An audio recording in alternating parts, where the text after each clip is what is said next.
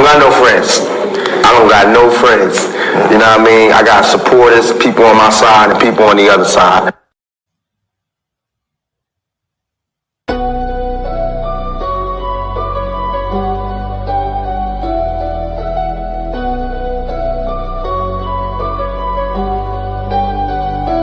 Welcome to the shift where the whole room glows. EMG vibes got the city on go. Stand on what you know, every mind gon' grow. Tissue flat, I'm with you, let the whole world know.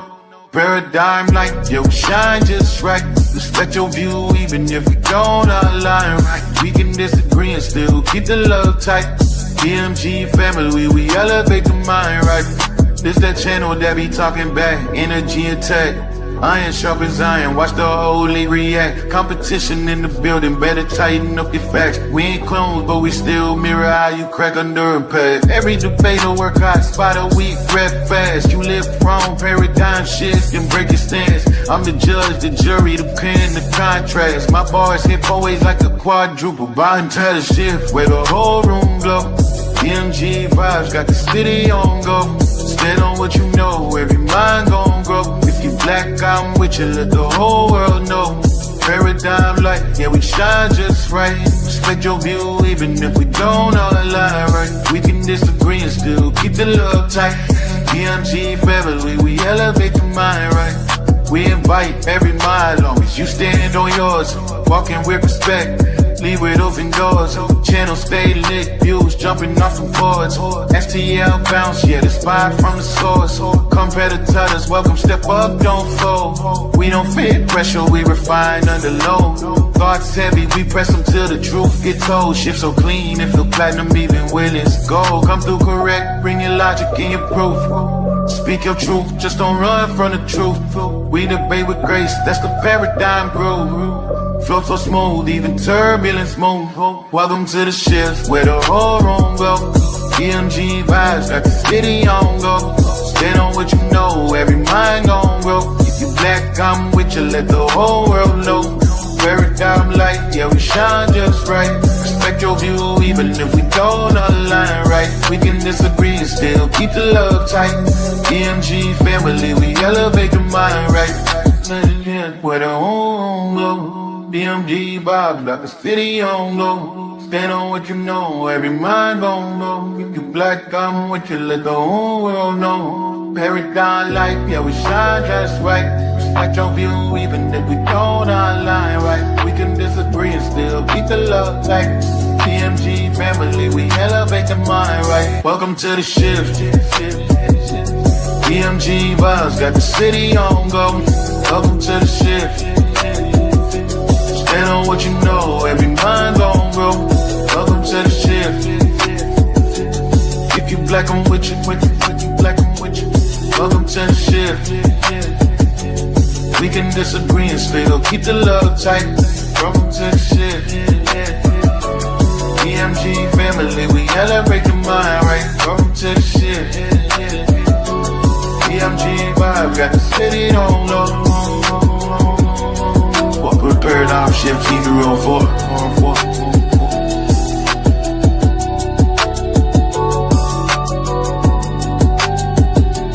Y'all know I say that greeting for one reason and one reason only. It's because if you black, I'm with you. And I hope that you with me.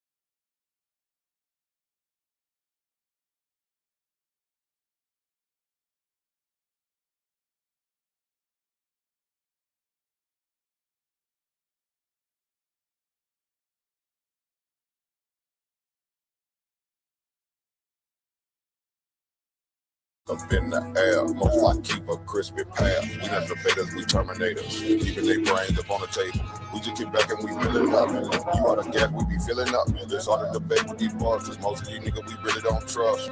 Coming live on the screen, they lie on the mean, so fuck them. Lie. Take a walk, then they shoot. Wanted that shit might be rude. You ain't even paying dues. How the fuck you think you prove shit? Just don't make the news. Body left, but ain't no clue. That just what happened when you snooze. Keep your dap, don't fuck with you. Keep on hearing the posse be wanting that smoke. But every time I see that nigga keep saying he don't know. Bitch, it's gonna make you know. JJ set up that little show just so we can see him frog, croak, Neo, be on go. That's for sure. Last time I seen the boy, he was copping deuces. Yeah, back up on the scene, but he was not with Rufus. I roll with these lions, no tigers, no bears. But that don't make shit fair. All these stacks up in the air. Most like keep a crispy path. We not debaters, we terminators. Leaving their brains up on the table. We just get back and we fill it up. You are the gas, we be filling up. I roll with these lions, no tigers, no bears. What? That don't make shit fair. All these stacks up in the air. Most like keep a crispy path. We not debaters, we terminators. Leaving their brains up on the table. We just get back and we fill it up. You are the gas, we be filling up. Niggas be geeking, they really want clout. Soon as they hear my shit, they switching their style, they really too wild. I guess I'm really the shit. You niggas right there, you really a bitch. Lion be up in this bitch, you really a bitch, so you be jumping from click to click, don't making me blick of the blick. Green dots on the stick. We go hard, you don't want it. On my squad, you don't want it. Y'all niggas ain't got no money, I'm saying. That BVS, you ain't got no feds. No. Diamond dash, brown and neck, put up in figs. Niggas are fresh. Water dripping off me like a faucet. Hoes just lost it. Lions, that's my team. We live too awesome. Call it boss. What you mean? I mean everything. You might call it flossing. Shout out to Ratchet Crib, my nigga. Up in Memphis, say I'm flauncing. I roll with these lions, no time. No bears, what? That don't make shit fair. All these stacks up in the air. Most like keep a crispy path. We not debaters, we terminators. Leaving their brains up on the table. We just get back and we filling up. You are the gap, we be filling up. I roll with these lions, no tigers, no bears. What? That don't make shit fair. All these stacks up in the air. Most like keep a crispy path. We not debaters, we terminators. Leaving their brains up on the table. We just get back and we filling up. You are the gap, we be filling up. Hope you know, in the 2023, we got to do it like some motherfucking balls, you know,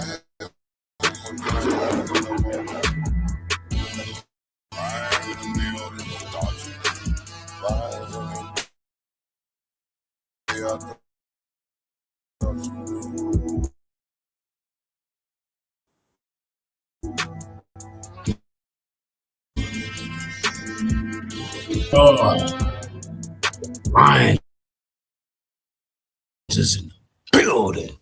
Come on into Paradigm Shift 314. My name is JJ 7000, the most feared debater on this planet. Sit your ass down, man. Hold up for a second, ladies and gentlemen. That's right. Shout out to my queen, my wife, my forever, Jenny Hayes. Shout out to Sister Kareem and the Lions Den, Neo Love, and the rest of the goddamn team. You see the title, ladies and gentlemen. The Return of the Jedi Judah 7000. Tehuti's Master Teacher. It's part 5 of my chronicles, you know, man. The Jedi Judah 7000 had to come up out of training with Yoda, you know what I'm saying, to get some balance in the force. You hear me, ladies and gentlemen? You got these Siths running around here, man, misrepresented and misleading the people. You hear me, ladies and gentlemen, man? You know, the Jedi Judah been on the road for a minute, you know what I'm saying? Kicking ass and taking names later. That's right. Hit that like, share, subscribe. Don't forget to hit that Cash App. You know, anytime for a donation. You know, you hit that $ DMG, the poet. Also, don't be afraid to hit that $ Anton Hayes, a.k.a. Jeremiah Judah 7000, a.k.a. Mendinka Molly. You hear me, ladies and gentlemen? Yeah, see, ladies and gentlemen, there's a failure to communicate out here in the conscious community world. You know, these guys running around here, running their pork chop eating lip. I'm talking about the greasy pork chop eating. Now, Tehuti, you one of my students. I don't know why you running around here talking about you beat the people's champ. I mean, what would even make that come out of your magician lip? It must be some kind of magic trick going on. And like, am I being punked? You know, I had to look around for a minute, ladies and gentlemen. I had to look around and see if Reggie or somebody's gonna jump out the closet on me. You know, you're being pumped, JJ. God damn it, it was just a hoax. That's right, man. Come on in to Paradigm Shift 314, man. You know what I'm saying? You know, the Jedi Judah's back in action, man. Hey, you see them guns, the python are getting bigger by the day. God dang on me, man. Shit. But anyway, man. So, Hootie, let me tell you something, man. Don't you ever in your life run around this community talking about you beat the goddamn champ. The FOPE debate legend champ. The people's champ. You hear me? God damn it. The hate HOK champ. The two-time HOK champ. Let me get that in perspective. The HOK GOAT. You hear me? The positive bib only champ. I beat the hell out of goddamn Jose Vega. Wasn't even a match. You hear me, man? I'm a champion of champions. That's right. Come on in to the Paradigm Shift, man. We're going to get into the meat and potatoes, man, of this whole situation. You know, Tehuti done went on goddamn Killer Priest talking about he did something to me. Talking about he beat me. You know, man. So I got to straighten this guy out, man. He talking about that. See, the original argument was Reggie's and I's. You know, I don't know if I's is a word, but we're going to say it today. I mean, Reggie running around, he was running around the community. The Greeks wrote the Bible. I said, well, what type of nonsense is this? The timeline doesn't even add up, ladies and gentlemen. You hear me? And then next thing you know, Chris, I hate my hairline, Harrison jumped on to the fight. So then, you know, he called me up with Sonetta one day talking about he'd be a huckleberry. I said, what the hell is a goddamn huckleberry? He been watching too many old westerns or so. I was huckleberry. I said, so Sonetta said, so when can y'all do this back? I said, we'll do it tomorrow. What do you mean tomorrow? I said, tomorrow, nigga. So then the next day, you know, Chris doing his trolling. Sonetta called me. He's like, yeah, man, JJ, you know, Chris over there live talking about. I said, man, I said, light it up. Light up the stream yard. He said, JJ, go over there and get him. I said, nah, man, you go get him. He said, JJ, go over there. I said, I goes over there. I said, get in the ring right now. What you mean, JJ? I said, come on, son. He got it lit up. Let's go.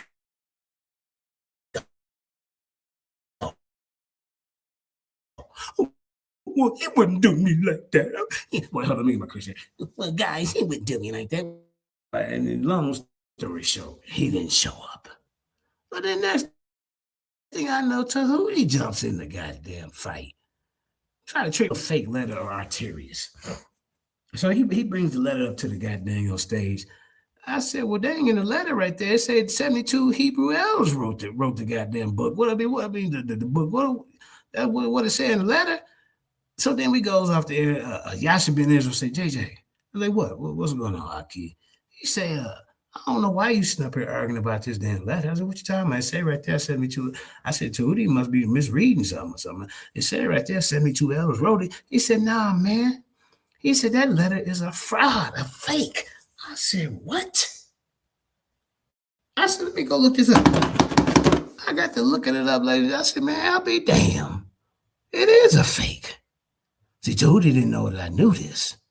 So when I come to the debate, I already had it read. Nigga, what you bringing a fake letter to the debate for? What the hell going on, man? Shit. You can't bring a fake letter to the goddamn debate, sir. What are you doing, man? Shout out to my baby. Shout out to my queen. You can't do that to Tehuti. That's against the rules. Come on, Pops. You know that ain't right. The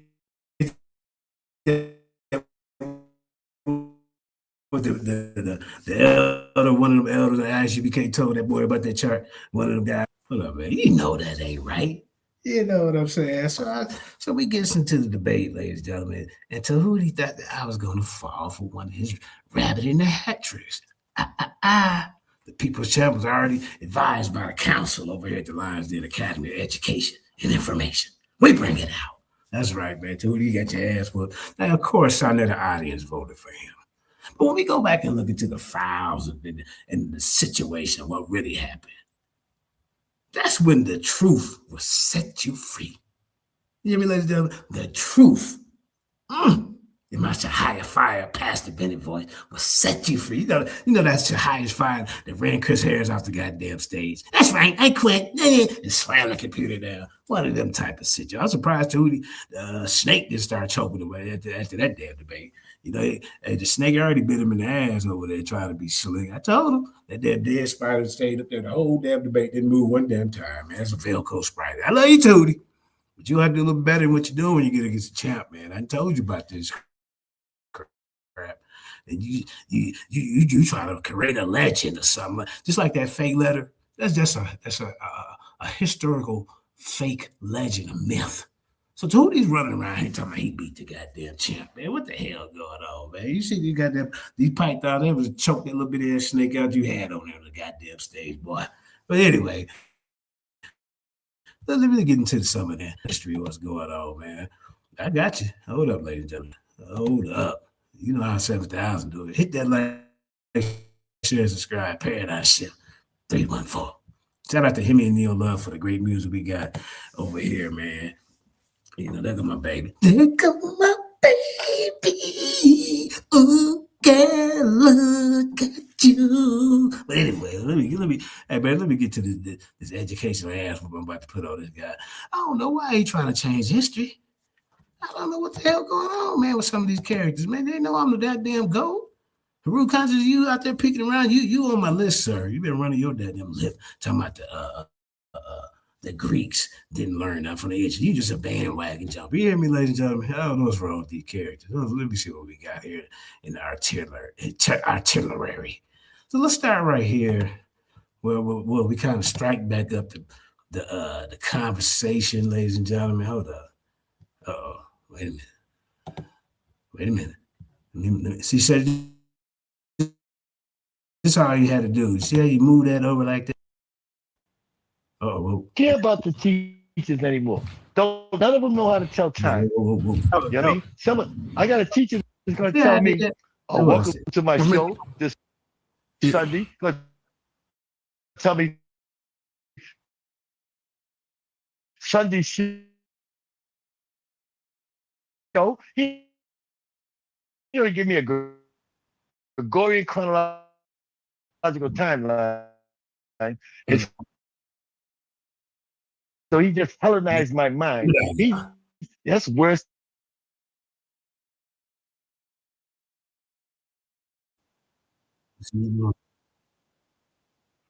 Hold on now.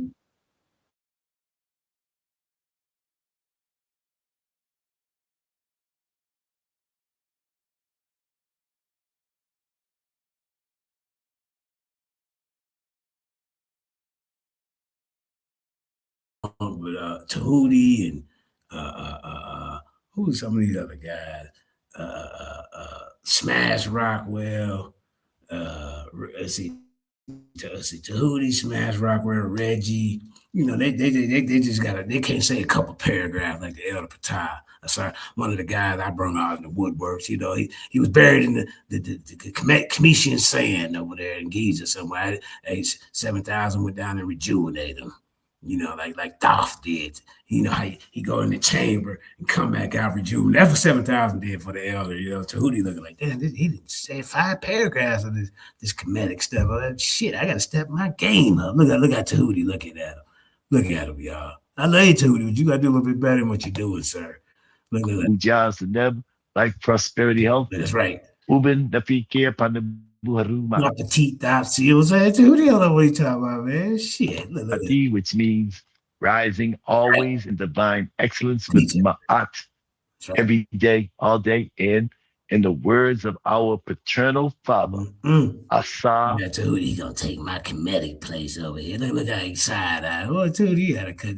That's not my eye the way you looking at that fella. I mean, come on, that's an elder. You see what I'm saying? I don't know what this is all about right here, but we gonna keep it moving. Unefa, Kentiamenti. He says that. Oh yeah, still showing. Yeah. Whole of the universe. Nothing is ever added, and nothing is ever lost. Dua. Hotel fellas. Good pleasure to meet everybody. I told you. Hey, you have to step your metanetta up, you and Jabari, man. Shit, Jabari, you ain't got your wife to tell me, well, she's the one that does. Well, you know, guys, I can't do my Jabari verse. I ain't heard it in a minute. But Jabari, y'all gonna have to step it up, man. We got Patah Sar in the building, man. Shit, master comedic teacher. You see what I'm saying? I would love to walk that brother off craft myself, man. he dropped so much jewels. Quick, all right. Hey. That 7,000 brings you these guys. See, Tehuti, remember 7,000 one brought you out. See, I try to let these guys shine, but when you step on the goddamn Jedi Juice 7,000 lifesaver, you in some damn trouble. Talking about I didn't bring you out to the community. Did nobody know you till 7,000 brought you out, sir? I don't know why you acting like that. You should have been like, yeah, you know, I think 7,000 will bring me out, you know what I'm saying, getting me great debates. And now the things of that nature, you know, this is how I ended up over here on Killer Priest podcast, you know. Me and Unc came over here and talked about our debate with the pyramids. See, 7,000 set that debate up, sir. Let's keep going. Molly, let me ask you a question. How many debates you won? No, lost. Well, you know, I've lost a couple of votes. So, you know, because some of the audience be a little biased, whatever. But you see how 7,000. Yeah, I lost a couple of poll debates. You know, a couple of polls in a couple of debates because I go on the road, so it ain't gonna be in favor of the people's champ. You know, see, you know, I'm an honest type of fella. You hear me? But in my mind, we know goddamn well, I ain't lost no debate. They gotta switch the polls on 7,000. You know, point in case Sar Frankie Nutter did that. You know, how you gonna, when we did the team debate? You know, how you gonna sit up here and have Team Tanakh versus Team Oaspi, and we winning 347 to 150 something votes. And then the next thing you know, you do your Sarnetta, Frankie getting away, do a distraction. The next thing you know, it's Team Yara versus Team Oaspi with less votes. And then the names is flipped. Come on, man. That's like, come on, Pops. You know that ain't right. You know, things of that nature. But let's keep going, man. Shit. In my mind, you know, I set the poll, you know, vote, but in my mind, I haven't lost a single debate. That's right. he going on. Oh, let me fix my lips here. See Tehuti going off the little pose that way. But we finna show you how you get your ass whipped, Tehuti. That's what we finna do. Hit that like, share, subscribe, man. Shit. Who peeking around? Okay, come on. It's late. See, at this point in time, Killer Priest he was going off what Tehuti had told him, ladies and gentlemen. You know, Killer Priest already told me after he watched it, you got your ass with Tehuti. I put you in the sarcophagus under the Giza pyramid somewhere, man. Shit. Here we go. Yeah, right. He said in my mind. No more, huh? Yeah, no doubt. I'm trying to be friendly right now. Okay. I can take that. No, it just make me sharper on my next debate. But I mean, Tehuti had a classic debate. Me and Tehuti, you know, we've been on platforms together. If you did, then you obviously lost that one because my man, he's flawless. At this point in time, see, Killer Priest didn't know about the whole situation, ladies and gentlemen. See how I'm looking at him? Oh, okay. So what Tehuti didn't told him? So they haven't lost one yet. No, okay. Now, see, if we could, as a matter of fact, I was gonna go in on Brother Sanchez, but we can actually review that debate. There is no Council of Alexandria. That's right. There is no no library. Right. You see what I'm saying? There's no Council of Alexandria that he said in the debate that they put this together and wrote it all. There's no proof of no Alexandrian library. And then you brought a fake letter to the debate, Tehuti. That's not scholarly, sir. The letter Arterius. Everybody knows that that's a fraud. I didn't know at the time when we first kind of did our little interaction, and Yasha Ben Israel pulled me to the side. Every great debater got a counsel team behind them, man. He said, man, JJ, that is fake. I said, what? I get looking at us. Well, I'll be damned. It is fake. What is Tehuti doing running around with this letter? But let's keep going. So that's what Tehuti lost that debate. Oh, wait, who? And it's something I didn't know about. You didn't know about it, Killer Priest. You know, until you watched it. Shit. Yeah, that's how it go.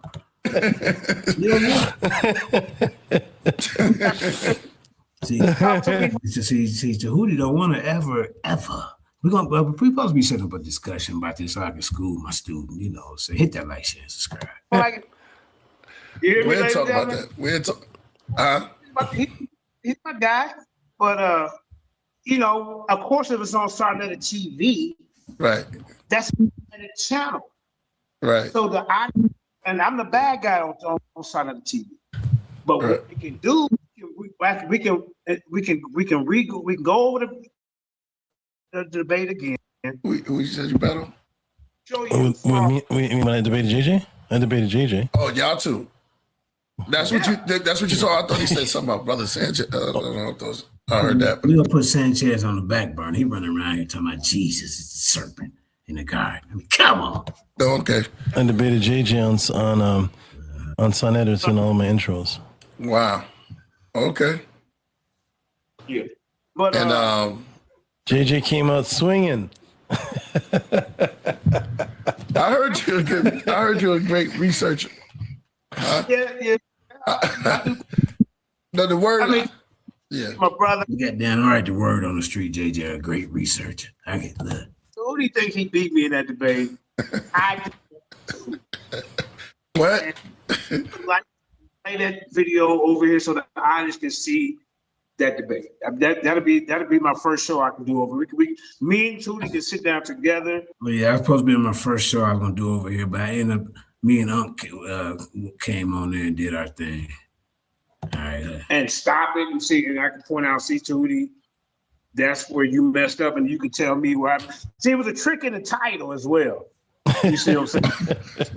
Oh, there's a trick in the title. I gained more respect for you, though. I got at least he keep it at 100. No, that's 100. There's a trick in the title. Tootie, would you like to just go back over that debate one? No, he don't. Well, okay, so y'all see that little part right here. Hold up, let me see. Hold up. Yeah, we play it. Days over here. I mean, I think it's some good information. He said that the Greeks. Listen to this.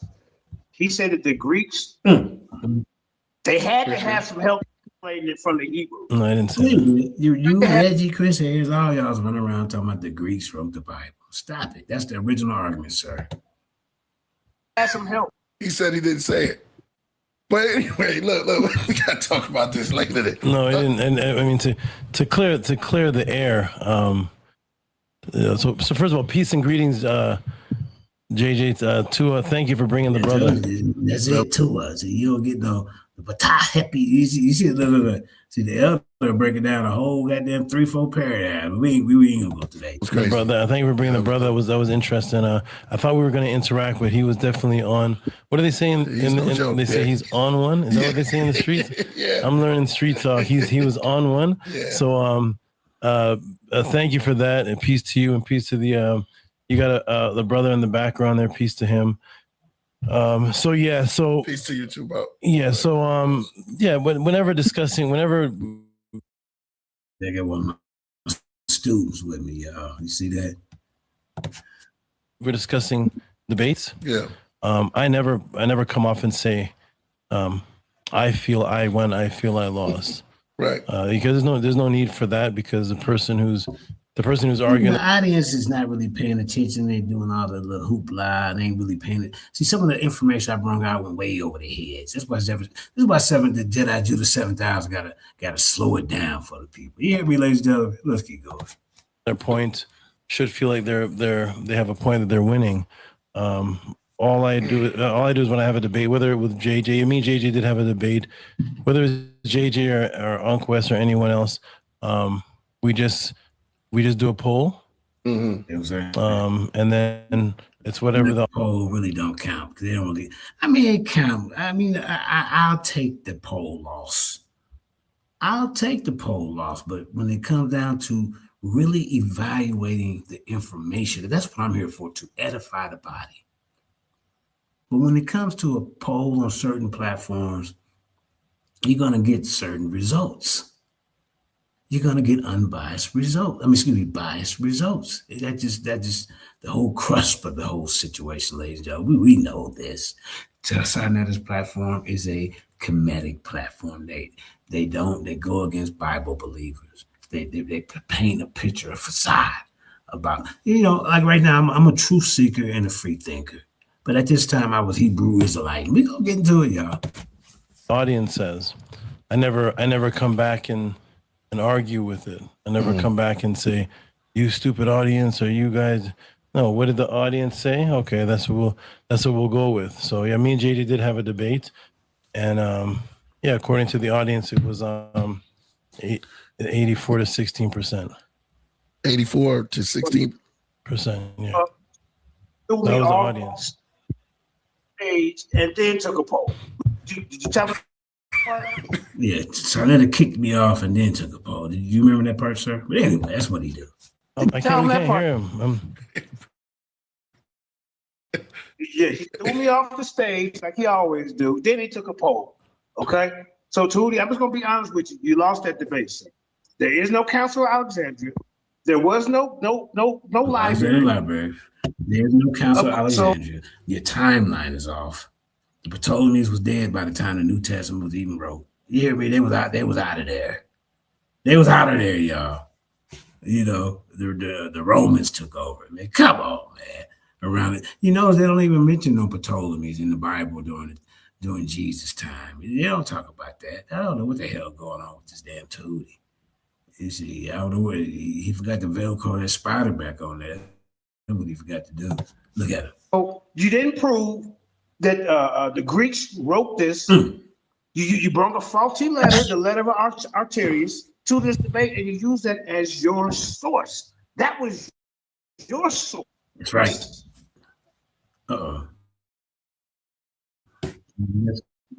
I always say you can't manage what you can't see. Monday.com shows you the full picture like that. Can't hit with your eyes. So Dude, remember that you can't hit with your. See, the information was so light and fast for you during the debate. You can't hit what your eyes can't see. Rumble, young man, rumble. The great words of Muhammad Ali. Let's go. So what I'm gonna do Wednesday? I'd like to bring the debate with Natalie and Zion, and then Saturday you can go over on a neutral audience because Sarnetta TV is biased. We know this, but Tehuti ran with it. I'm not going to do that with Sarnetta. I'm not going to. So just let Uncle 7,000 handle that part of the demonstration. Here we go.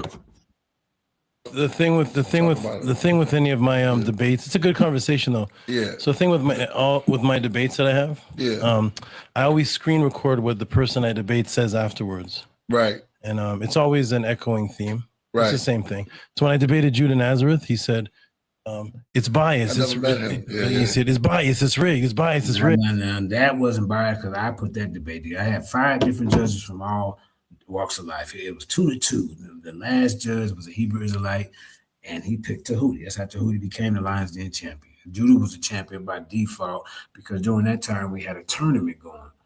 Jeremiah, please say Yah.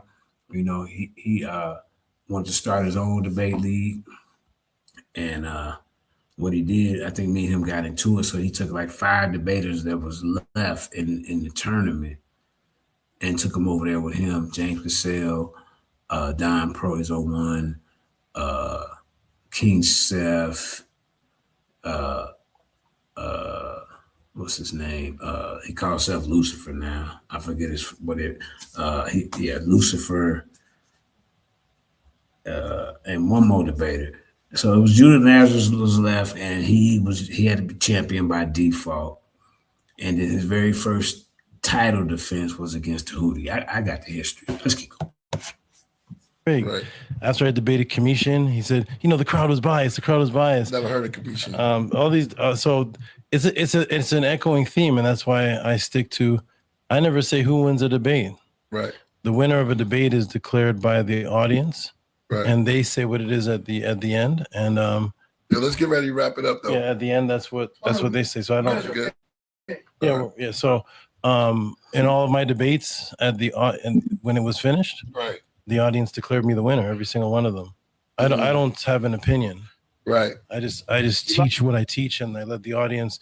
When you as a debater have to come and say, I won. And it's like, when you as a debater, you came with 3 lies. You came with a fake council of Alexander, a fake Ptolemy council, fake council of Alexandria. You came with there's no archaeological evidence of a Alexandria library, and then your main mess up was when you brought that fake letter, and that was your main source. So if China's audience couldn't grasp it, to all those things I pointed out, that's the layman sometimes don't catch on. The neophytes sometimes don't catch on. Right? Let's keep going. No. Oh, you just like I follow John Jones, Kamzat, Shemaiah, Habib, Hoyce Gracie, and at the end of their fights, there's a winner declared. So you don't really have to see John Jones or Muhammad. You don't have to see the winners always saying, I think I won. Just it's a declaration. You're not supposed to say you won. Right. You're supposed to just say what the outcome was. That's over here. I don't take kindly to Tehuti saying he beat me when he did. Bro, I cut 3 lies this day. That's right. Can the audience hear us? Because it's really choppy. I know, that's why It's on the show. See, now I'm getting pissed. All right, hold up. Let's get this. So, let's keep playing. No, one of the audience can hear us because some people saying that it was choppy. So yeah. Can they hear? That's him. He's choppy. We're gonna. It's crazy choppy. Yeah. What Lions Den? Okay, now look, here go another line. Yeah. Well, anyway, I want to say, Mendika, say it right. That was dope. The elder was way past what I thought, man. I knew he was deep, but he just went way there. We had a nice conversation. See, I got an eye for talent. You hear me, ladies and gentlemen? And we need brothers like that. That was heavy, man. He took it to the next level. Word. I got to come on to the channel. Wednesday. Did we clear the day for Wednesday for Natalie and Zion to do their? Yeah, I gotta. Let me build with the team. I'm build with the team tonight. Yeah, I'll build with the team that was born and everybody and Neptali. Shout out to Neptali. She was here earlier. She was. Yeah, she was in the audience. Are we leaving that with that last impression? Is that how we're leaving this comment? No. Like that? Nah, it's no. That's the last memory. No. We got. You want to talk? Let's talk off air on that one. Okay. Because I wasn't Neptali part of it too. Oh, okay. You know what I'm saying? I got you. That was shout out to Neptali. She gonna hit me up. All right. So I mean, where we at? I just want to say that was great, man. It surpassed what I thought. You brought something. Now, you started what you did that was great too, Mendika. Is you he introduced you to the world of debates. What you started on this channel. This is where I get pissed. Now he gonna sit up here. I mean, come on, bro. I bring a lot of people to the forefront. Actually, I'm unselfish. You see what I'm saying? I like to see other people shine, man. It's not just about JJ 7000. Watch Tehuti though. Introduce me to the world debates. No. So wow. Now I'm really getting pissed right here, man. Come on, nobody in this community knew you. You like us just like I brought the elder Patah out of the sands of Giza. back to life. I was like went into my I'm really Tehuti and Thoth when it comes to bringing some of these old guys. I go regenerate them. You hear me? I go into the halls of a Mente and regenerate some of these cats. Like Tehuti, he was an ex-Nubian, and nobody knew you, sir. Nobody. Today, to 7,000 Jedi Juice 7,000 tried taking you around with me is using my understudy. You hear me? Let's keep going, man. Can everybody hear me? JJ, can you hear us? And can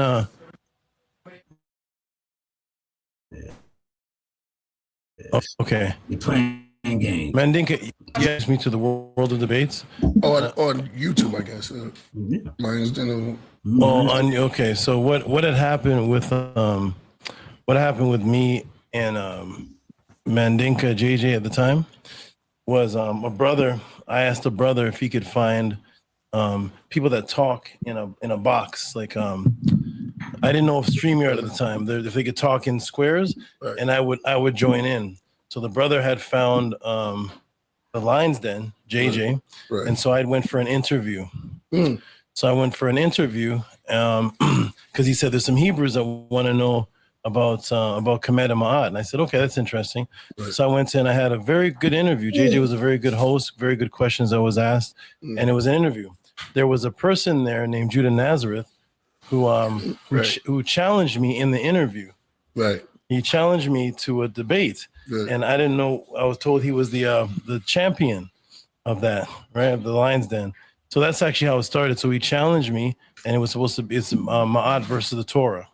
Right. So I actually came in as a person representing Kemet and representing Ma'at, and a Hebrew brother challenged me to a debate, and that's how it started. So I didn't go to the. That's good. That's how it started. Judah put his belt up, which I wouldn't have done for a new guy.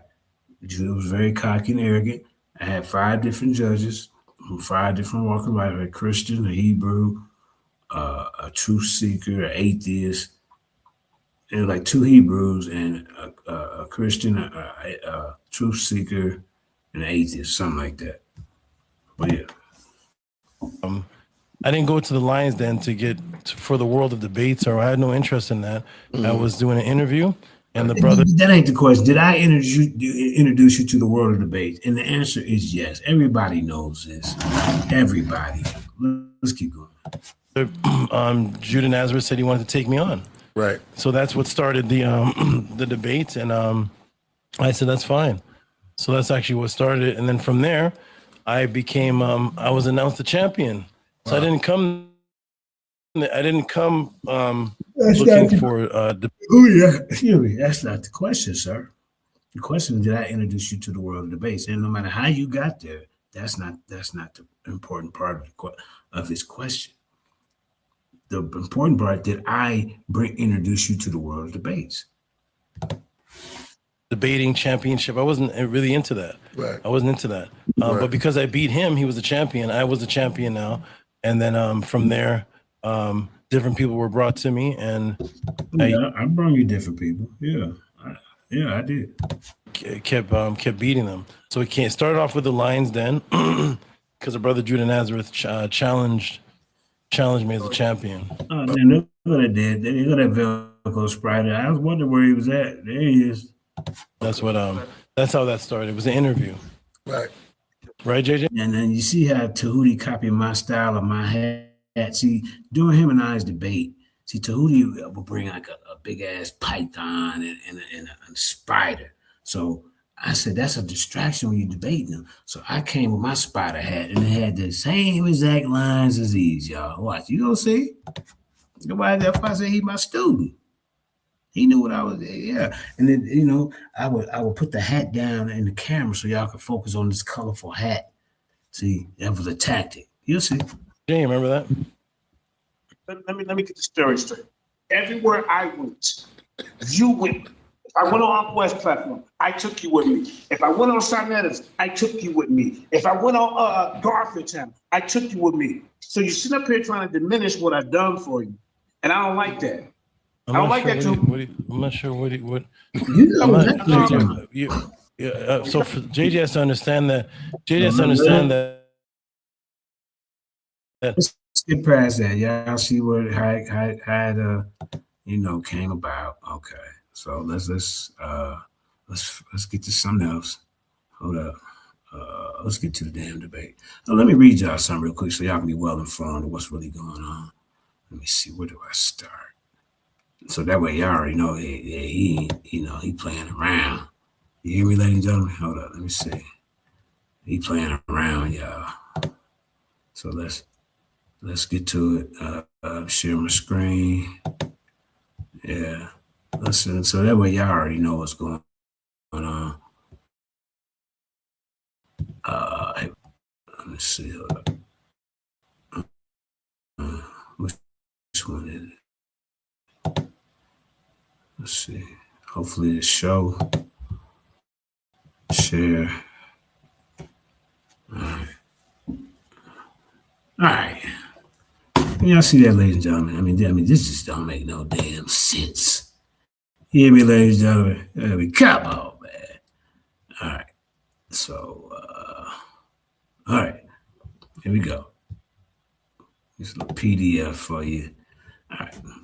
So, prove that the Ptolemies did not write the New Testament. The claim that wait. Yeah. Hold up. All right. So, the claim that the Ptolemaic dynasty authored the New Testament collapsed on simple chronology, ladies and gentlemen. The timeline is off. And also historical context and manuscript evidence. Let's keep going. See, so the chronology impossibility, Tehuti. I don't know why you fool with JJ. I don't know why you sitting up here acting like you beat me. So see, the Ptolemaic dynasty ruled Egypt from 305 BCE to 30 BCE, ending with the death of Cleopatra VII and the Roman annexation of Egypt. See, now the Romans take it over. See, this is where you hear about the Romans, in the Bible. The New Testament books were composed between approximately 50 CE and 100 CE. So how in the hell can the Ptolemies write this book, ladies and gentlemen? At least 80 years after the last Ptolemy died. Paul's letter, 50 to 60 CE, Mark's letters, 65 to 70 CE, Matthew and Luke, 80 to 90 CE, John, 90 to 100 CE, and Revelations 95 CE, ladies and gentlemen, all postdate Ptolemaic rule by generation. Let's keep going. Let's keep going, y'all. So, the New Testament reflects Roman imperial administration, not Ptolemy Egypt. It mentions Roman emperors, Augustus, Tiberius, Claudius, and Nero. You see what I'm saying? Romans governor, Pontius Pilate, Felix, and Festus. Romans taxation. This is what the Bible talking about. And Roman legal procedure. There is no reference to any Ptolemaic king, Alexandrian court official, or Ptolemaic institutions. You know what I'm talking about, man? I don't know why he said up here messing with 7,000 like that, man. Come on, man. Now look at this. The linguistic and cultural setting. While both the Septuagint and New Testament use Koine Greek, the New Testament's Greek shows influence from first century Palestinian Judaism and Roman administration. What are we doing? Not third century Ptolemaic court Greeks. The author identified as Jews living under Rome administrating communities in Corinth, Ephesus, Rome, and Asia Minor, all Roman providences. You know what I'm talking about, man. I don't know what the hell going on. Now look at this. The manuscript evidence, the earliest New Testament fragments, e.g. Papyrus 52, Ryland's fragment of John, dated 125 CE, come from Rome, Egypt. Long after Ptolemy's rule, they show a text already circulated among Christians, not a royal Ptolemaic production. Yeah, I don't know what Tehuti was thinking, man. Now, come on, let's keep going, man. All right. So there's a historical implausibility, y'all.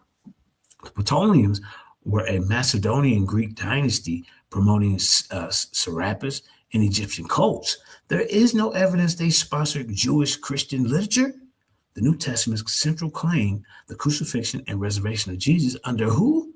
Dude, Pontius Pilate. See what I'm saying? That is antithetical to Ptolemaic interest and chronology. So the conclusion, ladies and gentlemen, the Ptolemies could not have written the New Testament because they ceased to exist nearly a century before it was written. Oh, Lord. The New Testament is a product of a first century Jewish Christian writing in a Roman Empire, not of a Hellenistic dynasty that ended in 30 BCE. That's a head cutter right there, boy. Let me see what else I got for this fella. Let me see, man. I'm tired of playing games, man. Shit. All right, here we go. Can y'all see this? Can y'all see this, man?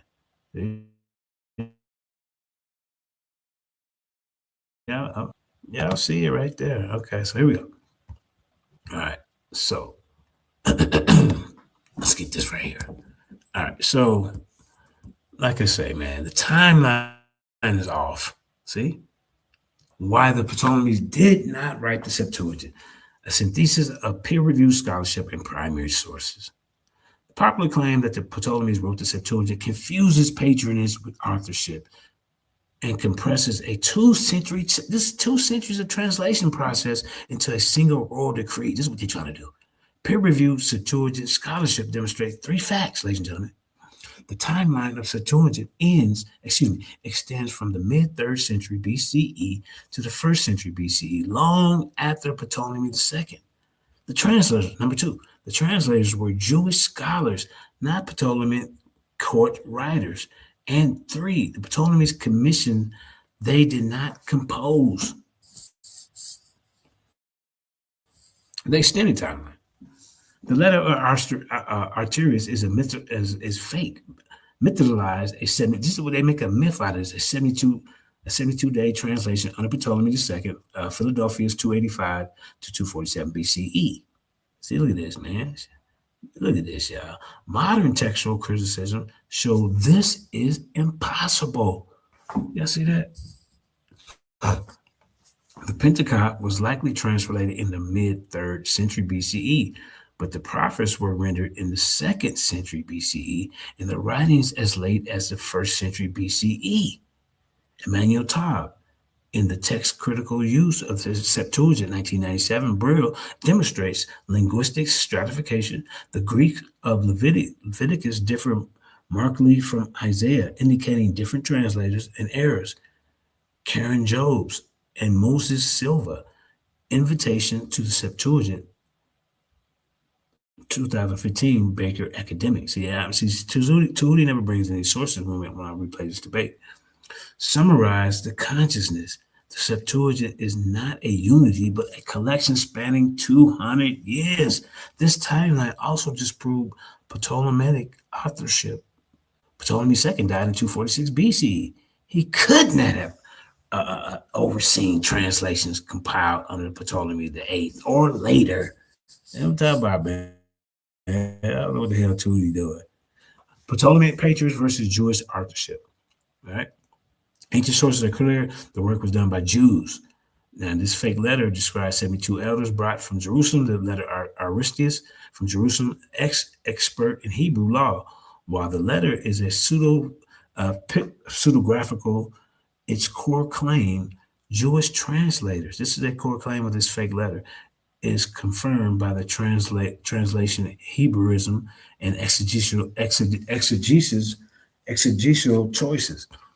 Sidney Gelusius, The Septuagint and Modern Study, 1968, Oxford, notes the translator profound familiarity with Palestinian halakha absent in Greek court circles. I mean, this is I mean, come on, man. See? No Ptolemaic royal decree, papyrus, or inscription claimed the king authored scripture. Ptolemaic administrative documents from the Zenon archive detailed economic matters. You see what I'm saying? When he's talking about this council of Ptolemy, not literary composition. The Ptolemies funded the library. They did not write its contents.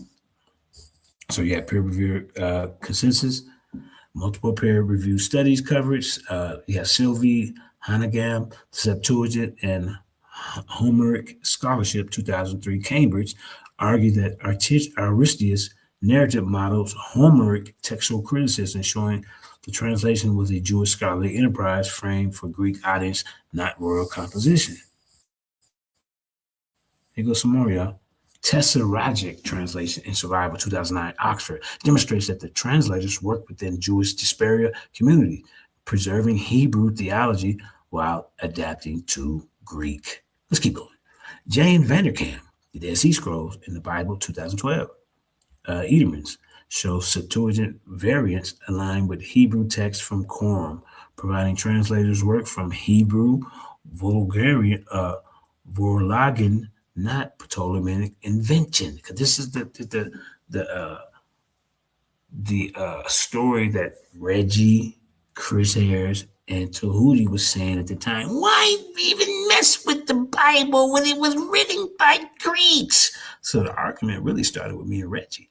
See, these scholars agree Ptolemies provided political context, not textual authorship. See that? So why do timeline matters, ladies and gentlemen?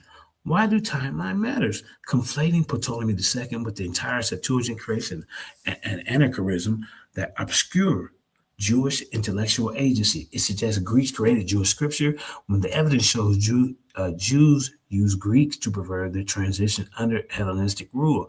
Recognize the extent timeline restores agency to the translators and clarifies that patronage is not authorship. So, the conclusion, ladies and gentlemen, the Ptolemies did not write the Septuagint. They may have funded or welcomed a Greek Torah in the 3rd century BCE, but the translation was executed by Jewish scholars over 2 centuries, as demonstrated by linguistic stratification, manuscript evidence, and the consensus of contemporary Septuagint scholars.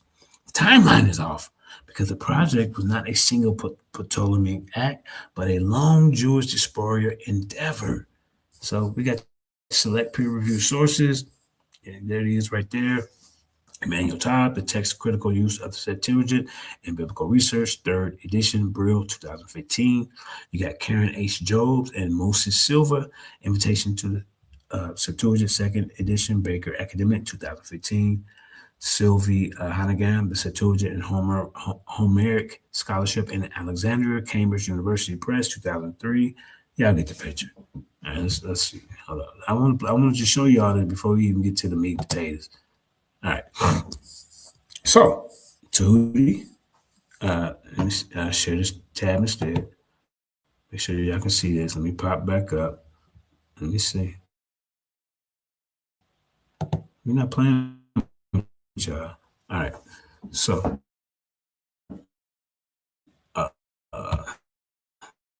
there we go. Right here. Some questions for you, Tehuti. Okay. So the claim that the Ptolemy dynasty authored Jewish and Christian scriptures persists in popular discourse despite unanimous scholarly rejection. This confirmation draws the work of Emmanuel Todd, Karen Jobs, Moses Silva, Sylvia Hannigan, Tess Rajak, Sidney Jellicoe, Bart Ehrman, Wayne Meeks, and Eric Gruen to demonstrate that the timeline, authorship, and historical context makes Ptolemaic composition impossible. The Septuagint was a Jewish translation project spanning 2 centuries. The New Testament was composed under Roman rule 80 years after the last Ptolemy died. This document presents 20 diagnostic questions, 20 debunking reasons, detailed scholarly analysis, and 500-word conclusion. You see what I'm saying, ladies and gentlemen? Let's keep going, man. I don't know why Tehuti come over messing with these good people in lines. What the hell's going on? Uh-oh. All right. Okay, hold up. All right. So here's some questions, Tehuti, that you're going to need to kind of deal with, sir. All right. How could the Ptolemies extinct in 30 BCE author text dated 50 to 100 CE, Tehuti? Make it make sense. Palligraphy and historical references placed all New Testament books in the mid to late 1st century CE. The Ptolemaic dynasty ended with Cleopatra the 7th's death. An 80-year gap cannot be bridged without invoking time travel. You gonna get out here and talk about you got caught in all kinds of lies in the debate. Why does the New Testament name Roman empires but never Ptolemies? Anybody ever thought about that? Because Luke 2:1 mentions Augustus. Luke 3:1 names Tiberius. Not Ptolemy. No Ptolemy appears. Not one. So if Ptolemies authored the text, their own dynasty would be featured primarily. Why are Roman governors central, Tehuti? Pontius Pilate, Felix, Festus appear repeatedly. These are Roman administrative figures unknown under Ptolemies. How about this? Why do the earliest papyri come from the Roman Egypt? P52 C.125 CE and P46 C.200 CE reflect Roman era bookhands, not 3rd century BCE scripts. This is bad. Where is Ptolemaic administrative language? The New Testament contains Latin loanwords like census and praetorium, absent from Ptolemaic Greek. See what I'm saying? Why would Serapis promoters write a monotheistic scripture? Huh? Ptolemies promoted syncretic, how do you say it? Syncretic cults. The New Testament strict monotheism contradicts the religious policy. Why address Corinth in Rome? Paul letters target Roman providence established after Ptolemy's fall. How do you explain the temple destruction reference? Mark 13 refers to 70 CE destruction, a century after Ptolemy's. Ain't this bad, y'all? Let's keep going. Why attribute to apostles? Papias and Irenaeus writing 100 and 100 CE name first century authors, not Hellenistic kings. Where is Ptolemy's papyrus evidence? No Zion archive document mentions Christian texts. See what I'm saying? How explain Semitic idioms? New Testament Greek reflects Aramaic influence from the first century Palestine. Why cite Roman rulership? Acts 22-28 is meaningless under Ptolemies. Why Roman roads and taxation, Tehuti? The census in Luke matches Roman, not Ptolemaic practice. How reconciles with quorum? New Testament theology, post-date quorum, sectarianism. See what I'm talking about? Why prophecy own extinction? A Ptolemaic author would not write as if their dynasty were gone. See what I'm saying? Where are the court historians? Manetho and others never mention Jesus. Why critique emperor worship? Revelations targets Domitian, not Ptolemies. See? You're in some goddamn trouble. Why increase variance later? Textual criticism showed expansion in the second, third century CE. Why Roman persecution?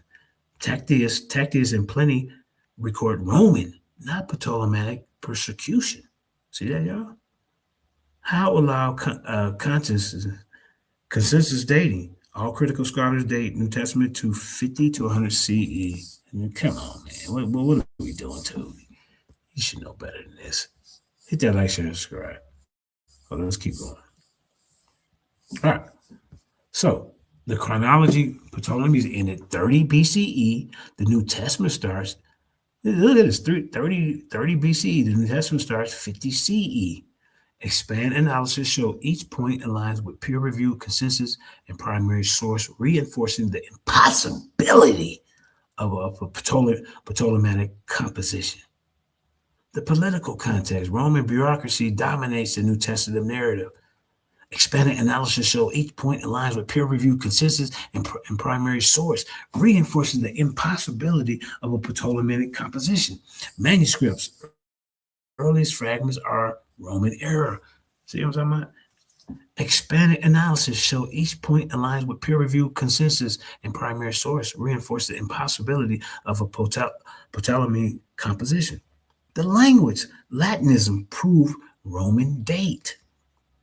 Expanded analysis show each point aligns with peer-reviewed consensus and primary source, reinforces the impossibility of the Ptolemy's composition.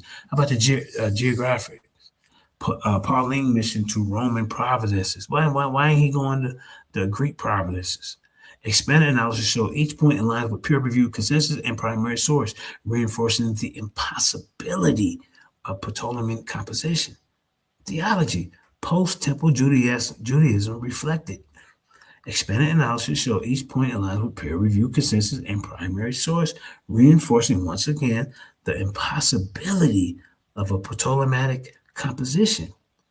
Pastoral testimony, unanimous first century attribution.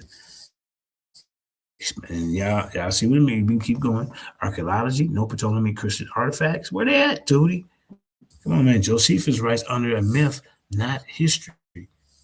Tav, linguistic layers rule out single authorship. Expanded analysis show each point in line with peer-reviewed consensus. Rajak, Jewish agency, not royal. Expanded analysis show each point in line with peer-reviewed consensus and primary sources, reinforces the impossibility of a Ptolemaic composition. Let's keep going. This is all you got to think about. Dude, you're going to, when I see you over there on Killer Preach, you're going to be in some trouble, like you wasn't in a debate.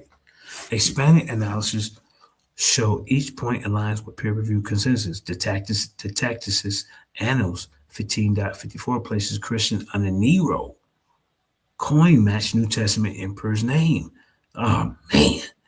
Extended analysis show each point aligns with peer-reviewed consensus and primary source evidence, reinforces the impossibility of a Ptolemaic composition. Acts legal procedure is Roman. Extended analysis show each point aligns with peer-reviewed consensus and primary source evidence, reinforces the impossibility. Meeks under Roman Christianity. Ptolemaic religion incompatible, right? No peer-reviewed support for Ptolemaic New Testament. Occam's razor favors Roman era authorship. Y'all get the point. Come on, man. What are we doing? So let's go to the scholarly analysis, Tehuti. Let's go to the scholarly analysis. So, Emmanuel Tobb's stratification method applied to the Septuagint revealed multiple translation schools. Sylvie Honegham's deconstruction of Arterius demonstrates that the Ptolemaic patrons was a literary device. Tessa Rajak's Disperia model explains why Jews translated, not why kings composed. Bart Ehrman's historical introduction places the New Testament firmly in Flavian's period. These scholars independently converged on the same conclusion. Patronage is not authorship, and chronology precludes Ptolemaic involvement. Emmanuel Tobb's stratification method applied to a Septuagint reveals multiple translation schools. You see?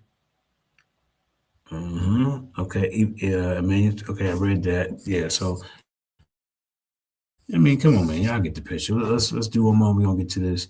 I just wanted to show y'all that. See, that show this one. Let's see. Did I show this one? I think yeah, I did that one. Okay, I did that one. Okay, hold up, ladies and gentlemen. I got one more to show you. Let me see. Okay. Yeah. Okay, so I read you those. All right. So now that y'all know all this and that Tehuti was just making stuff up, here's a little clip of some of the ass whooping. Here you go. Let me see. Can y'all see that? All right.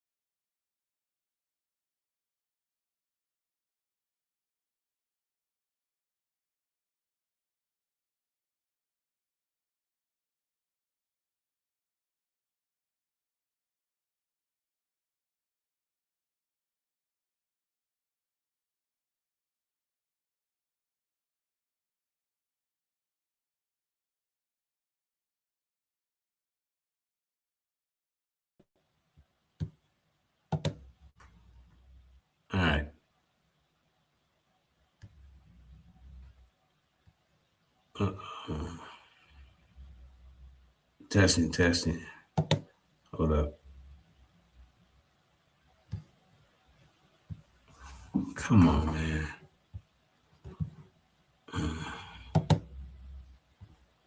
All right, hold up.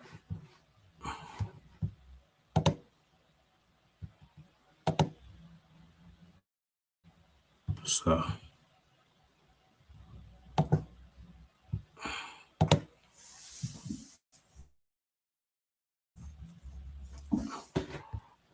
Oh, man. Hold up. All right.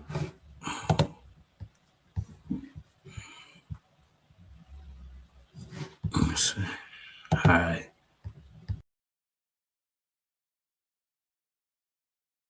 Add stage.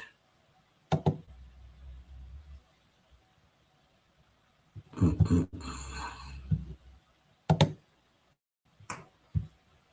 up.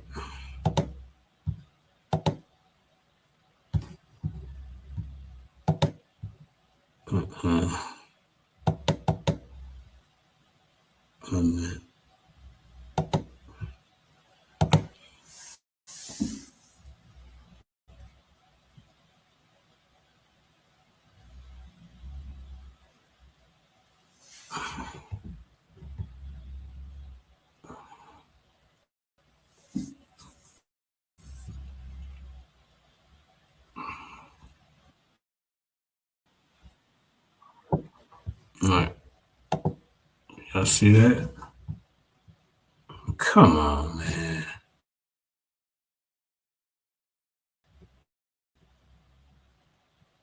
What the hell?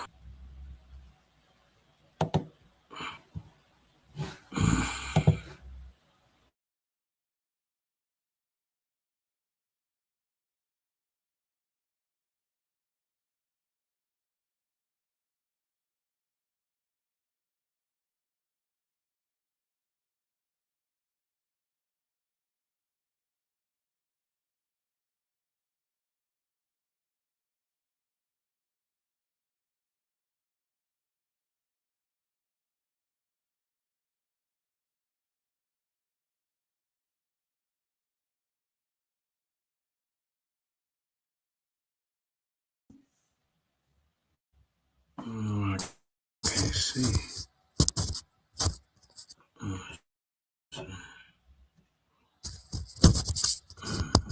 Oh, there we go. All right, we're back. Yeah, so as I can see, a lot of stuff didn't line up. So let's just get to it. Let's see. Oh, wait. Yeah. Having technical problem. All right, here we go. All right, there we go. All right, come on in, y'all. All right, here we go. We're back. Now, y'all seen all the evidence I showed Tehuti?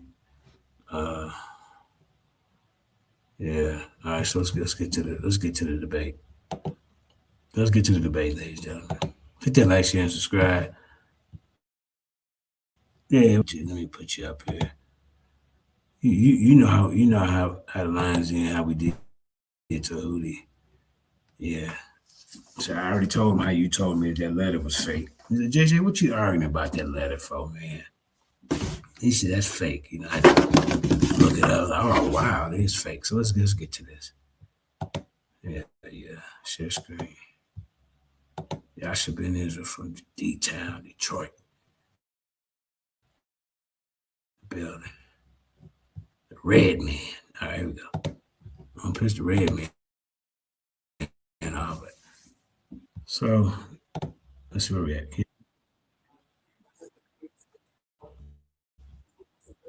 Look up.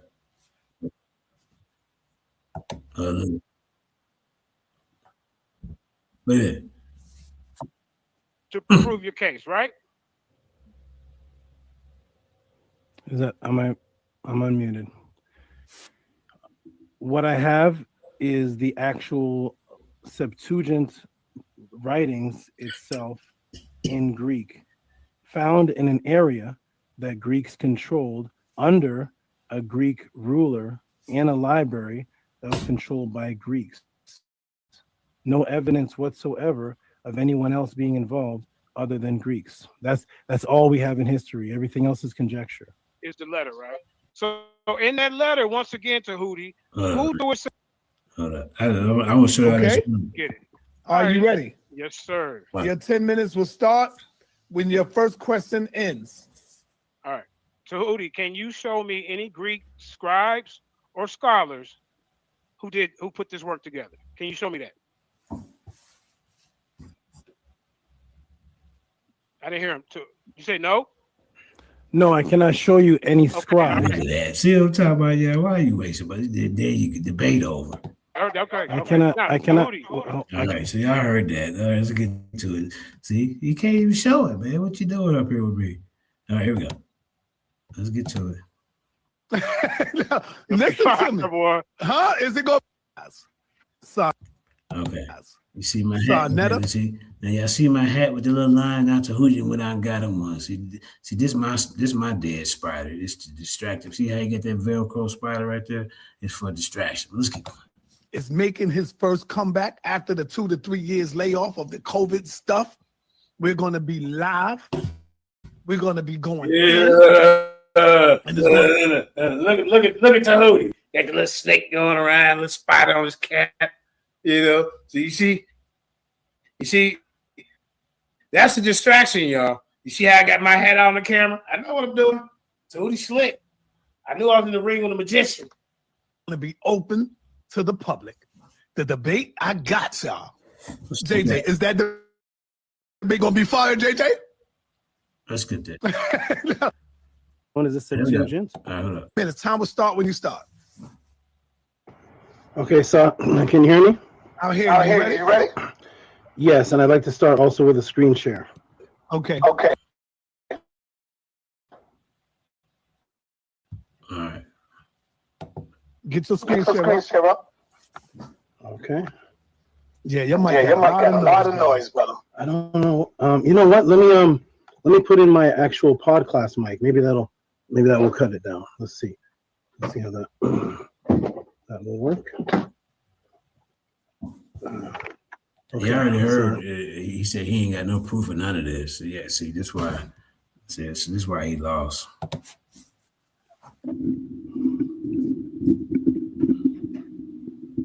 Okay. So, how's any difference at all? That's a lot better. Okay, great. That's the actual podcast. Okay. All you got to do is say you ready, and then your screen is up. Just tell me you ready. Okay. Okay, I am ready. Your screen is up.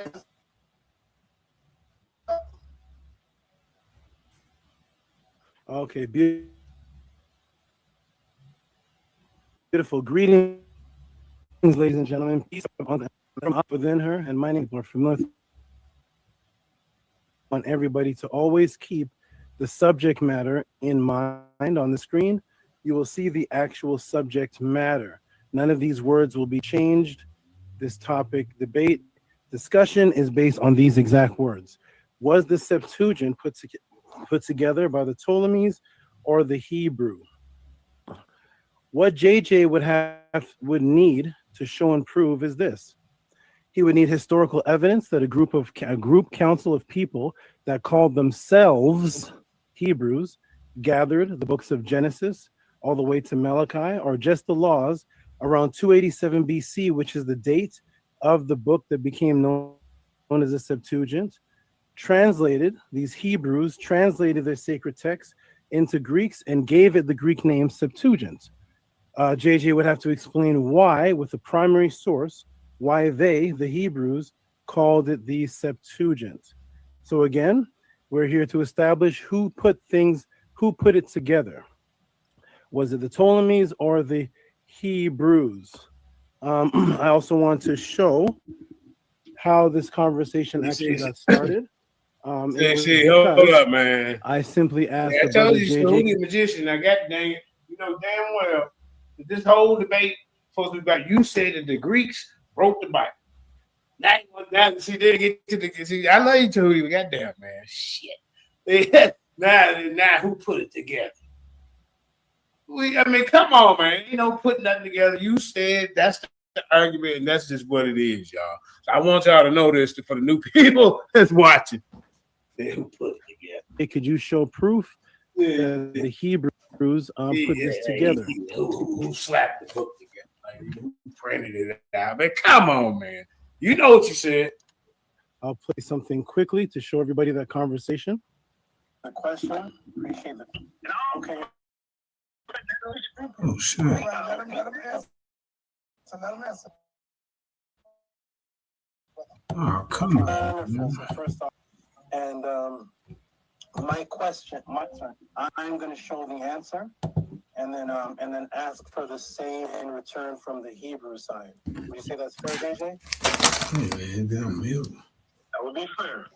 So JJ acknowledged that would be fair, and it led to this conversation here. Hold on. One second, please. One second, please. I'm going to let caller come in. No. Don't get off. We made an agreement. We made an agreement.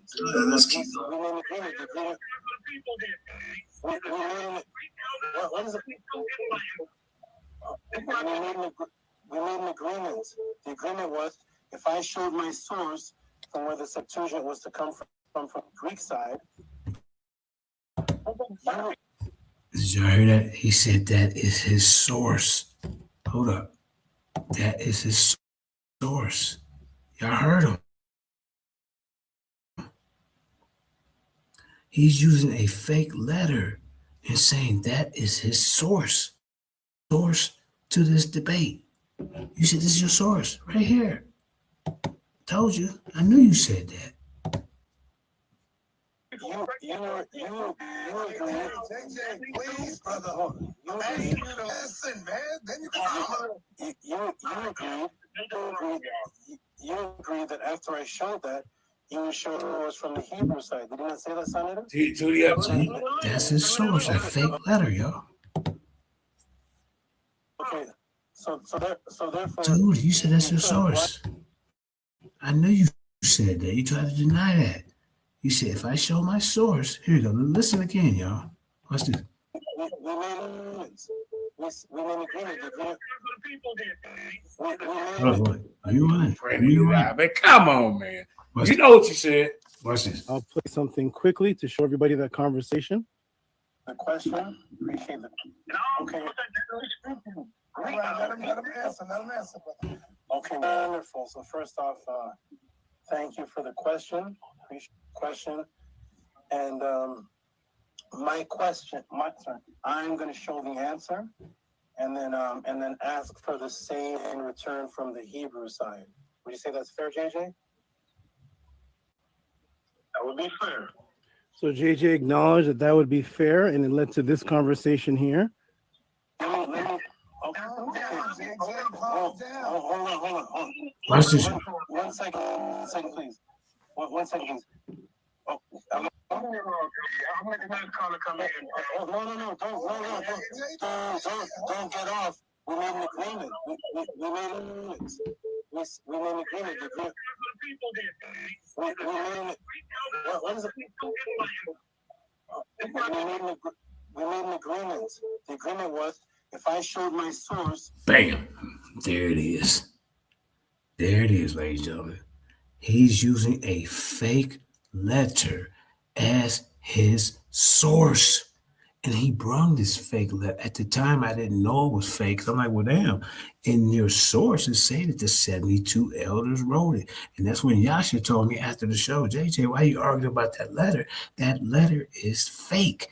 You said that was your source. Debate's over. Where the Septuagint was to come from the Greek side. You agree. Please, brother. You agreed. Listen, man. Then you agreed that after I showed that, you would show us from the Hebrew side. Did you not say that, Senator? Okay. So therefore, if you could, well, I know you're not in the room right now, but could you give us? Hey, like when Tehuti first started off, right, man, that spider used to move. Now, I don't know what did happen, but I think he done Velcroed it on there, man. That sucker ain't moved in months. This guy had the spider in the same spot just a couple weeks before the debate, right? When we get to the debate, this goddamn spider ain't moved, y'all. You hear me? Tehuti done Velcroed it on there. That we can look up. You know, shit. Hey, you know, I don't know what happened to the death of the spider. I know the snake got mad about it though and bit Tehuti. You see. I told Tehuti, and then right after Tehuti get bit, right, he come back with a bigger python on the next. I said, "This damn Tehuti crazy, man." Hey, Tehuti got alligators. Hey, for real talk. Tehuti got alligators and shit in his house, man. Tehuti, don't fuck around with Tehuti, man. Try to tell you, that's my brother though. That shows in Hebrews saying where the Septuagint came from. Okay, even acknowledging. Okay. So this led to the conversations. Yes, it led to the conversation. You said that letter was your source. Everybody just heard it. I played it twice. You brought a fake letter to the debate. Here we go. And let me take it off of the screen share. Here. Boom, where's the screen? Sonetter. Okay. So this is what started the conversation. I'm not sure what prior conversation JJ had with other people, but our conversation started off by JJ coming in and challenging me with me saying that according to the Greeks, here's where they said the Septuagint came from. Not that I believe it, but it's according to them. So why would you bring it? And then you said that was your source. And there is no ancient Hebrew story of where the Septuagint came from. The ancient Hebrews do not have any acknowledgement that this actually happened. So this is my step. What is it? Is that time? That's time. That's the time. Okay, no problem. All right, put your joint on mute when you're not talking, brother. Okay. All right, brother JJ. He took 4 minutes in his opening round. You got 4 minutes if you need 4 minutes. Yeah. It's on you, my brother, to let me know when you're ready to start. The time will start. We're gonna start right now. All right, time starts. Now, see, Tehuti, they don't call him a magician for nothing. All right. Now, the whole basic of this whole conversation was when people was coming on this platform saying Greeks wrote the Bible, Greeks wrote the Old Testament, Greeks wrote the New Testament. So what Tehuti's gonna have to show and prove, he's gonna have to show me a group of Greek scholars, a group of Greeks, scribes that got together and translated the Hebrew over to Greek.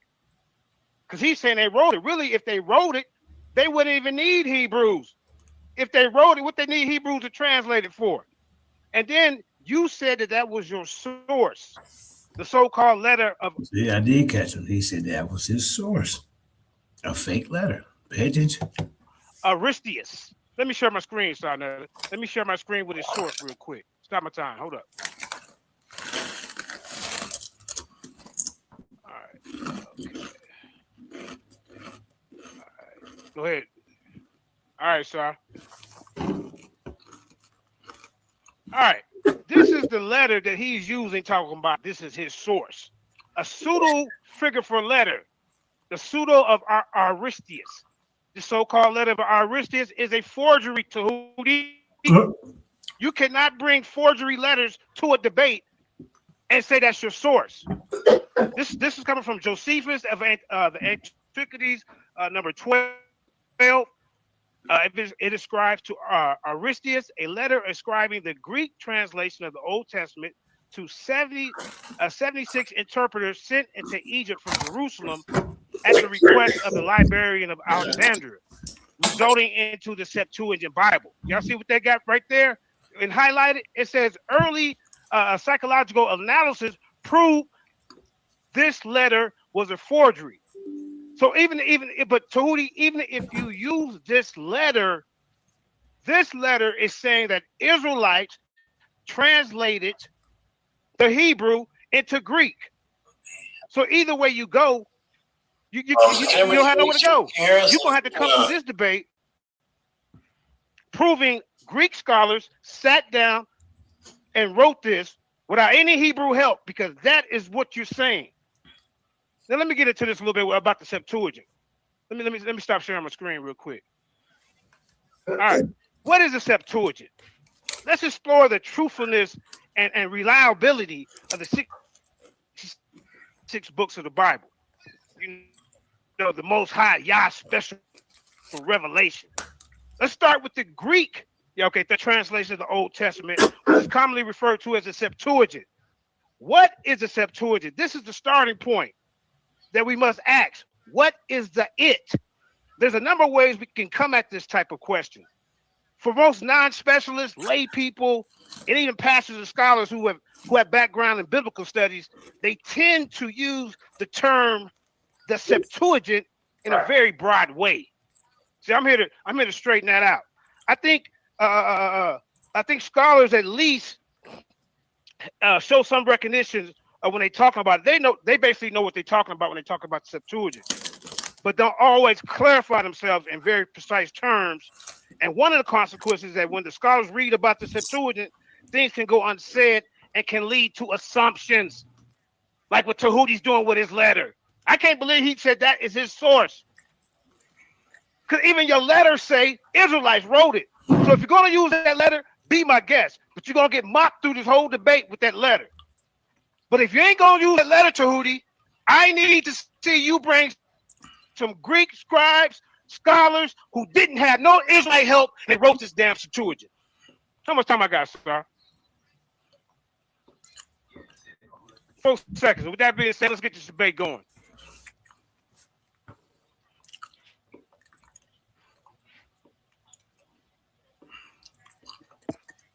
Oh, I can't hear you, sir. God damn, I can't hear you. Now, yeah, I seen all the information I read in the beginning. Right, yeah, right, and Yasha. Now, then he said that was his source, this letter. But later on during the debate, he said he wasn't his source. You can't bring a fake source to the debate. You hear me? All right, Brother Tehuti, I hear you, JJ. Mute yourself. Unshare your screen, JJ. Yep. And Brother Tehuti, you got 15 minutes in your first round. Let me know when you're ready, Tehuti. Okay. Awesome. I got you on mute for a minute, Tehuti. For any reason you need me to stop the clock, like JJ said, yo, sorry, hold the time for a minute. And I stop the clock till you find what you got to find. Right now, go ahead, Tehuti. You got 15 minutes in this round. So he thought he tricked me. Oh, poor JJ. He fell for my trick. No, I didn't. Watch this, y'all. Watch this. Beautiful. Let me let me do a screen share. This is awesome. Thank you, JJ, for verifying my point. Let me go ahead and do a screen share here. Anybody verifying no damn point? And there we go. Let's see. JJ, my brother fell for the trap. Okay, so you ready, Tehuti? Oh yes. Can you see my screen? Yes, it's coming up. Time starts. And the only one we have. Do you have a Hebrew source? Okay. Is it my turn to speak? It's your turn to show the Hebrews. It's your turn to show the Hebrew source as we agreed. Okay, hold up, so we got to evaluate what you read there. Now you should show me. What do you say about motion? Okay, let us begin. See, Tehuti, you can't be bringing on the muffled audio when you come to debate with the people's champ, man. God damn. Truly begin what is actually happening here. So, my teachings and what I teach the people is that the Septuagint is sourced back to the Ptolemies, and there's no other source that it goes back to. There's no other culture. I'm not claiming the Ptolemies translated anything. I'm not saying the letter of Aristides is true. I'm saying see. I mean, I don't even know what you show up for the debate for. You know the damn argument. So you said that you, Reggie, Chris Harris was on a warpath. Yeah, I mean, why you guys even read the Bible? It's written by Greeks. I said, well, wait a minute. They had Hebrew manuscripts. Stuff out before the Greeks he was around. What are you talking about? No, they wrote the Bible. Oh, okay. That is the topic, y'all. Now Tehuti did slipped in on the snake, goddamn, with the dead spider Velcro to that goddamn Wizard of Oz hat. Now he tried to be slick. I love you though, Tehuti. You my brother. You have to cut this out when you get in front of the people's chat. The Ptolemies made this up. This is something that only sources back to the Ptolemies. It doesn't source back anywhere else. Let's take a look at what the actual Septuagint is. Okay. So, being composite work, the translation process of the ancient Septuagint has several distinct stages, shifting from Hellenistic Judaism, Christian adopted. Now, remember, y'all, all the Ptolemies was dead. They didn't start dealing with the New Testament until 50 CE. Ptolemy was gone around 30 CE. Let's keep going. 3rd century BC to 132 BC. The Septuagint derives from the Latin Septuagint Interpretum, translation of the 70 interpreters. Legendary account. It's a legendary account where this came from the pseudepigrapha letter of Aristides to translate the Torah. Just remember the Latins is Roman talk. Italy. Let's go. Not no damn Greek. Torah. Now, no, the story is only coming from Greek legendary account. The account is from the Greek pseudepigrapha letter of Aristides, who JJ himself admits is a fake letter. This is what I trapped JJ into. What the hell you bringing it up for? I didn't bring it up. You brought it up. See, that's a straw man argument, ladies and gentlemen. Now see, I already knew. See, well, how you bringing this letter? I didn't bring the shit up. You did. What the hell going on, man? Nigga, bro. You broke it down. Come on. Come on. You see right here? Source. This ain't a source right here, man. This is copy and paste. You see where right here say, see, and then you get this over here post. See, I'm just critiquing, man. See, because I mean, you can't get in front of the people with some scribble scrap. I mean, this right here is unacceptable, Tehuti. I mean, come on, man. He opened up his introduction acknowledging exactly what I'm saying. I'm saying the letter of Aristides is fake. I don't believe in the letter of Aristides. I don't believe in the Ptolemaic story. It's a made up story. What we do know for a historical archaeological fact is that the Septuagint, the LXX, and those books in Greek go back to the Alexandrian Council. The story of how they came to be and who was the actual writer is unknown, but we do know it was put together by the Alexandrian Council because that is the only place it traces to. Also know this account says only the Torah or the Pentateuch was translated, not Genesis to Malachi. Thus again, there is no account. We gotta be ashamed because ain't no goddamn, hey everybody, ain't no goddamn Alexandrian Council. Hey, I caught him up on that in the debate too. You hear me? Hey, during the debate, my counsel called me. You know that, hey JJ, you know this. Hey, you know ain't no such thing to Alexandrian Council. I said, what? Yeah, man. Yasha been in. I'm gonna let the cat out the bag. He called me, told me. I said, well, goddamn. Capitalized on that. As soon as I heard it, I said, okay, this is what we doing in the debate, Tehuti. Let's keep it going. Of where this entire Bible comes from, by any primary Hebrew source whatsoever. This is the letter of Aristides, which is not what I believe in, but in the letter of Aristides, the Ptolemy asks to write the Torah for me, no other book. I do not believe this story. So that's why I'm confused. So why did you, if you don't believe it, I know it's fake. Why we even waste time talking about this right here? I'm gonna show you the paper trail of how they kept the language preserved and all that. You know, Your job was to present how the Greeks. You said the Greeks wrote the Old Testament, New Testament. They were the originators, y'all. Wasn't no documents before them, y'all. See, that's what they trying to say. It was Chris Harris. When I really get Chris Harris tried to jump on the band, right? Really was Reggie. You know how Chris Harris is. He always try to jump in. You know what I mean? You know how he do. You know, and it was really Reggie and Tehuti saying that. Let's keep going. I do, and I will say this again.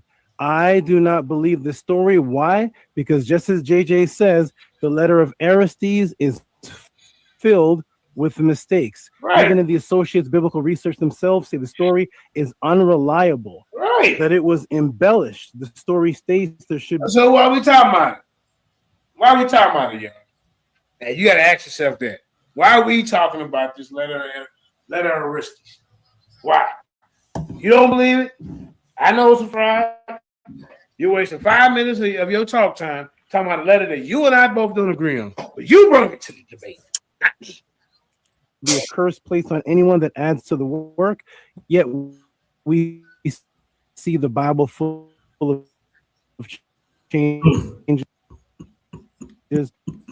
and no curse.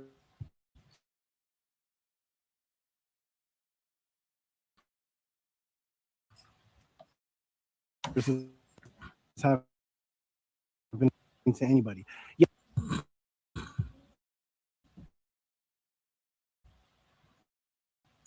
From Genesis all the way, several known historical.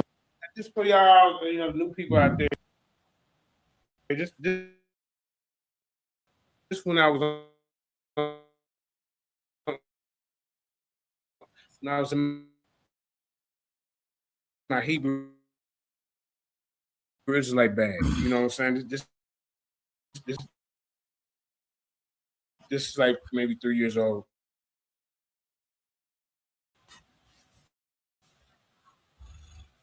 I'm going to show you how that the Greeks was one who wrote this Bible, y'all. It was early manuscripts.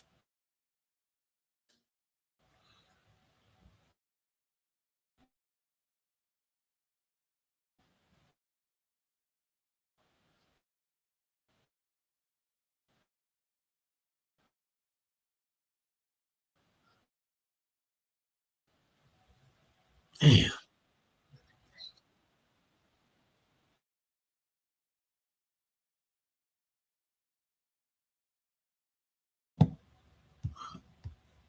Hold up, y'all. I apologize. Excuse me. Well, you're right, LDR, right? You're right. I mean, come on, man. Oh, there you go. In the Encyclopedia Britannica, the letter of Aristides, as it says right here, is unreliable. It's from a legend. I mean, what we doing? I already made my, you know what I'm saying? I made my point on it. I don't believe it either. But during the preliminaries, you brought it up. It said it was 72 elders, the Hebrew Israelite elders that wrote the Septuagint, right? And I'm like, okay. I mean, bro, but this shit ain't real. Actually, when he was reading it to me, when I first heard about it, when he read it, and I was like, well, damn, but say right there, 72 goddamn elders wrote it. What you talking about? But then I had to go. Then Yasha Ben Israel behind the scenes said, "Hey, that shit ain't real either." He said, "This shit ain't real." I looked it up. I was like, "God damn, it is fake." So what the hell is Tehuti doing? I mean, shit, this ain't. You brought it up. I'm like, bro. I mean, when the letter is saying they did it. So I mean, what's your argument? So I went back to the lab and they were like, "Yeah, bro, shit, that shit right there ain't real." They say, I said, "What?" I looked it up and said, "Fried." I said, "Well, I hope you don't bring this to the goddamn debate because this ain't even my argument. This is." But Tehuti like, okay, well, if this letter ain't real, then prove that the Israelites did the work of putting it together, right? like translating and all that. You know, you have to know if the original documents is in Hebrew. Somebody had to break it down. Somebody had to know Hebrew and Greek. I don't know Greek. Greeks that knew ancient Hebrew first. I mean, see, so that was my argument. Research, associates for research, it's unreliable. Yeah. The Septuagint over here in Septuagint.net says it goes back to the letter of Aristides, which is only believed. This story is a believed, unreliable legend. I am knocking out the letter of Aristides. I don't believe in the letter. See, Tehuti, he didn't know that I found out that the letter was fake after we did our preliminary. So he expected me to come to the debate defending this letter. But look, everybody, you see what it said? It said right here, 72 Israelites wrote it. You know, they all got separated and went to the room and came up with their own conclusion. See, I didn't do that. This is why this is his first round. You see, he was expecting me to come. He expected me to come in and defending this shit. He already got his wall. Remember, he went first. So he already got his wall up. Yeah. He didn't say that, thinking I'm gonna come in here and say this and that. I'm already prepared for the goddamn letter. Let's keep it moving. Letter of Aristides. It is called Pseudepigrapha, and it is completely unreliable. Okay. Errors in the letter of Aristides. His historical statements about the time of Philadelphia are unreliable. Yeah, he wasting a whole round talking about a letter that I don't even believe in. Automatically I get this round right here, Tehuti. As we go back and look, then Tehuti, see, you can't be by Tehuti. Come on, man. You gotta have real sources and references. They're talking about some by Tehuti. In verse 180 of his letter, he changes Philadelphus to defeat the cause in a victory, and to defeat the cause into a victory. He does not know Demetrius was banished on the accession of Philadelphus, nor the letters of marriage. He transplants the philosopher Mendemus arbitrarily to the court of Ptolemies. This letter is full of errors. I don't believe it. What I am saying is this: there are. I don't believe it either, Tehuti. I established that in my opening, sir. What are you doing? I told you, I'm a different animal, bro. These guys be thinking they prepared for me to get in the ring with me. I'm gonna say this first. Look. Tehuti tried to trick me. Get me to argue about this damn fake ass letter. That's what he did. And actually, because when I was like, well, damn, what's wrong with this nigga? It stay right. Look. I went back to the den. Like, what's wrong with this nigga? I said, man, this nigga that came up here, this Negroes that came up here. And then they got the letter right in his face and say 72 wrote it. They're like, JD, Joshua, like, that shit ain't real. I said, what you talking about? I went and looked it up. I was like, okay. So yeah, I'm gonna come to the debate. Oh, but this nigga, don't bring that shit up here, man. Because I don't, bro. You got many Europeans that put together books, such as Joseph Smith. Does the book exist? Yes. The book exists.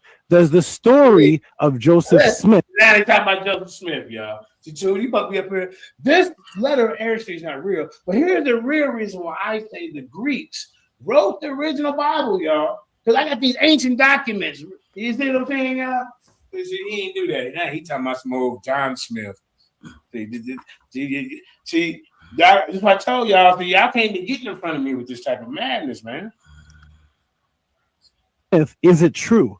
No, it is not true. Does the Book of Mormon exist, and does it go back to Joseph Smith? Yes. But just like the Septuagint, all of history agrees that the book itself, the actual physical papers itself, trace back to the Ptolemies and Alexandria. That is undisputed in all of archaeological history. Even by biblical believers, Jewish websites, no one denies that it goes back to Alexandria and to the Ptolemies, as the Book of Mormons and Charles Taze Russell's books trace back to them also.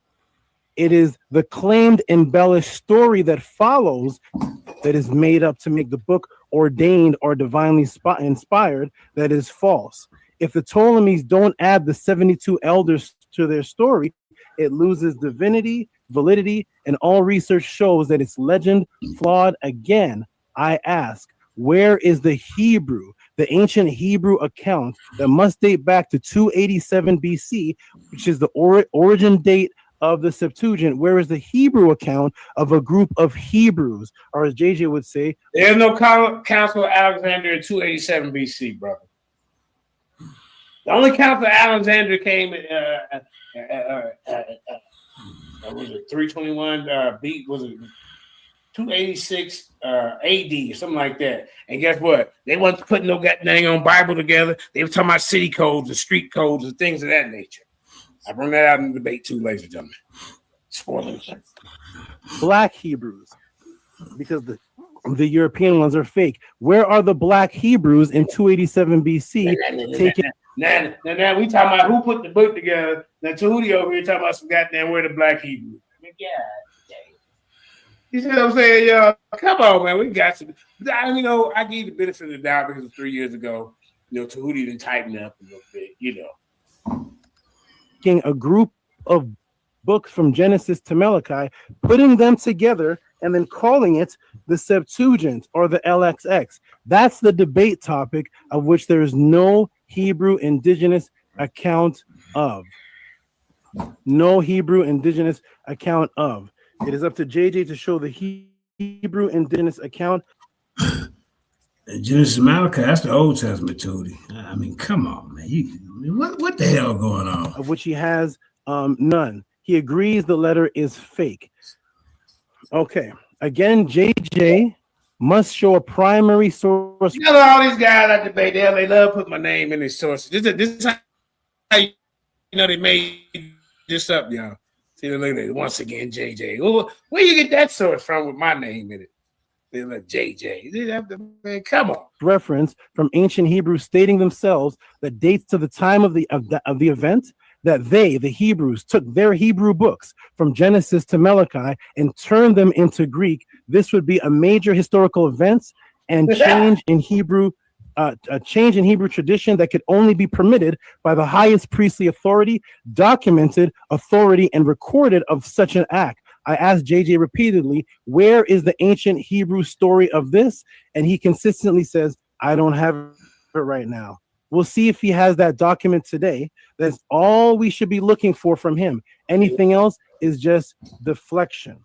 Okay? So we have examples of your... about a whole 10 of your 15-minute letter that we know both is fake.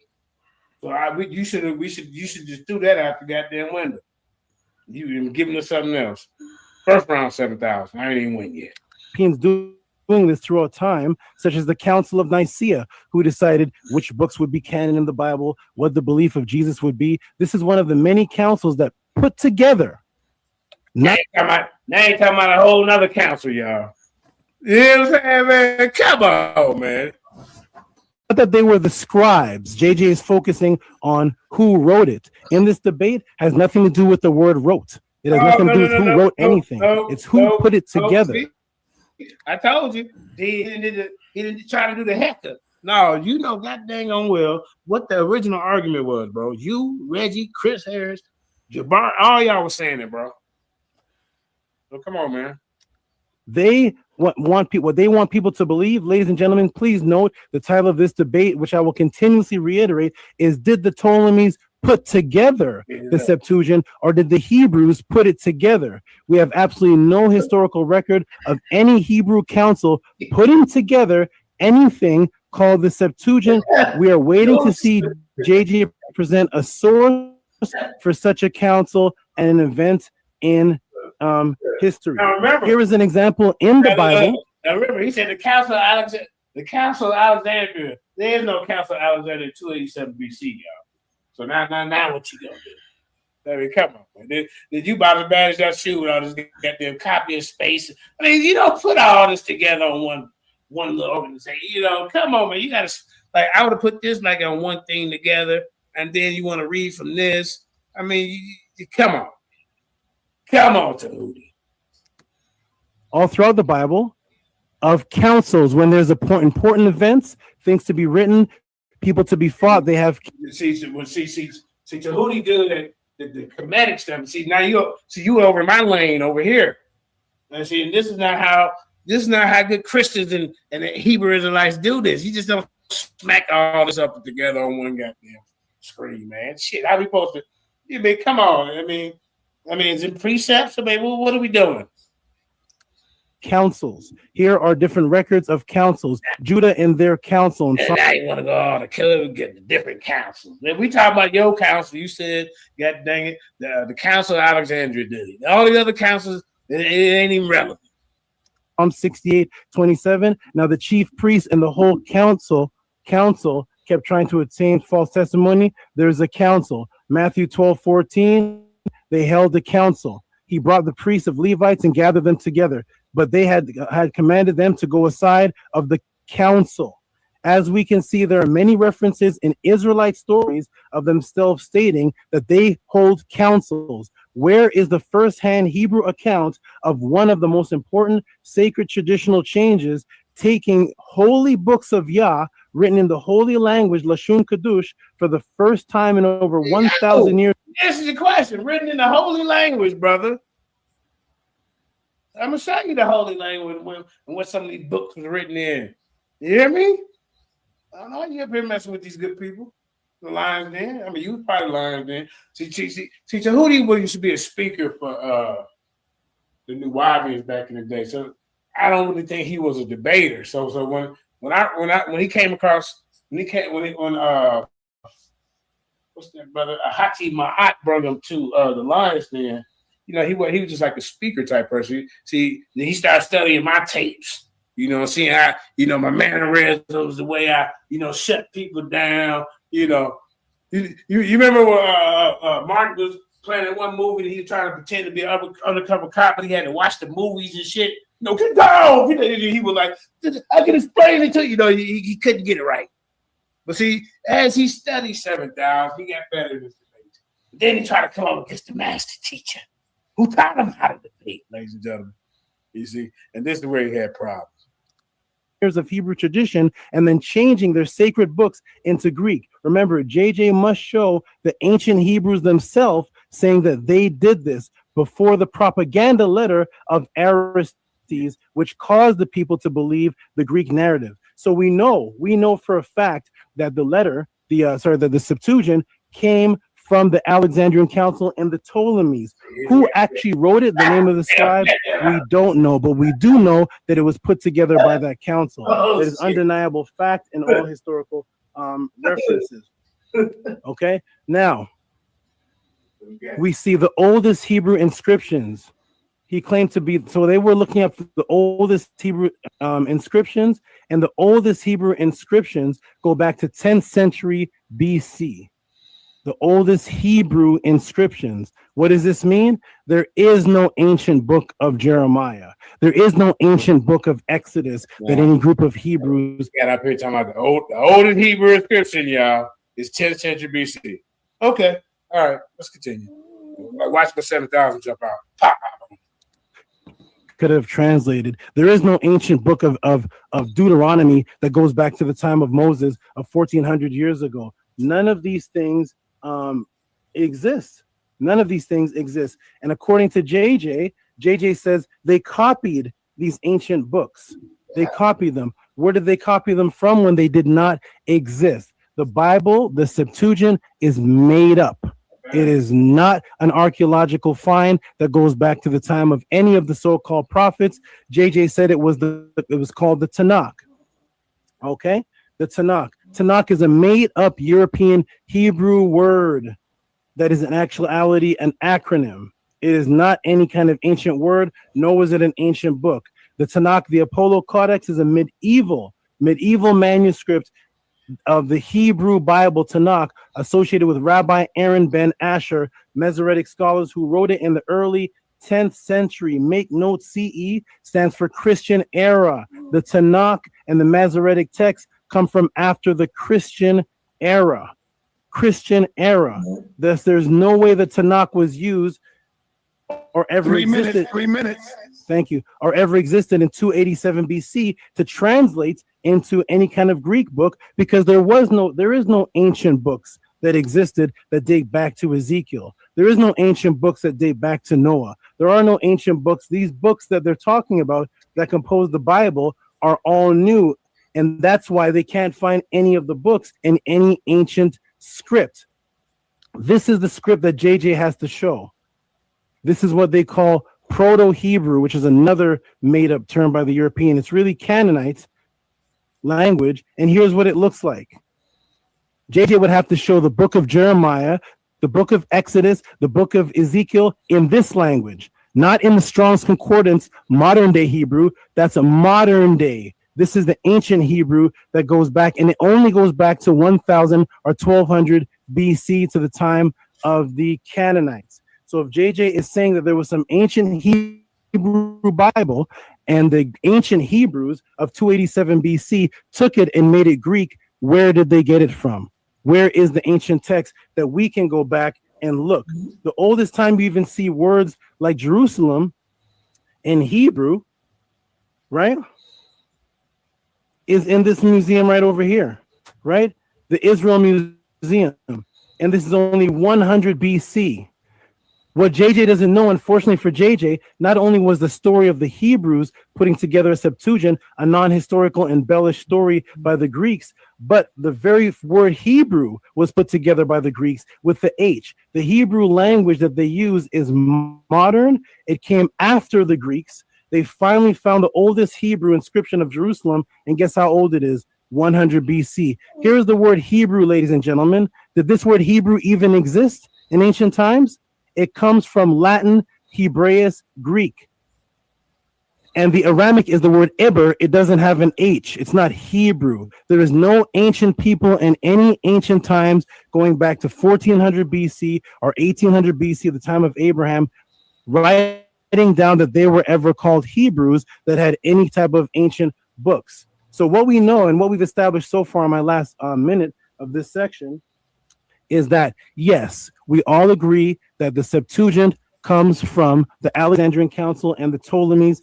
That is an undeniable, historical, tangible fact. How it was, who put it, who translated it, we don't know, because we don't have any books to show they were even translated. But we know that the order and how it was put together was by the Ptolemies, because it doesn't trace back to any other culture other than the Ptolemies. So we will wait for JJ 7000 to show us full ancient books of the Bible and to show us the Hebrews themselves in 287 BC saying that they're the ones that took all of these ancient books and turned it into Greek.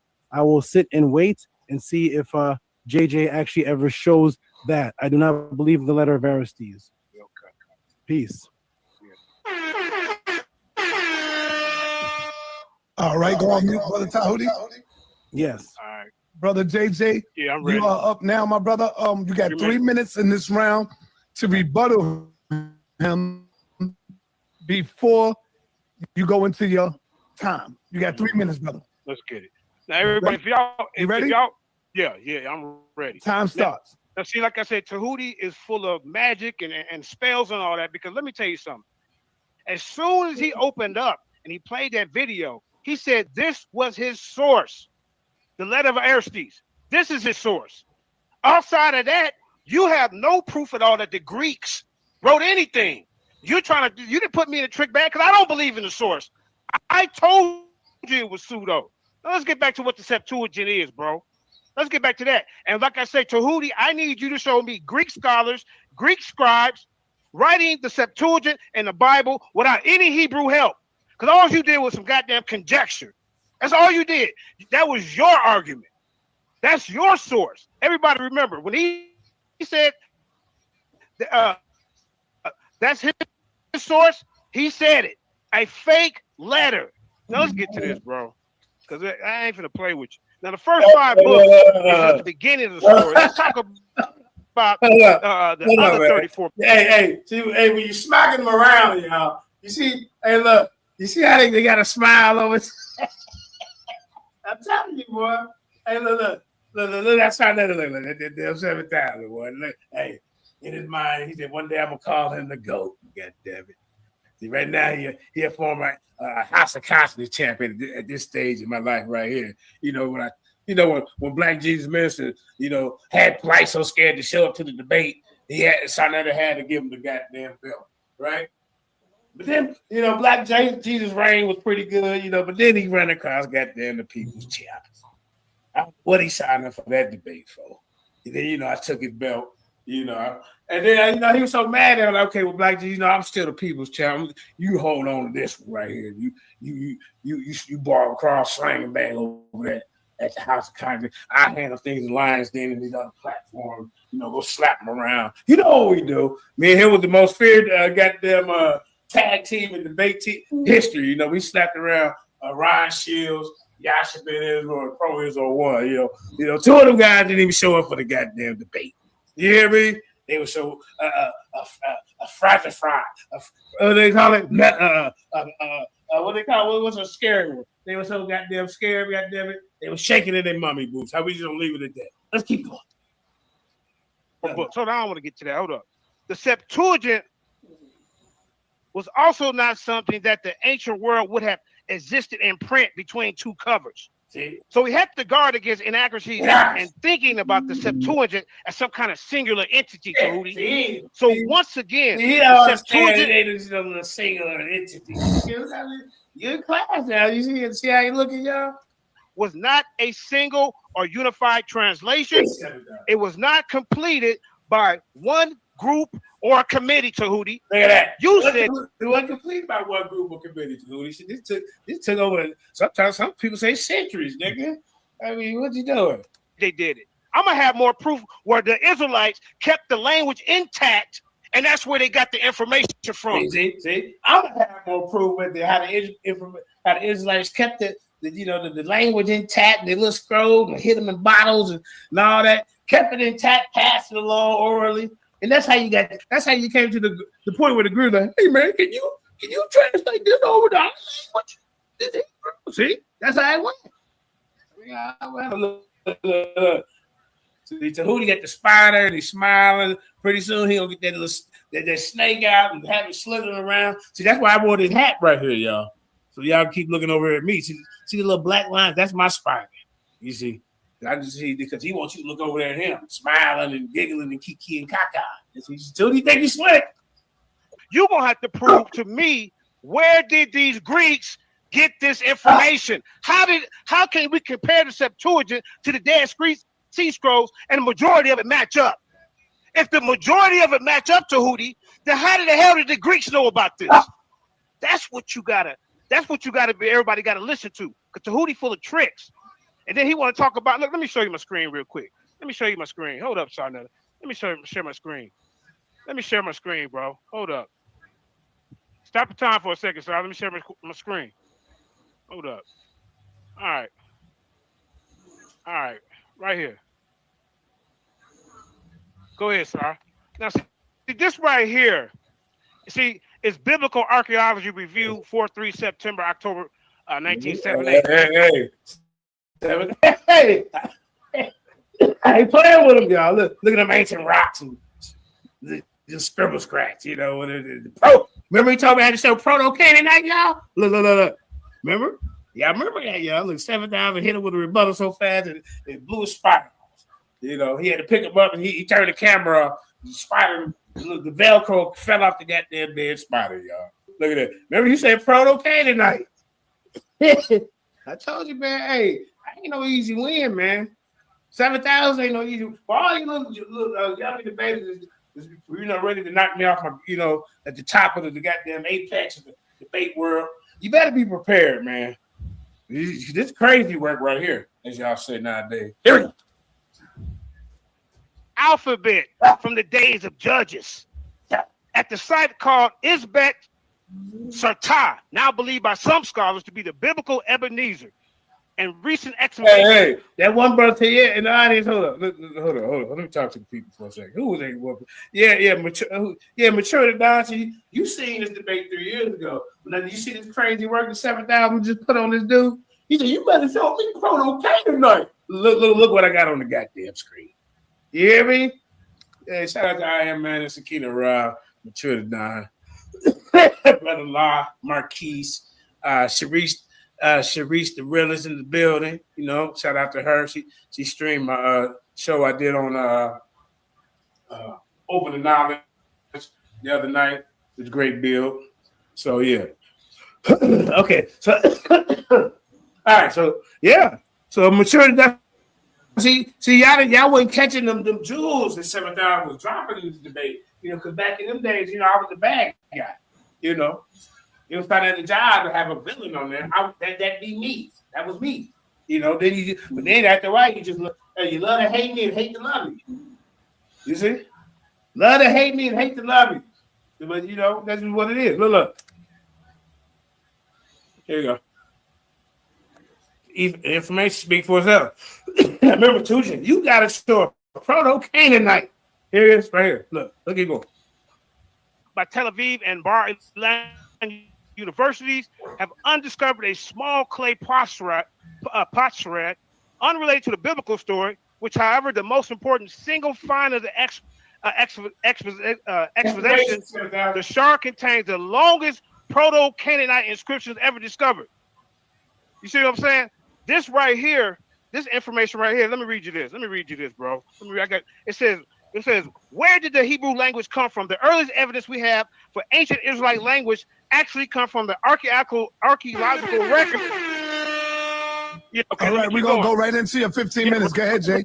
This comes from an archaeological record, the Isbit Sartah inscription.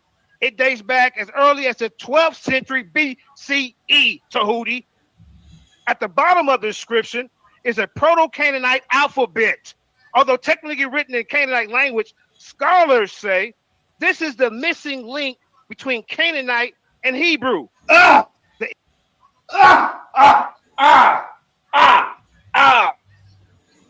Isbet Sartah demonstrates the letter order that we should see in the Hebrew alphabet and later the Greek alphabet. Scholars call the inscription like this Abecedary. It's spelled Abecedary. You see what I'm saying? So we got. Let me show you what else we got, man.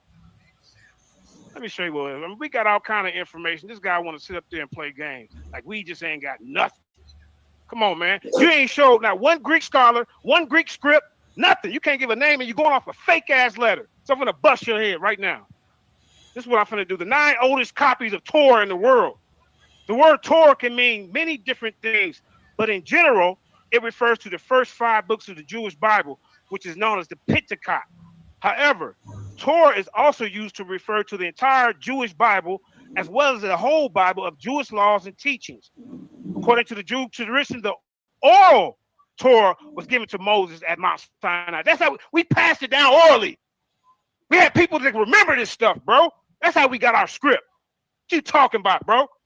Let's keep it moving, man. Torah was given to Moses at Mount Sinai by Yah, then who had passed on what he learned to the Jewish people.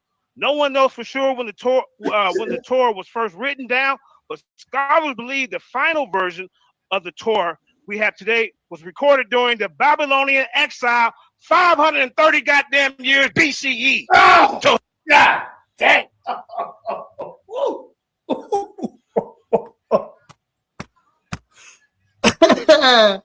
Cut his whole magician head off. And then when you look in the hat, I popped out. You hear me? God damn, you hear it? Look. Hey, who said they seen this 3 years ago? Wait a minute, man. Yeah, cut his head off, skin around. But check it down. Do you remember some of the strategical work that the House of Conscience go just was doing back then? I wasn't the GOAT status back then. I was just people's champ. FOP. Former FOP champ. Hey, I still was I wasn't the most feared at that time. They wasn't respecting my debate gangster. But now I'm the most feared debater on this goddamn planet. Sit your ass down.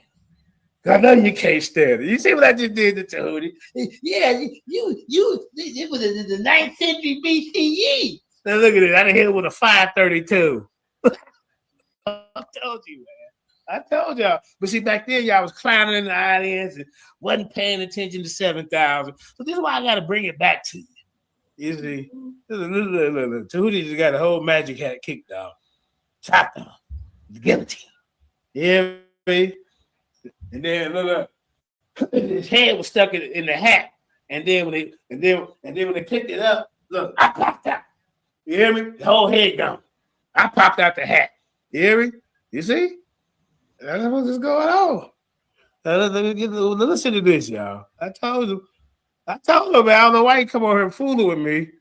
Tehuti, you know that just watch Tehuti. Now, Tehuti won't get back in the ring with me after this experience, man. Shit, I wouldn't either.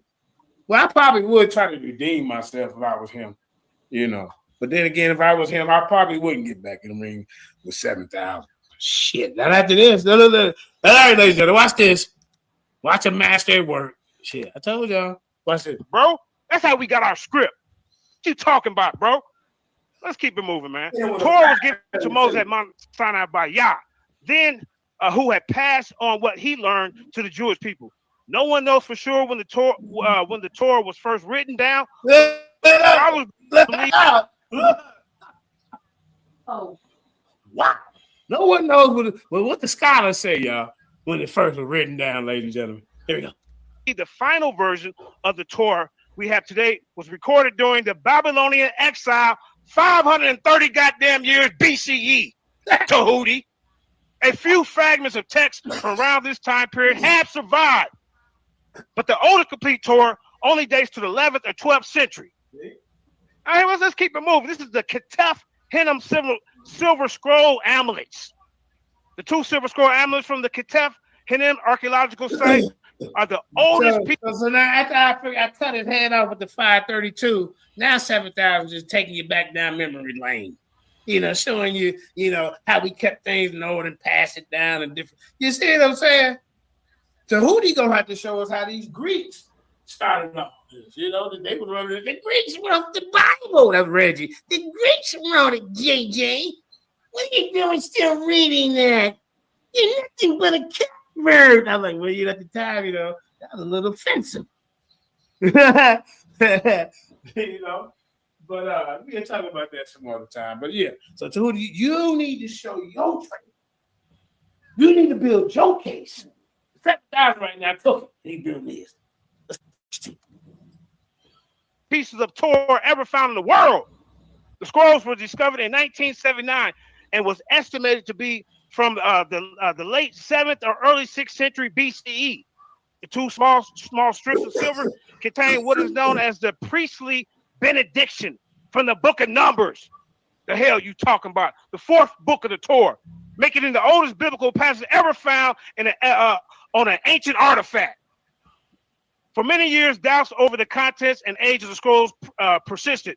Much of the silver scrolls have been corroded, and many words are barely legible. However, in 2004, researchers at the University of Southern California re-examined the scrolls using new photogenic and computer imaging techniques.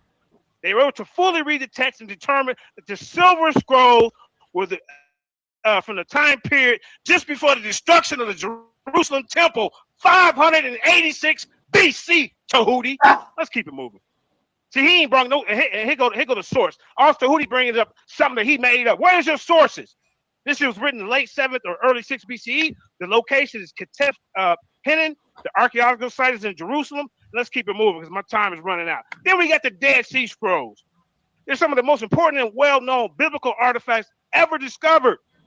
Most of the Dead Sea Scrolls were written between the 2nd century BCE, the 2nd century CE, and had remained buried in the Judean desert for thousands of years. So we protected our scripts. We hid them because we know the Romans and the Greeks. The Romans, they were trying to get rid of our scripts, bro. This shit was preserved. Just because it wasn't found at the time, that don't mean we didn't have them because they steady digging it up.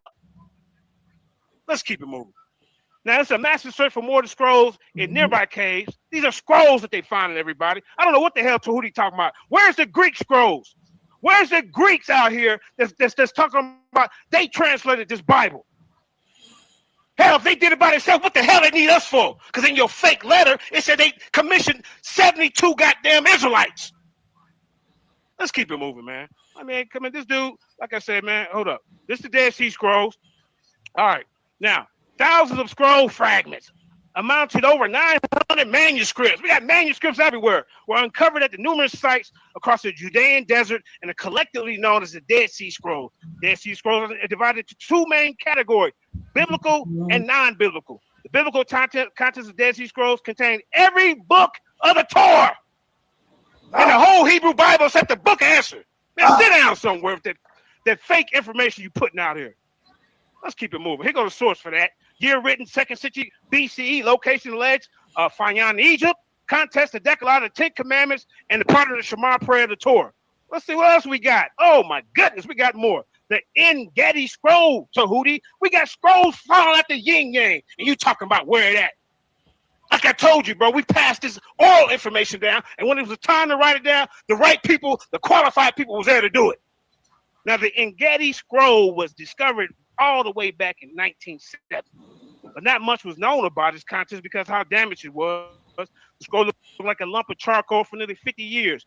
Researchers have wondered what was written in the En-Gedi scroll, and they finally got their answer in 2016. A team of computer scientists from the University of Kentucky. So I'm bringing a team of scientists. What Tehuti bringing?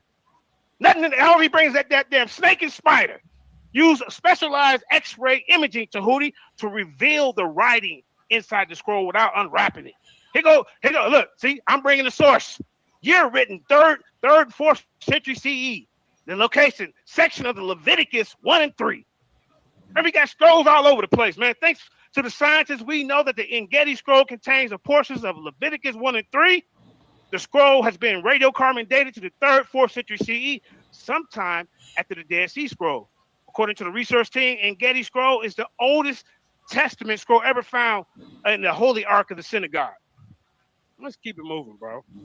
All right, we got the Lanyan manuscript and Asgar Gilson Hebrew manuscript too, Tehuti. Prior to 2007, no one knew that the two Torah fragments known as the Asgar Gilson Hebrew manuscript number 2 and the Lanyan manuscript were actually part of the same scroll. They go to doctors. Dr. Mordecai Mishnor, Tehuti ain't brought nobody. I'm bringing these people out that's qualified to talk about this. A member of the Academy of the Hebrew Language is credited for first noticing the similarities between the Asgar Gilson manuscript and the London manuscript. Misgar contacted Dr. Edna Ingo of the Hebrew Paleography Project at the Israel Academy of Science and Humanities, who determined that the two fragments were in fact a perfect match. Come on, let me keep going, man. Here you go. Location found in Beirut, Lebanon, what may have actually come from somewhere in Egypt. Section of the books of Exodus. Man, what this dude talking about, man? The Aleppo Codex, Tehuti. That's the one he was at one point So that's the one he brought up. But I'm showing him the trail. Remember, I hit it with a 532 BCE. Scholars say that the whole thing was written down. What is this guy talking about? There ain't no Greek influence in that. So if there ain't no Greek influence in that, in 532 BC, and I'm showing the paper trail, I'm showing the pass it down. I'm showing this, how the language has evolved and changed with the times, so it's going to be different, right? We're showing you this. But Tehuti has failed in this debate to prove his point. You complaining about a goddamn letter that I didn't even bring you. And we both knew it was fake. You can't try to come to the debate and trick me. Let's keep it moving, man. This is the most accurate copy of the complete Hebrew Bible for more than thousands of years. The Aleppo Codex was carefully preserved by Jewish communities in the Middle East. See, that's very important. They were preserved by the Jews, by the Israelites. See? Who's the herb, Tehuti? Why you think the Greeks came after that, man? I heard y'all spitting that over there a little bit, man. Can you, put that down in our language? That's what happened. People. When the Romans try to get rid of our scripts and burn them, we hid them in caves and shit. Now they starting to resurface. So you can't tell me, no, we don't know where they are. How did they do this? Bro, it's information coming up out the yin yang, showing you where they're getting the information from, man. Cut it out. Now, the Aleppo Codex was at one point the oldest, most accurate copy of the Bible. Okay, and like I said, was carefully preserved by Jewish community. So when is you gonna show us some information where these goddamn Greeks is preserving anything? Because like I said, in your fake letter that you use, They asking Israelites for help. Now you're gonna have to prove outside of your letter that Greeks did this, and you can't. You can't. Let's keep it moving, bro. Initially, everyone thought that the Aleppo Codex has been completely destroyed. Because he said that letter was really put out there by the Ptolemies. That don't even make sense to me. If they Ptolemies put the letter out, and they saying that some Israelites did, help them with it. Maybe he's saying that okay, this is part of their lie. But you still have to prove that these guys wrote the Bible, wrote the original manuscripts. You got original manuscripts of them talking about Genesis, Exodus, Leviticus, Numbers, Deuteronomy, all that, bro. But where are these Greeks doing anything? But parts of it were secretly rescued. In 1958, the remaining Aleppo Codex was smuggled out of Syria and taken to Jerusalem for safekeeping. Today, only about 295 pages of the Aleppo Codex have survived, including nearly all the Torah, the Pentateuch. Over the years, and a few missing pages have turned up, and many efforts have been made to find the rest of the Aleppo Codex. All right, let's go, bro. This dude, I don't know what he's thinking. And the year was written in 930 CE, location Tiberias, which is now northern Israel. Context, prior to 1947, the complete Hebrew Bible, hundreds of pages missing though, but let's keep it moving. Let's go. What we got here? The Damascus Pentateuch, Tehuti. We got stuff everywhere. What is you talking about? Show me where these goddamn Greeks were out there scribing this up, and then how the hell did they do it without Israelite help? You want to show that, because a lot of the shit in the Septuagint and the Dead Sea Scrolls, they match up. So they must have been some goddamn geniuses to figure this shit out, huh, Tehuti? Let's keep it moving. The Damascus Pentateuch is the oldest and most complete manuscript containing only the Torah of the Hebrew Bible. While the manuscripts contain most of the Torah, the beginning is missing parts of Genesis, and it starts at Genesis 9:26. Exodus 18:1 and 23 is also missing. The Damascus Pentateuch was written around 1000 CE, includes full vocalizations, enunciations, and Masoretic enunciations. Untociation. I can't pronounce that, but let's keep it moving. That was written at the Jewish National and University Library of Israel. The manuscript was named after the Jewish community of Damascus. See, the Jews is finding this, who owned the Pentateuch. It's at 1915. What else we got here, Tehuti? The Leningrad Codex. We got stuff everywhere. This is showing y'all, as I go through this, the preservation of the word and how it's passed down. And in my next round, I'm going to even take you back further than that, on how we preserved our word and pass it down orally, and only certain ones learn this information to pass it down. The hell Tehuti talking about? Where is these Greeks? Tehuti, you're going to have to show me a Greek scribe, a Greek scholar, outside of that goddamn fake-ass letter Artears you're using. You can't.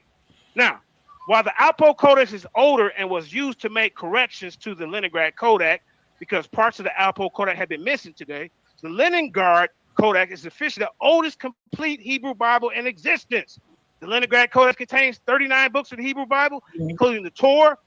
This Hebrew Bible was written in 109 CE, which is also known because the date was written on the manuscript.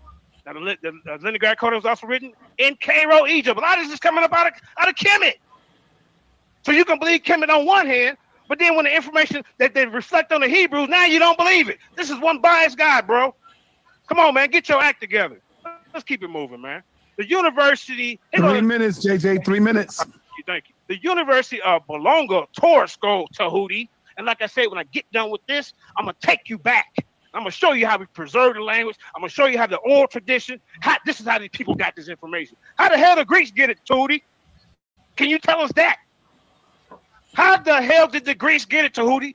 I want you to show me Greek scholars, Greek scribes, who didn't need no help from no Israelite to put the book together.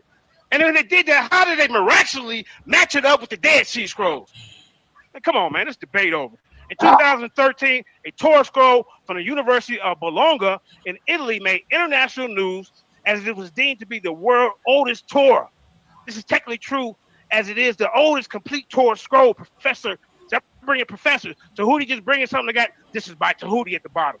Bring your goddamn sources of reference, or don't get in the ring with me. Now, the professor Maru Perini announced that radiocarbon tests showed that the Torah scroll was about 800 years old, dating between 1155 and 1225. See, we're preserving the information. It's getting passed down and preserved and saved. Although the University of Bologna had possessed the Torah scroll for over a century, it was misidentified by the school original library and cataloger. From 1889, he did not recognize the Hebrew script and thought the text was bad, Italian script. But Professor Printing noticed the mistake when he set up to update the library's Hebrew manuscript collection. Like I said, let me put my camera back on, man. Like I said, this dude right here, man. Like I say, bro, hold up. Camera fell. Hold up. Let me tell you something, Tehuti. You're not gonna come and play these little magic games for 7,000. You're gonna have to come with some goddamn Greek sources. Camera. Let me tell you something, Tehuti.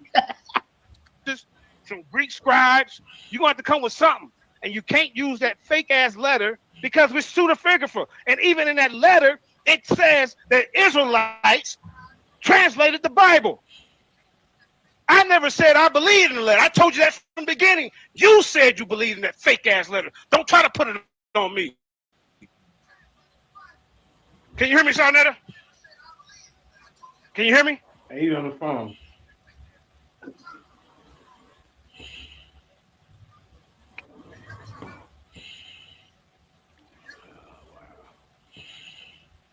Hold up.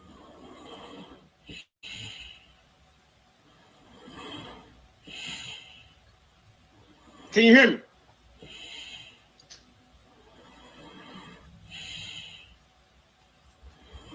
Yes, I hear you, JJ. You ain't want me to stop the time. Okay, I'll see you. All right, talking. time is up anyway. Okay, but time up. All right. Yeah, time is up.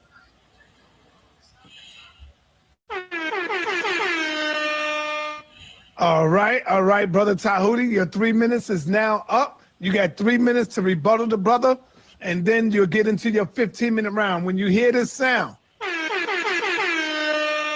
that's when your 15-minute round begins. You hear me? Unmute yourself. Thank you. Yes, Hey. you're great. All right. And I remember I hit him with a 532. Hit him with a 532, y'all. Now the people in the audience, I want y'all to, pay attention. Pay attention. I hit him, Marquise, I hit him with a 532 BCE. Yeah. Yeah, I had a wild temper back then. Yeah. All right, let's keep going. Let's keep going. Listen. Everybody hit that like, share, and subscribe, man. Early morning edification, edifying the body. So at 7,000 catching bodies and the edifying the body. You see what I'm saying? Dude, you get knocked out on this first round because it was bad for you. Now look, here you go. Here you go into this straw man stuff. Here you go. Watch this. Hey, brother, your 3 minutes begin when you're ready. Okay, let me do a screen share. Ladies and gentlemen, again. Poor JJ. Poor JJ. Again, let's just go ahead. I actually screen captured everything that he put on the screen. So this is when I get my opponent to go, yeah, I know the last three debates I've been showing. When I get them going, I already know. Hey, I already know they almost out of breath. You hear me? Yeah. The rebuttal to just what he put on the screen. So remember, this topic is now he the copy and paste. See, now Tehuti, you have to. If you're going to rebuttal somebody's source, because look, I'm showing you you cannot just make up a little paragraph right here and say you rebutted it. This is not how you're supposed to do it. This 3 years ago, so I'm gonna cut your pass. I'm gonna cut your break, cut your pass. But I'm just letting you know. Here we go. Who put the Septuagint together? Now, the Septuagint is 287 BC. It is the only known full books of the Bible. Poor JJ did not show any ancient full books of the Bible that predated this. Let's go through one by one everything that JJ showed. I screenshotted it. He said, how did the Dead Sea Scrolls and the Septuagint match? Because the Septuagint was first, and then people who believed in it after rewrote it. The Dead Sea Scrolls were not written by any prophets. The Dead Sea Scrolls are 100 BC to 100 AD, and most of the Dead Sea Scrolls are not even biblical books. Just like the Bibles today. The Bibles today match the Bibles of the past because people today believe in what was in the past. But what's the origin? He asked, how did the Ptolemies match up with the Dead Sea Scrolls? The issue with JJ is that he's horrible with dates, and he's not addressing the subject matter. How did the Ptolemies match up with the Dead Sea Scrolls? The Ptolemies were 287 BC. Ladies and gentlemen, dates are very important. 287 BC. What he showed here, I screen shared it, 2nd century BC in Fayum, Egypt. JJ has never shown any biblical books. He's not showing any ancient full biblical books in any ancient language of the time. Below is modern Hebrew. Here's what JJ showed. The section, the oldest copies of the Torah. Remember, ladies and gentlemen, the Torah is supposed to have been written by Moses. Look up the date of Moses. Supposedly, he was 1400 BC. Date of this writing. First of all, look at the language. This is modern Hebrew. Look at the date. 539 BCE. 539 is almost 1,000 years after Moses. So this could not have been written by Moses. That 539 BCE. I mean, what are you talking about? Was written down by God. Let's say it says passed down. See, I can't really see. Now he knows for sure when the Torah was first written down, but scholars believe that the final version of the Torah we have today was recorded during the Babylonian exile, 539 BCE to Tehuti. I mean, what the hell are you doing? 539 years before Jesus Christ, according to the Bible. Moses. This could not have been what the Ptolemies used to translate. What did the Ptolemies translate from? How was this story? Poor JJ. Here we go. Here's something else he showed. Yeah. Look at the year. He don't have anything. He can't get around that 539. Remember, he said you said 9th century. That's the oldest. You said 9th century BCE. That's the oldest. You got copy. He said written down 539 BCE Babylonian.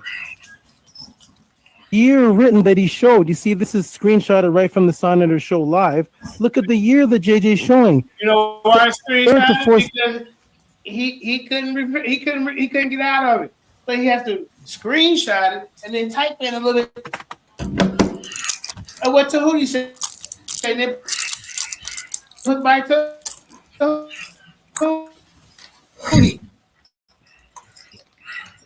That ain't how it works, bro. Uh-oh. Wait a minute. Let's see, hold up. Oh, man. Hold up. Yeah. Hold up, man. Hold up, y'all. I done knocked the video out. Hold up. Let me. Yeah. Okay. Stop sharing. See. Yeah. Let me pull the video back up.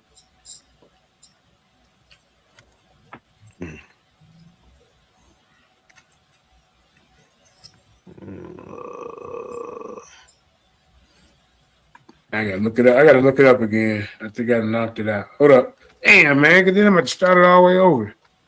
I'll find the spot. Hold up. Let's see. Hold up. Let's see. All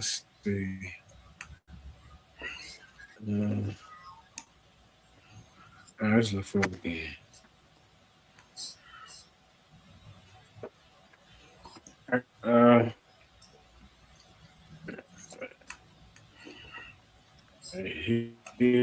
Here.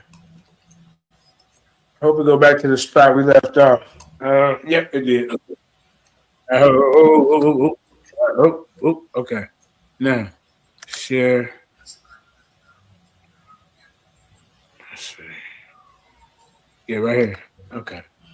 Here we go, y'all. Sorry about the technical difficulties. Let's get back to it.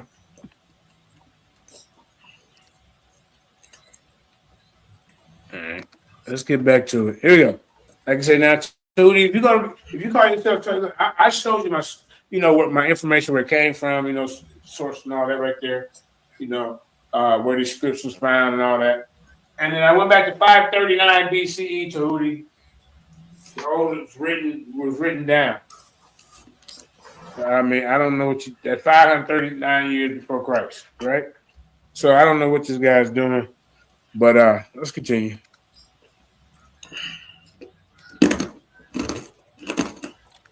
Of Leviticus. This is what he's showing as his ancient Hebrew books. CE stands for Christian era. This is the time of the Nicene Council. Of course, you're going to. Now, you see how he didn't elaborate on the 539 BCE? Of course, you're going to find biblical books in the time of the Nicene Council. This is CE. The Ptolemies were BC, before the so-called Christ. JJ keeps showing us books in the CE and the early eras that are after the prophets. He even had the nerve to show the Apollo Codex. Look at the dates of the Apollo Codex. Look at the language of the books he's showing. Now you see how he just did that?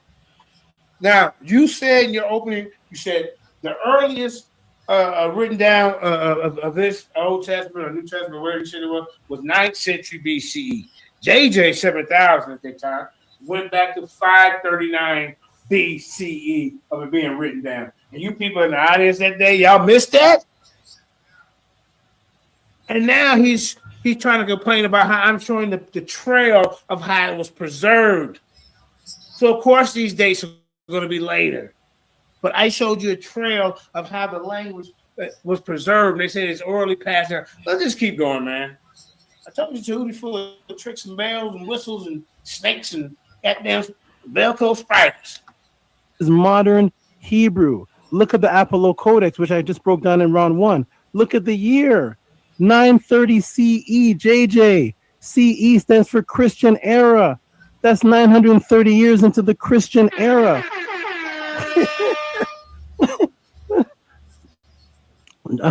This is crazy. So Moses was writing this in 930 years into the Christian era. Where are the books of ancient times of the Hebrews? Where is the ancient book of Genesis that was converted that dates back to 1400 BC? Where are the books of Ezekiel? JJ keeps showing these. These are all screenshotted from what JJ showed. Look at the dates. Look at the language of what this man is showing. This guy actually showed the Leningrad Codex live at time 50 and 14 seconds. The Leningrad Codex is 1009 CE. Ladies and gentlemen, look at the screen and look at the dates of what this man is showing. What does this have to do with Moses? What does this have to do with Noah and Abraham or Jeremiah or Ezekiel or the book of Chronicles or King David? This is way after. Way after. Now, this man brought up the Silver Scrolls. Oh boy. This is so horrible. So here's the Leningrad Codex. Here's the Apollo Codex right here that I showed in my round 1. Okay. This is going back to the CE era in modern Hebrew. Do you see this, ladies and gentlemen? This is modern Hebrew. It does not go back to the time of Moses. So no, the Ptolemies could not have used this. Okay. Now he went to the Silver Scrolls. Let's check out the Silver Scrolls. Silver Scrolls are KH1 and KH2 scrolls. Look at the date, ladies and gentlemen, of the so-called Silver Scrolls, which are supposed to be the ancient books, a quote. Yeah, it's crazy. 650 to 578. Yeah, let's look at the date. Because you said 9th century. I'm showing you the origins of it. I even went to Proto-Canaanite, bro. What are you talking about? I went to Proto-Canaanite. You even said that. JJ had to show the Proto-Canaanite. Now I'm showing you a trail of how it was written and preserved and changed over the times. So if we got all this information, why wouldn't we be the ones who would translate it over to another different language? How could someone else who don't even speak that language that the origins of this information come from come and just say, hey, I don't even know your language, but I'm gonna just translate it over here to this way. With my, and then, like I say, that the Septuagint and the Dead Sea Scrolls that's written in Hebrew match up. What's of Deuteronomy? Look at the dates. This is where the Hebrews fall, man. What 650? 650 BC, JJ. Where was Moses in 650 BC? Look at the language this is written in. I'm gonna blow it up. This guy don't get it, man.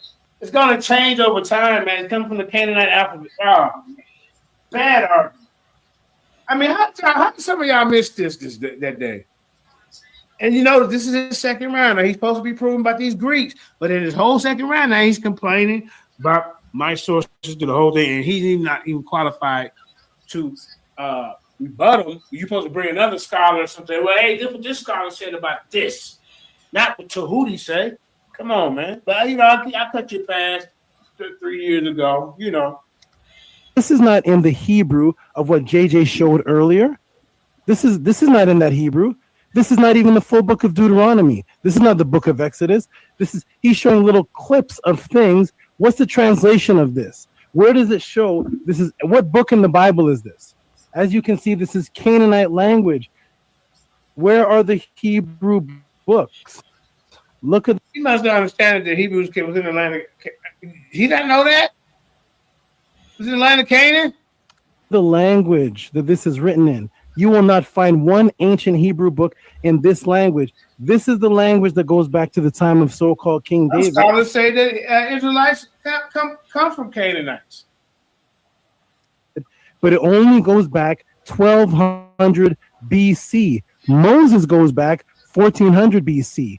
Where are the ancient books of Moses that the Hebrews translated? And remember, the topic of this is, did the Ptolemies put it together? The Bible that we have, the remnants of the Bible that we have today. That is Genesis all the way to. How do you get remnants without the original origin and the pattern? It has to be a blueprint. Malachi, in full version, the full book of Genesis, the full book of Exodus, the full book of Leviticus, Deuteronomy, Numbers, all of these books right here, the full book of Ezekiel, the full book of Jeremiah, the full book. I mean, this wasn't put together like a Nancy Drew mystery book. They put all these together in different. Oh man, come on, bro. Are these ancient full books that ancient Hebrews translated into Greek, and then they called it the Septuagint? Why would Hebrews call it the Septuagint? What does Septuagint have to do with Hebrew culture? Oh boy, this is really this is good though. This is good. 72 for the 70 meant for the it was symbolic for the 72 so-called Israelite elders who put this together. So-called, you know, in the myth or story. What you mean? Why it's called Septuagint? All will learn. Okay, so now this is what the Hebrews were doing. Here we go. Here we can see, guess what this is, ladies and gentlemen? When you see me walking around with the Ankh, when you see me walking around with the wings of Heru, when you see brothers that study Kemet walking around with the scarab beetle, guess who else was walking around with this, according to archaeology and biblical narrative, if there ever was a King Hezekiah? This is the. What the hell Hezekiah got to do with you talking about some goddamn Ptolemies?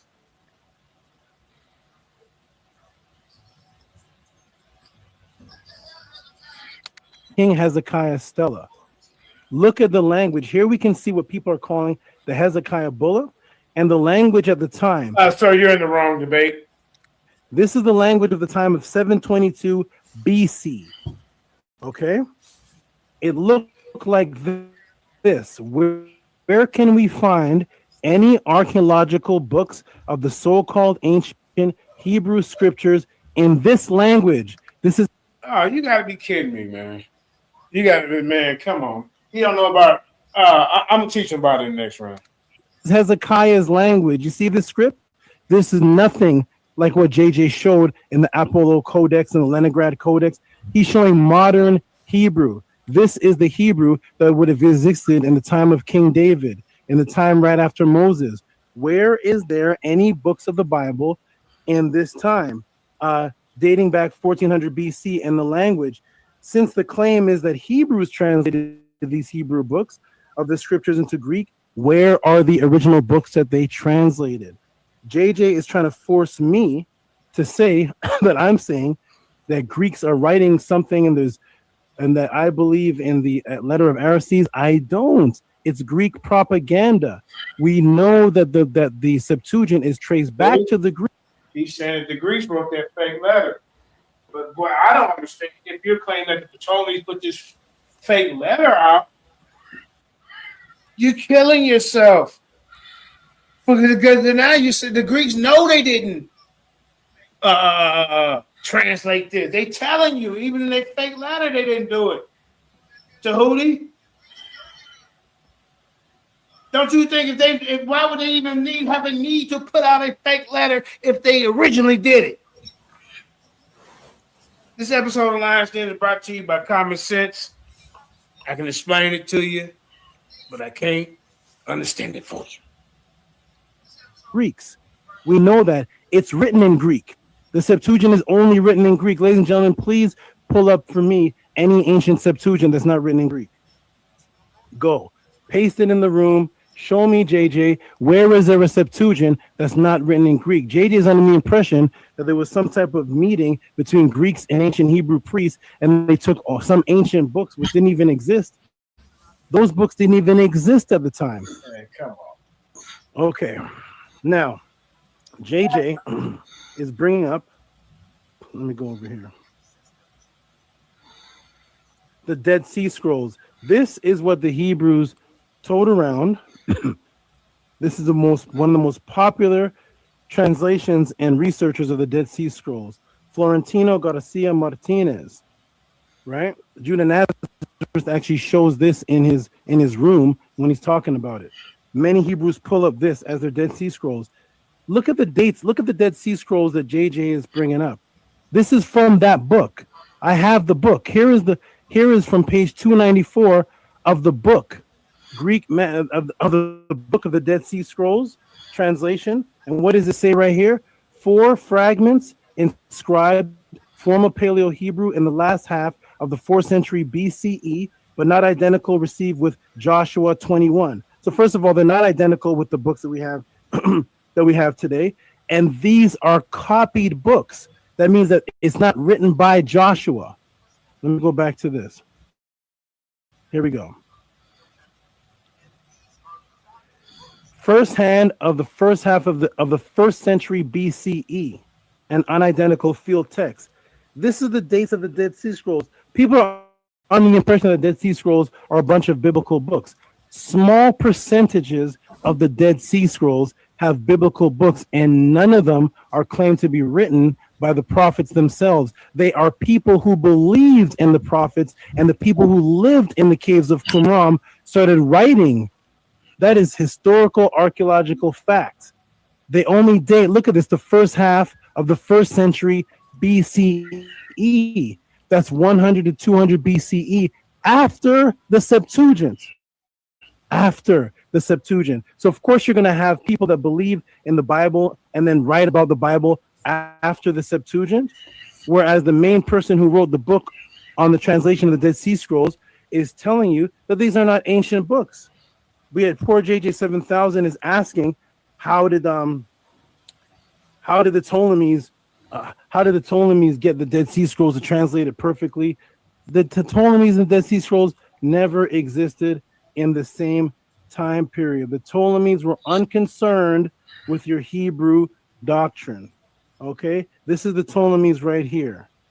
These are the Ptolemies. So tonight he said the Ptolemies were unconcerned with the Hebrew Israelite doctrine. So why did they commission for Israelites to translate it over to Greek, sir? Let's say lie on that for a second. If they wasn't interested in the Hebrew Israelite information, why in the hell would they ask? they hadn't had the information translated over, bro.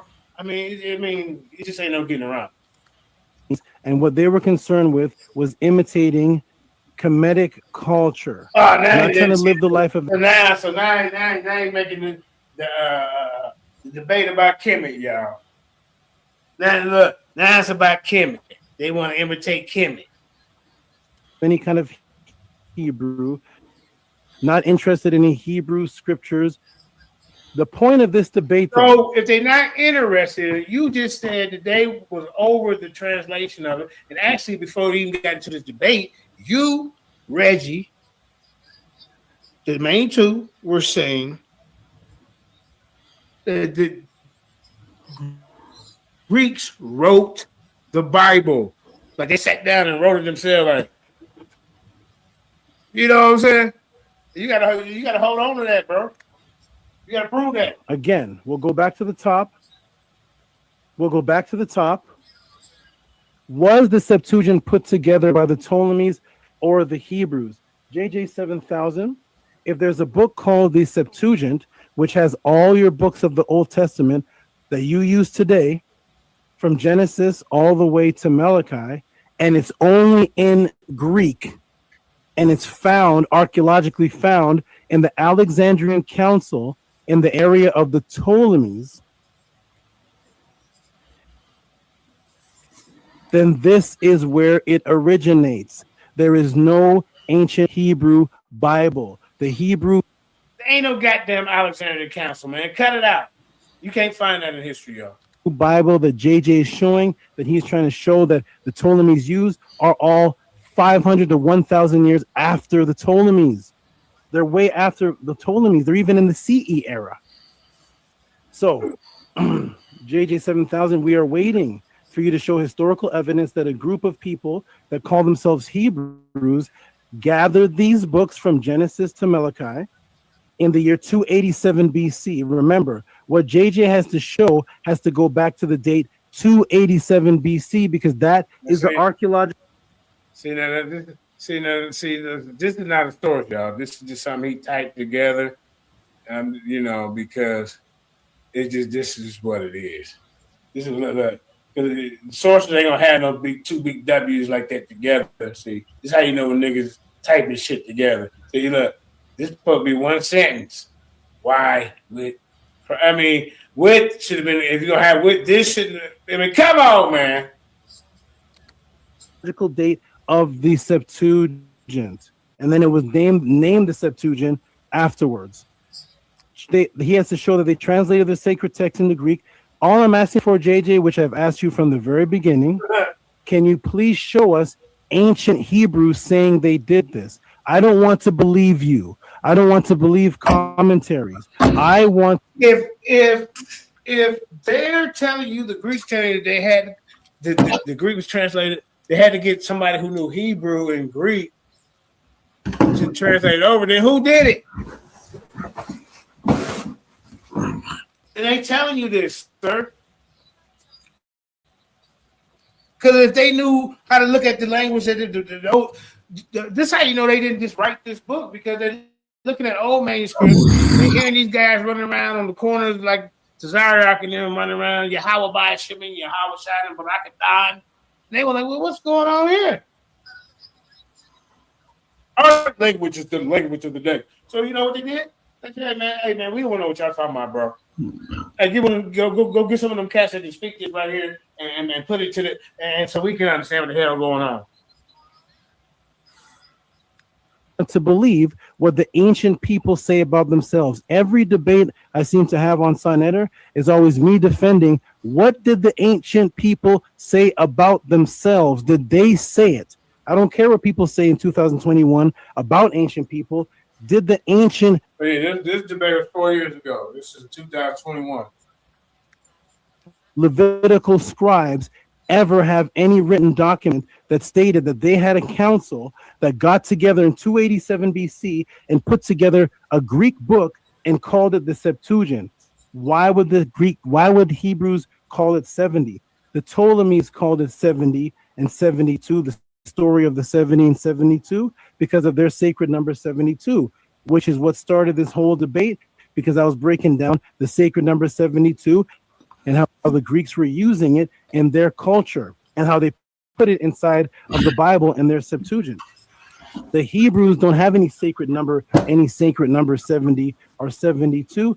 And the bottom line, JJ, again, is that, let me get back to the screen, is that there is no ancient Hebrew record of them putting together the Septuagint. The only link we have in history, which neither of us believe in, which is very interesting, the only link we have to the Greek Ptolemies in ancient times and the so-called Hebrews getting together and doing this is the Ptolemaic Aristees letter, which both of us are saying is fake. Then let's crumple up that letter, throw it away. We're going to throw that letter away. Now here we are with a Greek book called the Septuagint. Where did it come from, JJ? It's in Greek. 3 minutes. It's in Greek. It was found in Alexandria under the Ptolemies, but it didn't come from the Ptolemies. Where did the Septuagint come from, JJ, with primary sources from your culture? Show me any writing of your ancient Hebrew culture ever talking about a Septuagint. Ever talking about a Septuagint. So, ladies and gentlemen, I do not believe in the legends, which are... Breaking news. Shooter opens fire at White House correspondents. Dinner, Trump rushed out. Gunman confirmed dead. I mean, man, they tripping. That's the third time they didn't try to get this guy.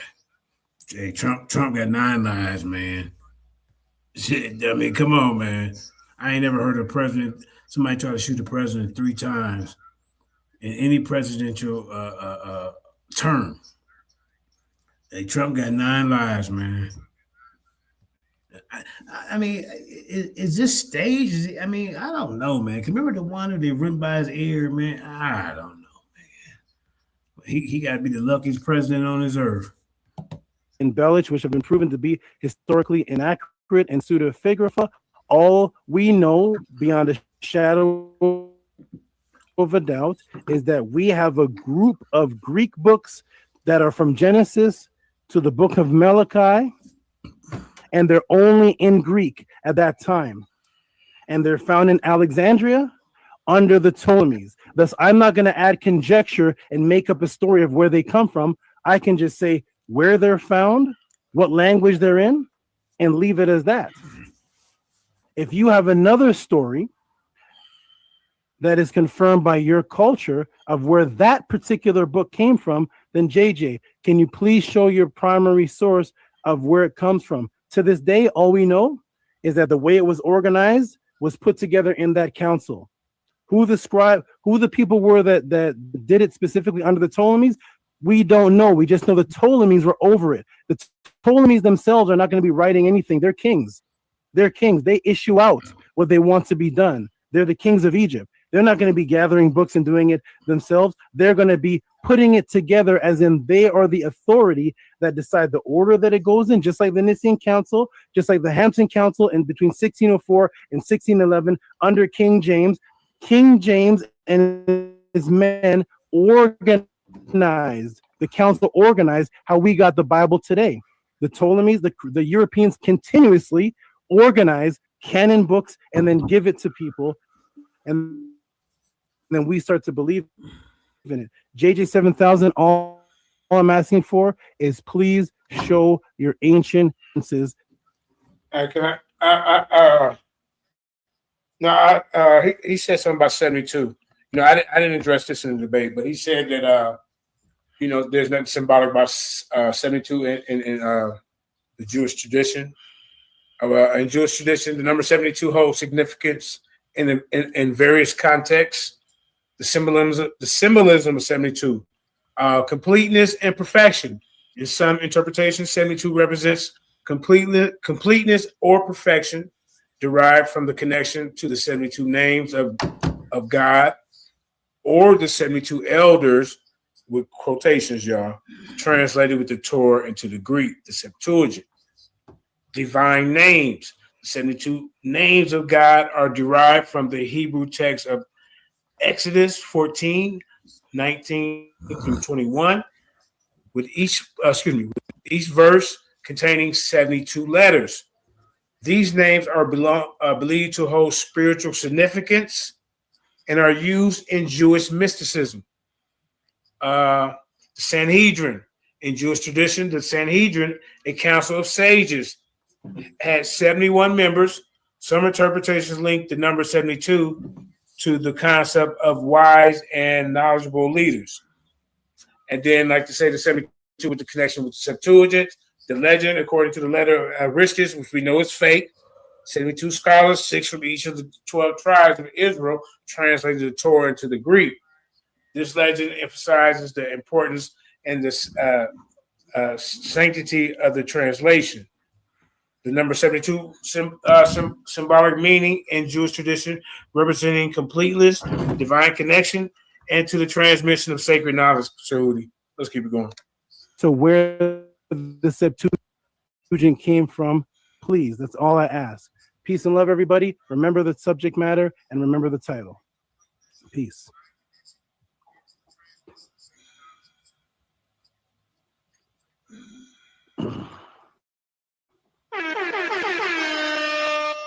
You still had like 30 seconds. Well, that's fine. All right, brother, put your joint on mute. Brother JJ, you got 15 minutes, 3 minutes to rebuttal.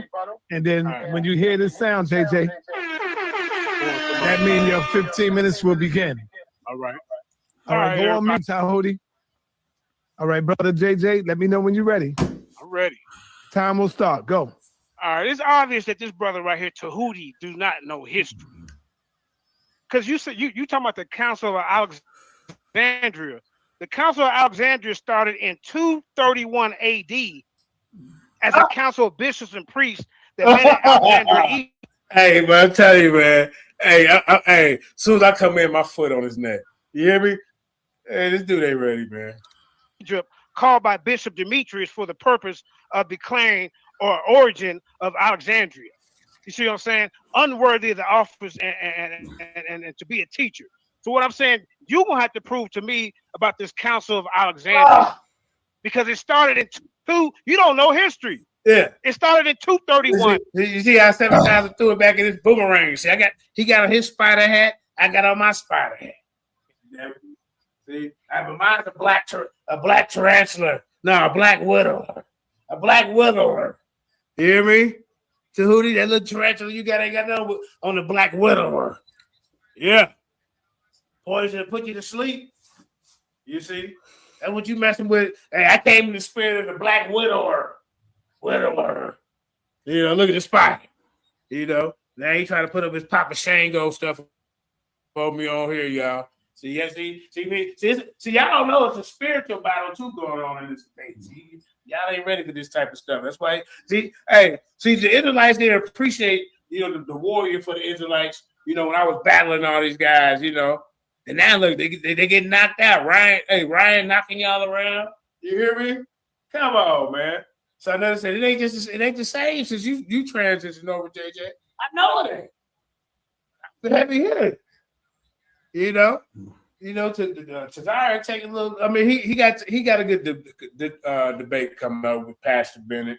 Hey, I tell you what, since I slapped both of y'all around, the winner of YouTube can get to face me for the. I get one of y'all title shot at the HOK. You hear me, Sarnetta?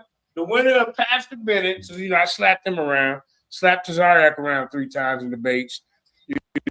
So I'm trying to let some of these up and comers over there, the new debaters come up and rise. This Ryan got it. Hey, they say, I remember that show White Chocolate, the basketball show back in the day. Yeah, he over there. He like Jason Williams over there, White Chocolate. Throwing passes they ain't never seen before. Got the whole Hebrew community shook. They talking about he racist now. I said, God damn, this ain't no good look. You racist. How he racist? He coming over asking questions. Prove you Israelite. Come on, man. Now, like I say, I'm a debate mercenary. Y'all hire me. I beat Ryan. I'll beat him up for you. So it is what it is. But right now, y'all in some trouble without me. AD Tehuti. What council is you talking about? What happened, Tehuti? You got to come over and explain yourself. Let me call Tehuti, man. Hey, bro, I'm gonna wait till after the debate. And like I said, everybody, Tehuti wants to put all the burden of proof on me. I didn't show you scripts of the language. I didn't show you how they preserved it. All Tehuti do it. He ain't showed not one Greek scholar, not one Greek scribe that wrote this down. And in the beginning of the debate, everybody, he said that was his source. Do not forget that. You can't take that back because it's recorded, bro. You said that was your source, a fake source. So outside of your fake source, what do you have to show that Greeks did this? Where's the Greeks that's writing this without Hebrew help? Because even in your fake letter, it says Israelites help them translate it. Let's get back to the reading, man. This dude he's full of magic and tricks and bells and whistles. All right. Now, the Septuagint is in many ways associated with the translation into Greek of the first 5 books of the Old Testament, Genesis through Deuteronomy. I see how I move my hat. Hey, I did that on purpose, y'all. Because remember, I told you, Tehuti got that little spider hat and he got the snake. So while I'm talking, y'all over there peeking in at him. See that? See, I got my hat, my Black Widower hat up there against his tarantula hat. See, it's strategic. Spiritual war going on too, man. Y'all better recognize what's going on right here. Deuteronomy, commonly known among the scholars as the Pentateuch within the Israelite Jewish community. Traditionally, historically, the Septuagint, strictly defined, was considered the Greek translation of the Pentateuch, a translation. Scholars generally recognize that the Greek Pentateuch was the first translation of the Hebrew Bible. It is the earliest and probably occurred sometime in the mid-3rd century BCE, and it was completed within the Israelite living community in Ptolemaic Alexandria.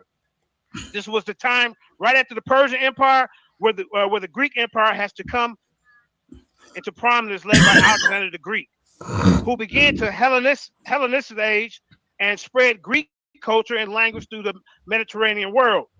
And one of the effects is that initially in the Jew community was to translate their scripture into Greek. And that began with the Pentateuch. We also have Paleo-Hebrew Levite scrolls known as the 11Q Paleo-Leviticus. It's an ancient text preserved in one of the Quorum groups of the caves, and which provides a rare glimpse of the script used formerly by the nation of Israel in writing. Okay, all right, that's it for my 3 minutes, right? Well, okay, now, this script was used formerly by the nation of Israel in writing Torah scrolls during pre-exilic history. That's Jonathan Siegel, 1979, page 28. The Paleo-Hebrew script was the only alphabet used by the Israelites. This was prior to the destruction of the first temple. So we also know that we had Hebrew scrolls down with them in Alexandria. They had the scrolls with them, Tehuti. What you thought? This is where they got the information from. They had the scrolls with them. The first 5 books is just the beginning of the story. Let's talk about the other 34 books. I know you were smiling, laughing, kiki and caca, and pet your snake, because you're getting cooked right now. These translations were also made in the Israelite communities, mostly centered in Kemet, over the following number of centuries, Tehuti, possibly into the 1st and 2nd century AD. The Septuagint wasn't complete till after the ADs, bro. Oh, man, come on, man. How y'all missed this in the debate, man? Come on. Come on, man. Let me see who in the audience, man. Come on, man. How y'all missed this in the debate? Come on, bro. I'm knocking this dude block all the boom, boom, boom, bop, boom, bop, bang. Come on, you wouldn't understand. Peekaboo. Jumped out. Oh, you see my little spider hat, y'all? See, Tehuti think he's slick, bring this little, that's a Velcro spider. You see, he ain't moved that one time. Now, those snakes real. Those snakes real. Yeah, Marquis, I'm getting a little. We got a Tehuti light in the building. Let me see, hold up. Let me see. So, Jews. Hold up. Yeah. You might have to jump up here and say what you're talking about, fam. We open for everybody. But you know. Also, 70 Kane and that guy. Okay, look at Kia. See, Kia, you don't know that. You was still in high school when I did this debate. You know, You know what I'm saying? I'm showing the legend of 7,000, Jack. You hear me? You better go look at the archives. You see something don't replay this. You don't replay the chief exit. Hey, I don't know why. These are some of your best debates, Sonetta. Shit, what the hell going on? All right, let's keep it going.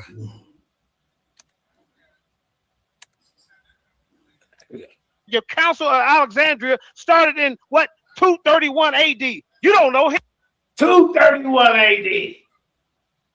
Look, see, look. See how he put the spider. Look, see how I told. Oh, wait, I think he did move. The spider did move a little bit. I might be wrong.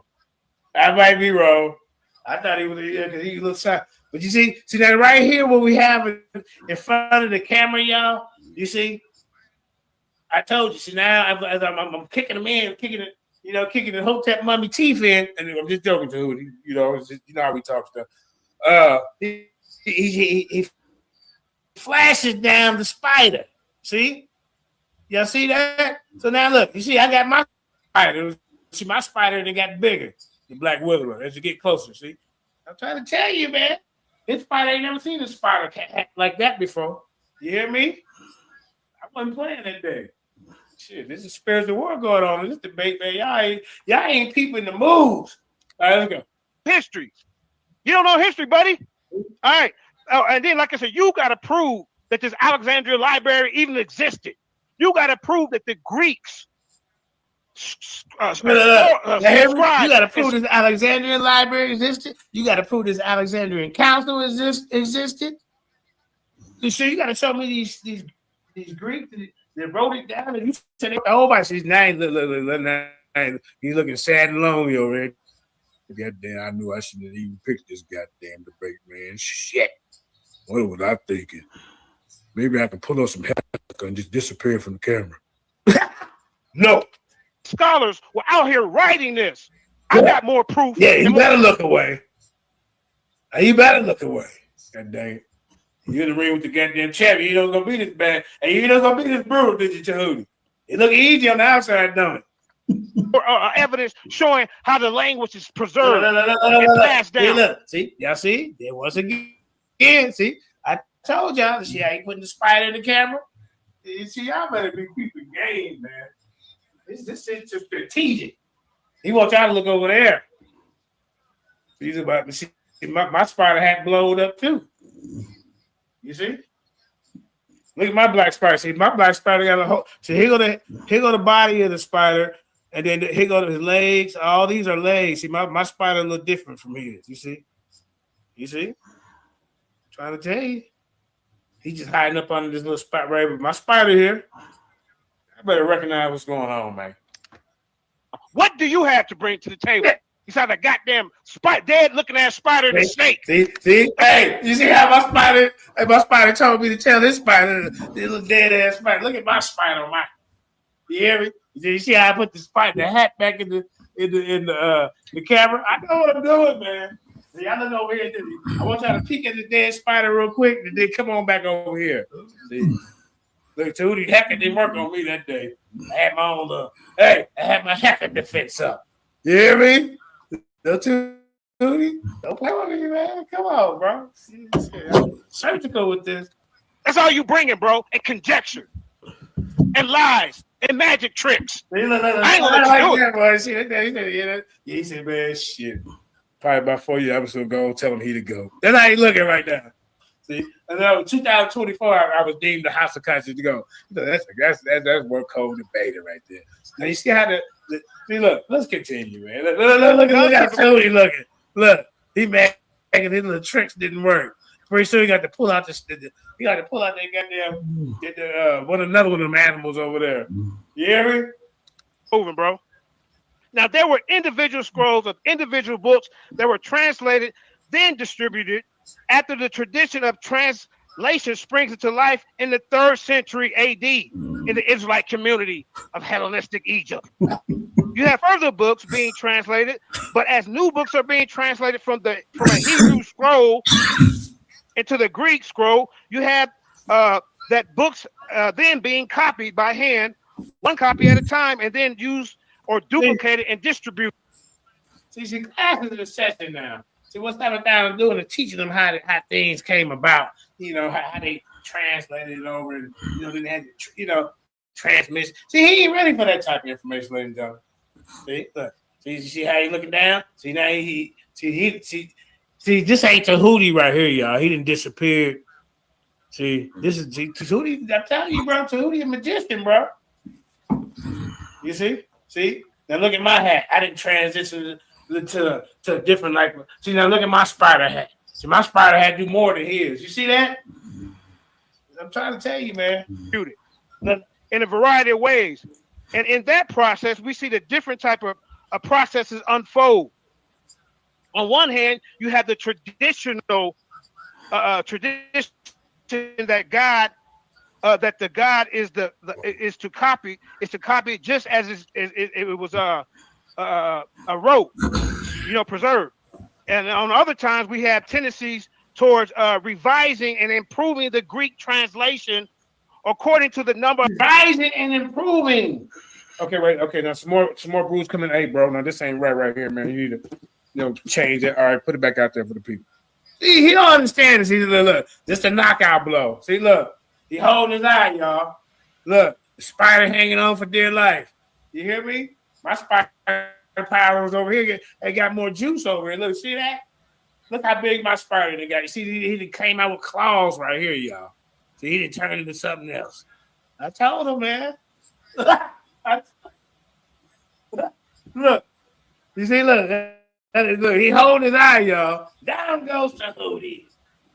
Yeah, that's what happened. Let me get a picture of this. Hold up, man. Shit.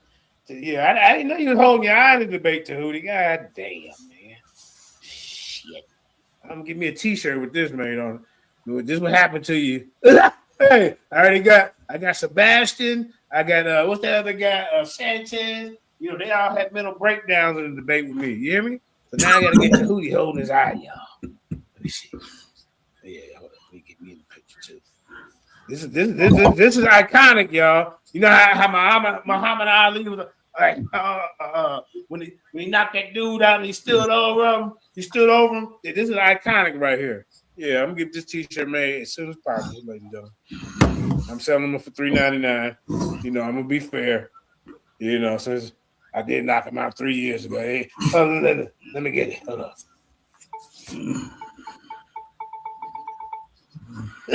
Hold on. I gotta get me in the picture with him too, though. Down goes Tehuti. I told you. That nigga hold his eye, y'all. Look at him. Let's take an intermission break on that for a second. Hold up, man. Now we're gonna keep going. Tehuti, I told you. You out there listening. You out there holding your eye. You hear me? Don't you ever get in the ring with me again. Who else wants some other goddamn people's champ? Dang, look. Spider, there's the Velcro spider hanging on for dear life. Criteria that we may or may not fully understand. But as a whole Septuagint, quote unquote, as it was coming into existence over the following centuries, Tehuti, ending in the ADs. Centuries, Tehuti? That were already in existence in Greek already had been translated, beginning to be revised at a fairly early stage, as other books left were not yet translated or will be translated in future centuries. So, like I said, bro, it's so we have repetition or copying. The Greek texts of the Old Testament were copied over time, revision, improvements, right. and at that time, the Jewish scholars also updated and improved the translation of several books in the Old Testament. Yeah, it might not say the same back then because they update stuff, Tehuti. That's what's going on. You can snake your head all you want, bro. Quit by itself without that goddamn letter, because all your letter doing is saying that Israelites translated. Show me something outside of that letter, Tehuti, showing Greeks did this. Remember, he said the Greeks behind that letter. But we both know it's fake. Now, what has Tehuti brought to this debate? Y'all been watching. Come on, man. How some of y'all missed this? Come on, man. I told you, man. I told you who you don't wear that spider hat to the debate, and I got something for him. He didn't listen. Look at my spider hat. Man, you better far back. Let's go. It's just like he trying to say, well, the Greeks were over. And I just like, who won the championship for the Lakers? Kobe and Shaq or Jenny Buss? Kobe and Shaq did all the goddamn work, not Jenny Buss. So what the hell is you talking about? Now, like I said, we have revision, improvements, and at that time, the Jewish scholars also updated and improved the translation of several books. In the opinion of scholars, the reason for the revision was there were a number of traditions that we could allocate the textual. Man, y'all see how I'm moving that spider head across the screen? I'm telling you, man. And then look, see now, look, see this hand right here? Well, I ain't gonna lie, this is one of my best ass whoopings I put out on one of these characters. You hear me, ladies and gentlemen? I told you. You little dead spider up there ain't moved the whole debate. On the hat, that's the hand that smacked him in the goddamn. His hand smacked him in the goddamn back to consciousness because he was unconscious. Now you're back in consciousness. Now you're sitting there learning. Now you're looking humble. Hey, I love you, Tehuti. He's my student, man. That was my protege. I took him around the community. You hear me? Once he got that Lions Den belt, he took off. That's how a champion supposed to do it, though. I ain't gonna lie, Tehuti did it right. Some of you guys, like the Cedrics, see, Tehuti didn't run from no smoke. He ran to it. I said, Tehuti, hey, I'm going over here, bro. Let's go. And when he introduced me, I'm the Lions Den champion, nigga. I mean, he ain't say nigga, you know, Tehuti don't talk like that. But yeah.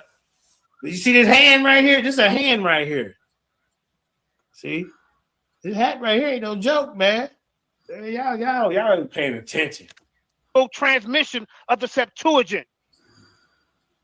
In terms of translation approach and goals for revision, the Pentateuch itself, the kind of translation style that was established or approach taken, it established in its own tradition other books that came later, like the Minor Prophets, the Book of the Judges, Psalms, continue the great general approach. We also have a tradition that we might call a paraphrasing tradition. Books like Proverbs or Job or Isaiah were there. Now, I'm reading off my notes. I wrote all this down. That's why I just write it all out. Man, I would have fear that what my PowerPoint crash. You know, you got to write your notes down and use your PowerPoint. Lazy debaters nowadays, man. Where there are substantial pluses and minuses, rearrangement of portions of the text in the Greek translation itself is more of a paraphrase, but then you have the revisional tradition where you have, in that tradition, you have books like Judges, Samuel's, Kings, and the Minor Prophets. There is a revision, and there are two general emphases for the revision. One is to make the translation better to correlate with the existing Hebrew manuscript, Tehuti, and two, update the Greek language usage. Take the existing Greek translation to make it closer in word for word kind of order to an existing Hebrew source text. They're using Hebrews to the Hebrew manuscripts to update and make sure everything's correct. When is Tehuti going to show us anything about Greeks translating this? Who did he got? He has this letter. Let me get to my screen, son. How much time I got? Let me get to my screen. Hold on. Let me get to my screen. You got 8 minutes and 40 seconds. Cool. All right. Cool. See, what Tehuti failed to realize is that there's a certain order in everything. That's right. You see what I'm saying? I'm gonna take you through the order of how we kept things in order. The New Testament was originally written in Hebrew, as the following scholars agree. You know what I'm saying? This is by Dr. D. Briggs, PhD at Walden University. He got Bevan, Blizzard, Grant, Ming, Segal, Dam, etc., all agreeing with this guy, right? The New Covenant original language was neither Greek nor Aramaic, as popular wisdom goes, but rather in Hebrew, the same Hebrew language that the Tanakh, the Old Testament was written in. That's by Dr. D. Briggs, PhD, Walden University. All right. Not only is it logical that it should be Hebrew, since Yeshua and the disciples were from a Hebrew-speaking country, but there are many internal and external proofs that reinforce this logic. Furthermore, Yeshua was living in Judea, surrounded by Jew disciples who had as their sacred text the Tanakh, written almost entirely in Hebrew. Proof found within the scriptures themselves. Go look at Luke 23 and 38. And the superscription also was written over him in letters of Hebrew. This was the king of the Jews. If Yeshua and the Jews spoke Aramaic, as many have misled to believe, why is not Aramaic listed rather than Hebrew? After all, this sign was written for just the vast majority of Israel, including the common folk, not just single scriptural proof alone. It's overwhelmingly compelling that Hebrew was very much alive and still in use in Israel at that time. Hebrew was still very much alive during the Messiah's earthly ministry and afterwards. Who should one trust? Who has attempted to beguile many of our scriptures? And obviously, Paul, later known as Apostle Paul, understood Hebrew, who was educated at the feet of a Hebrew-speaking scholar. This added proof that the Hebrew was very active in Israel during the time of Yeshua HaMashiach and beyond. That's by Dr. D. Briggs, PhD, Walden University. When is Tehuti gonna bring some sources? Let's go. Now, at Matthew 5 and 18, Christ said, not a jot, Tehuti, not a tittle will pass. Both of these refer to the Hebrew alphabet, Tehuti. Why would Yeshua Christ refer to Hebrew within an audience who supposedly spoke Aramaic and thus would not have understood him? Obviously, his audience, Tehuti, they spoke Hebrew. What's wrong with you, bro? Now, why would Yah inspire the disciples of Christ to write Yeshua's biography and teaching in a language that the Jews hated and that the apostles could not have known since they were all Jews? This does not make sense. What was the language of ordinary life of educated native Jews in Jerusalem and Judea in the period of 400 BC to 150 CE? The evidence presented by Mishnah Hebrew as the literature leaves no doubt that the language was Mishnah Hebrew. That's the companion Bible, E.W. Bullinger, Appendix 94. Hebrew continued to be used as a spoken and written language even after the 4th century, including the New Testament period. That's the Oxford Dictionary of the Christian Church, 3rd edition, 1997. There were debates raging concerning the destruction of the scrolls in the New Testament because they contain the divine name of Yah. And even in the Greek, when they translated, they made sure they put the divine name of YHWH. Why would they do that if Greeks wrote that, Tehuti? That's a question you need to answer. This debate clearly documents that the Gospels were written in Hebrew in early church history. You can find that in the Babylonian Talmud, Shabbat 116a, the Jerusalem Talmud, Shabbat 15c, and the Tosefta Shabbat 13.5. Like I said, this debate over the 4 Gospels and the book of Matthew. Matthew was put down, and the words of the Lord in the Hebrew language, and others have translated them each at their best as they could. As Papias, bishop of Hierapolis, 150 AD, Matthew indeed preceded his gospel written among the Hebrews in their own dialect. As Irenaeus, 120 to 202 AD, bishop of Lyons of France. Let's keep it moving, bro. I'm showing you how we keeping the language together. We keep it within ourselves. There were also debates raised. Okay, I read that one. Hold up. The first gospel composed in the Hebrew language was written by Matthew for those who came to faith of Judaism, Oregon, 225 AD. Matthew was first preached to the Hebrews, and then when he went out to the others, also he transmitted his gospels in writing in his native language. That's Ecclesiastical History 3, 24 and 6. So Hootie, when you gonna bring a source? Matthew collected and wrote the oracles in the Hebrew language. That's Ecclesiastical History 3, 39 and 16. I'm busting your head with sources. The New Testament was originally written in Hebrew, and like I said, Dr. D. Briggs, PhD, Walden University, these are the people who agree with him. I already told you. Grant, Losi, Schoenfeld, Trim, Segal, and Dan. Let's keep it moving, bro. My time is almost up. Let's keep it moving. Now, God's nature and character is consistent. Yah talk 3 minutes, JJ. 3 minutes. Thank you, sir. Y'all talked to Adam and Eve in the Garden of Eden and what later became known as the Hebrew language. Y'all use this language to speak to the Israelites at Mount Sinai. It is the language in which the 10 Commandments were written by Yahweh's own finger. It's also the language he used to speak to all the patriarchs and prophets. He even had the Old Testament written primarily in this language. It is now logical to believe that Yah, for no apparent reason, suddenly changed his mind, Malachi 3 and 6, and surprisingly began to use Greek, a new completely foreign language, to write the New Testament. Such absurd thinking presents a lot of problematic difficulties.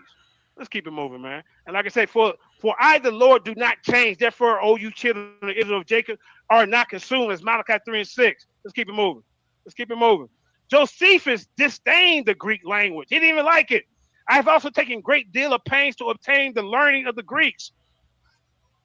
I understand the elements of the Greek language. I cannot pronounce Greek with sufficient exactness.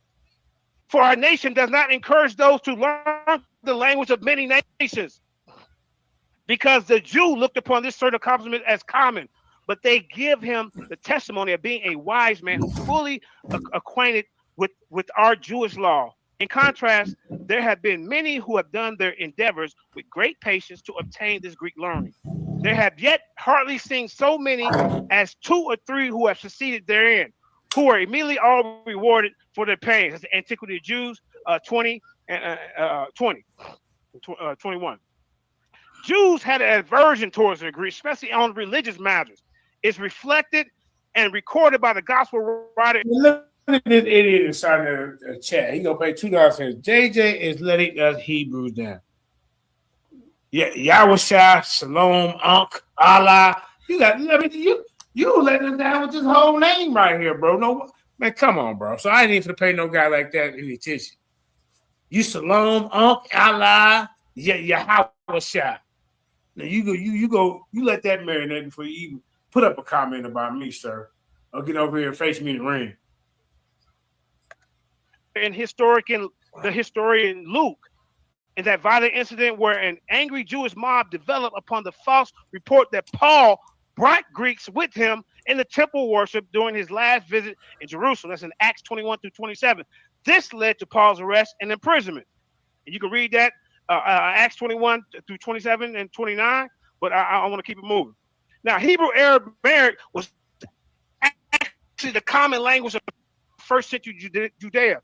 All honest historians agree, Tehuti, that Christ and his disciples commonly spoke in Aramaic, a sister dialect to Hebrew, which is also the common language in all Judea and surrounding regions in the first century. Sadly, popular Christian teachings deceitfully want us to believe that Greek was the common language, which is also the false reason given to support the erroneous belief that the Greek was an original language of the New Testament. It was not the original language of the New Testament or the Old Testament. Tehuti, I don't know what the hell you're talking about. Hebrew Aramaic was also the native language of all Christ's disciples. All of Christ's disciples were Hebrews who also spoke Aramaic. All right, let's go, Tehuti.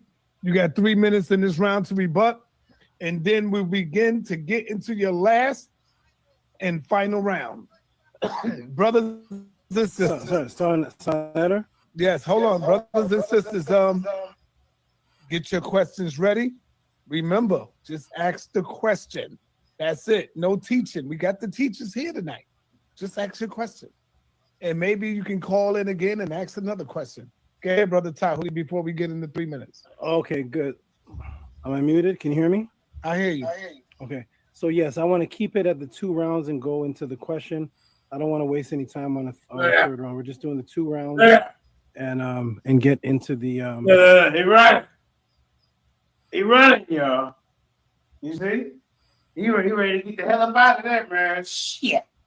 Nah, we 3 rounds, bro. The hell going on? Into the conversation that we Okay, all right, okay, gotcha. Okay. So what you are doing right now is rebuttaling him. Yes. And yes. then You see what I'm saying? Now we signed that. I let it slide, but we signed up for 3 rounds. We lined up for 3 rounds. I had some more haymakers. He already, you see them holding his eye. So yeah, I'm gonna cut him a break. Into the the closing up, the cross examination. Hey, so I gotta take a leak real quick. Yeah. All right, brother. You want to rebuttal him right now, or you wait till he get back? Maybe I'll start rebuttal. I'll start. Yeah. Okay, just this really. Oh boy, this is crazy. Let me go ahead and just let me go ahead and do a screen share. This is kind of quick. Hey, you see Tehuti ain't smiling like he was earlier. Look at him, y'all. I want everybody to know what this is right here. This is a tactic that is used in conversation. Now, I will give him that. He is the first person to bring to the community Gish Gallop. I don't know why Chris Harris trying to take credit for it. You seen this debate. I ain't never heard you say it before this debate, so cut it out. But guess what? I wasn't Gish Galloping Tehuti. Where people try to sway the audience from the original topic, and it's called Gish Gallop. When you present your opponent with many brief arguments to his position across a wide range field, most of which are outside the area of expertise, Gish looks like an expert of many fields. The opponent can't address most of the evidence due to the lack of sufficient time. JJ 7000 has given us information on New Testament, Paul, everything except for subject matter. JJ acknowledges that the Septuagint, the original one, was added onto. Who was it added onto by, though? What are the references that JJ gave? JJ gave references of it being added onto by Jews, not the Jews that he calls Jews. Oh, you see, he's talking about the Jews. So wait. So now you gonna try to differentiate between the Jews? I mean, what are you talking about, sir? You didn't prove. I mean, did you prove that there was a difference? What Jews I'm talking about? What are you talking about? When I was a Hebrew Israelite, I'm talking about the ones that they black. You know what I'm saying? What the hell you talking about, bro? Yeah, see, I got them shook. I mean, hold up, man. What the hell going on? Come on, man. Got him shook, man. There we go. He believes fulfills Revelations 2:9, which says, "I know the blasphemy of those who call themselves Jews, but they are not." Now he want to tell me what I believe. Now who gets Gallagher? Who's straw managing? You know, who filibustering and all the most special words and strawberry red herrings and all this old mess y'all want to throw up there to make it sound, come on, bro. Who fallacy? Who doing the fallacies and all that? You're doing a Jashu fallacy, a Jashu guy. That's what we got a new one to add to there. That's what you doing. You don't see Cedric was guilty of it. Now I'm going to read the definition of what this means in a debate. Man, get up out of here, man. Cut it out. They're the synagogues of Satan. So he's talking about European Jews, which he despises. What is he talking about? What are you talking about, y'all? Y'all didn't hear me distinguish any Jew who I'm talking about. You make it actually. Now you trying to appeal to the audience to some kind of, this is what he's doing over here. I know what he's thinking, and come on, bro. Man, this is bad. They added to the Septuagint because that's what Europeans do. They keep adding on to their books. This is their agenda. Yes. Were any ancient black I ain't putting it on the European Hebrews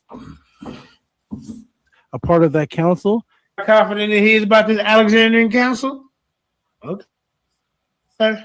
Talking about the actual original Septuagint, not the one, not what was added onto it over a period of time. The original Septuagint is only in Greek language. He keeps bringing up commentary in the New Testament. This is what JJ is doing. He's bringing up commentary. I simply asked a simple question, which is what started this whole debate, is, JJ, do you have a story from ancient Hebrews that dates back to the time of the origin of the Septuagint, 287 BC, claiming how they put together the Septuagint and wrote it in Greek? I'm just asking where is the Greek story? This man is everything JJ gives is after the fact of what happened in 287. I said council instead of library. Okay, so I want to say that I meant to say the Library of Alexandria. This is where this information is found. The Library of Alexandria goes back to the time of the Ptolemies and back to the time of the Septuagint. The Septuagint only traces to this area with these people. JJ has not shown that that information is incorrect. If it traces back to some other culture, where does it trace back to? The Septuagint is only a Greek book. Then this man is saying, he throws this upon the screen. God's nature and character is consistent. Of course, it's not. But Yah talked to Adam and Eve in the Garden of Eden of what later became known. Did y'all hear him? Nah, he talking about he meant to say the library. See what I'm talking about, man? As I bust his head with the council now, I said wait a minute, y'all. I meant to say I was talking about the library. But guess what, sir? That library don't exist neither. There's no archaeological proof it ever existed. If it is, you better show it. Prove it. You can't. As the Hebrew language, this is so far from incorrect. I've already shown what he's calling the Hebrew language is a young language around 600 BC. Even the ancient Proto-Hebrew is 1200 BC, and it's actually Canaanite. Proto-Hebrew is a European term invented to put themselves in history. The ancient people of 1200 BC did not call themselves Hebrew, nor did they call that language Proto-Hebrew. He says Yah used this language to speak to the Israelites in Mount Sinai. Ladies and gentlemen, I want you to understand everything that JJ is showing is commentary. None of this thing that I'm reading here, this is from JJ. I screenshotted it at 1 hour and 28 minutes. JJ showing this as this is commentary. This is not what the Hebrews actually said. He's saying that they spoke to all the prophets and had the Old Testament written in the Hebrew language. Fine, then JJ, I'm asking you, can you show us some books in the Old Testament written in this ancient Hebrew language, which has to look like Canaanite? JJ, you here? Yeah. I'm here. Yes, thank you. Okay. All right. So, are we doing? No. Share your screen for what? Oh, okay. You seen this debate 3 years. There's your proto Hebrew right there. Your proto Canaanite. There it is right there. See y'all? Told you. All right, let's keep going, man. You're not ready for me. Let's get back to where we was at. See? I don't know why he come around playing around with 7,000. Hold up. Let's get back to it. You see that on the screen right there, y'all. I showed it. Let me see where was we at. He's about right here. Of why they would call their sacred scriptures the Septuagint. And then JJ, I'm asking you, can you show us some books in the Old Testament written in this ancient Hebrew language, which has to look like Canaanite? JJ, you here? Yeah. I'm here. Yes, thank you. Okay. All right. Are we doing? No. Share your screen for what? Okay, what are we doing now? We are in the cross-examination round. I'm going first. You will have 10 minutes to question Tehuti, but he will also have a minute to answer it uninterrupted. Okay. You can't cut him off. If you ask him a question, he have to answer the question within a minute. Okay. After that, he gets cut off. Right. Okay? Get it. Are you ready? Yes, sir. Your 10 minutes will start when your first question ends. All right. So, Tehuti, can you show me any Greek scribes or scholars who put this work together? Can you show me that?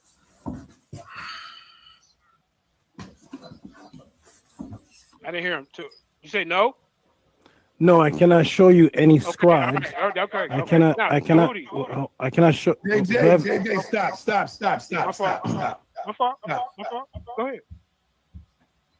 Okay, brother. Again, you have to let the man answer the question. You can't stop him until he's ready. If you want to stop me for a minute, that's cool. But if you want to go on, you cannot stop him. All right. Let's start this over. We're gonna start the time over. Go ahead, JJ. I know. Go ahead, brother. All right, ask brother me the question Tehuti, again. can you show us any Greek scholar or scribe that wrote the Greek Septuagint?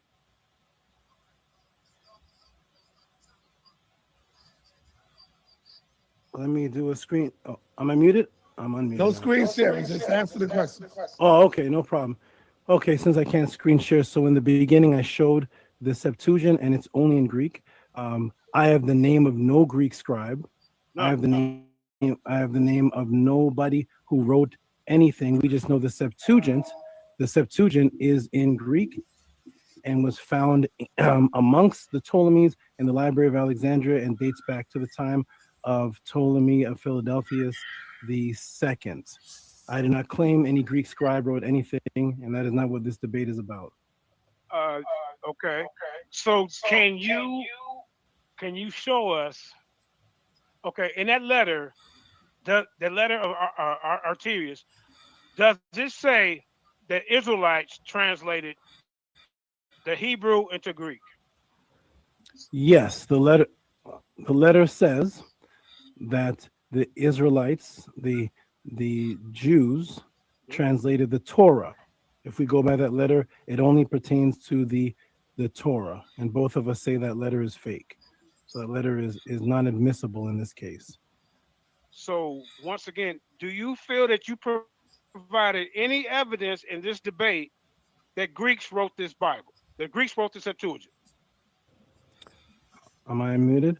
Yes, by actually presenting the actual papyrus of the Septuagint itself, which is only in Greek, and the archaeology that it only traces back to the Library of Alexandria and the Ptolemies, which were all Greek, and there is no evidence of that Greek papyrus tracing back to any other culture other than the Greeks. Okay. So what you're basically telling us, you don't have no Greek scholars, no Greek scribes to prove your case, right? Is that I'm unmuted. What I have is the actual Septuagint writings itself in Greek, found in an area that Greeks controlled under a Greek ruler and a library that was controlled by Greeks. No evidence whatsoever of anyone else being involved other than Greeks. That's all we have in history. Everything else is conjecture. Is the letter, right? So in that letter, once again, Tehuti, who do it say translated the Hebrew into Greek?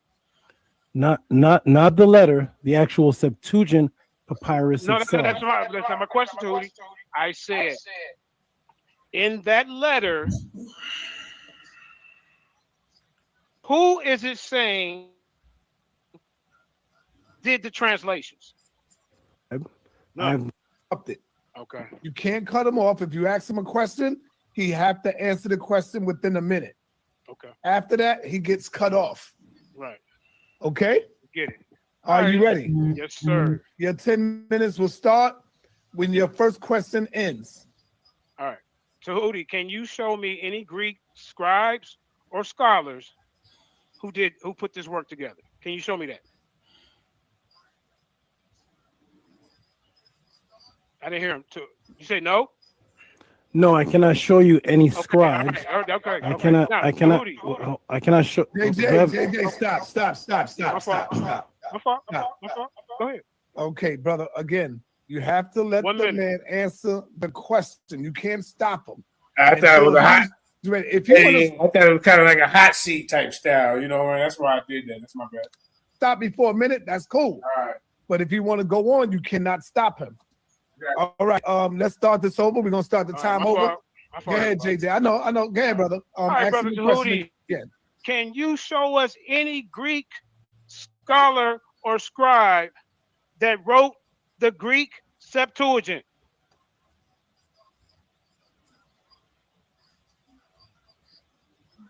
Let me do a screen. Oh, am I muted? I'm unmuted. No now. screen sharing. Just answer the question. Oh, okay, no problem. Okay, since I can't screen share, so in the beginning I showed the Septuagint, and it's only in Greek. I have the name of no Greek scribe. I have the name of nobody who wrote anything. We just know the Septuagint. The Septuagint is in Greek and was found amongst the Ptolemies in the Library of Alexandria and dates back to the time of Ptolemy of Philadelphus the second. I do not claim any Greek scribe wrote anything, and that is not what this debate is about. Okay. So can you show us? Okay, in that letter, the letter of Arterius, does it say that Israelites translated the Hebrew into Greek? Yes, the letter says that the Israelites, the Jews, translated the Torah. If we go by that letter, it only pertains to the Torah, and both of us say that letter is fake. So that letter is not admissible in this case. So once again, do you feel that you provided any evidence in this debate that Greeks wrote this Bible? That Greeks wrote the Septuagint? Am I muted? Yes, by actually presenting the actual papyrus of the Septuagint itself, which is only in Greek, and the archaeology that it only traces back to the Library of Alexandria and the Ptolemies, which were all Greek, and there is no evidence of that Greek papyrus tracing back to any other culture other than the Greeks. Okay. So what you're basically telling us, you don't have no Greek scholars, no Greek scribes to prove your case, right? Is that I'm unmuted. What I have is the actual Septuagint writings itself in Greek, found in an area that Greeks controlled under a Greek ruler in a library that was controlled by Greeks. No evidence whatsoever of anyone else being involved other than Greeks. That's all we have in history. Everything else is conjecture. Is the letter, right? So in that letter, once again, Tehuti, who do it say translated the Hebrew into Greek? Not the letter, the actual Septuagint papyrus No, itself. that's not my question, Tehuti. I said, in that letter, who is it saying did the translations? In that false letter, it says that 72 Hebrews did it in that false letter. Yes, it says that. Not admissible. In the beginning. Oh, sorry about that, too. You done? Full of historical inaccuracies and non-admissible. Says a lot of things, and one of the false things it says is that 72 Hebrews did it. The letter says has many inaccuracies, and we threw that letter out because we both acknowledge the letter is false. No, we didn't throw the letter up because now, can you acknowledge at the beginning of the debate, did you not say that letter was your source?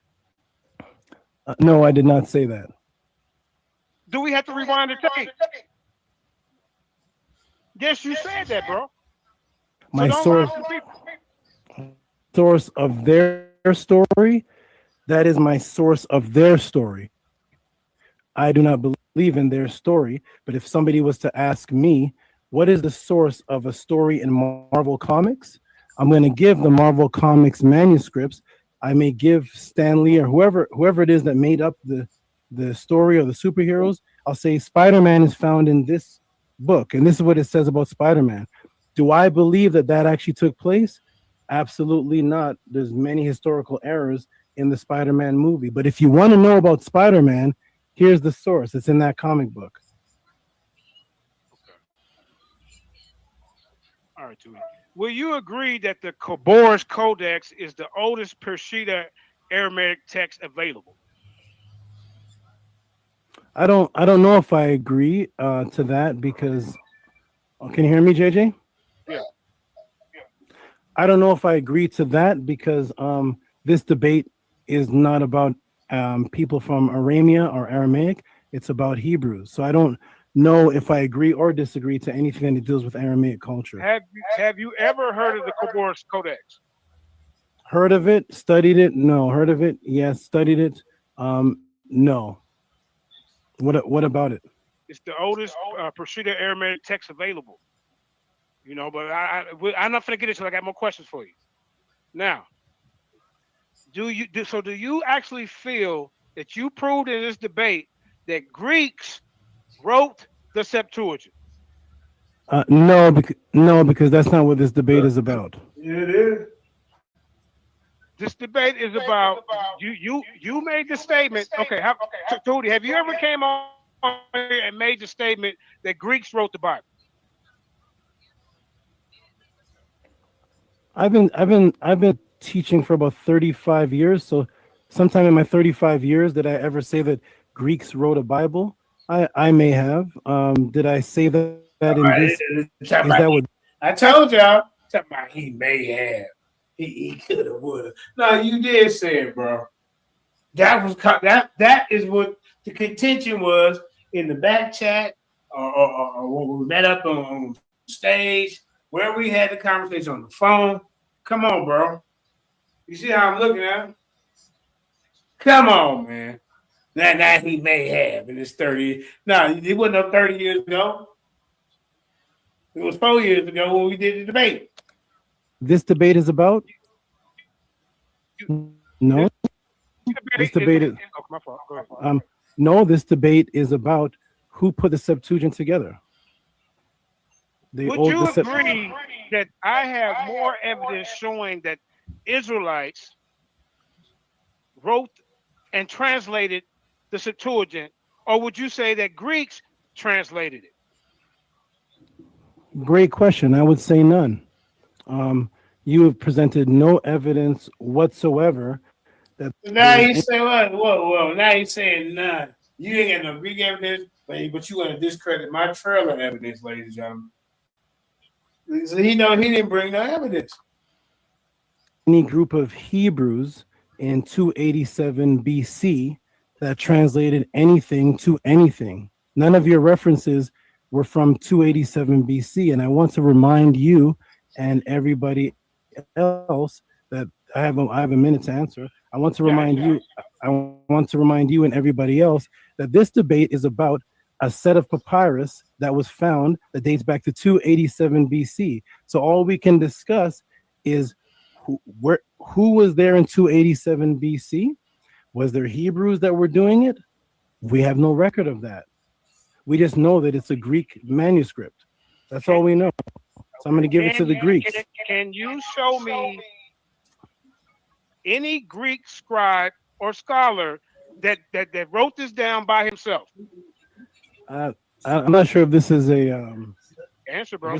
I'm not sure if this is the Mandela effect, but it sounds like you just asked me this a minute ago. Keep going.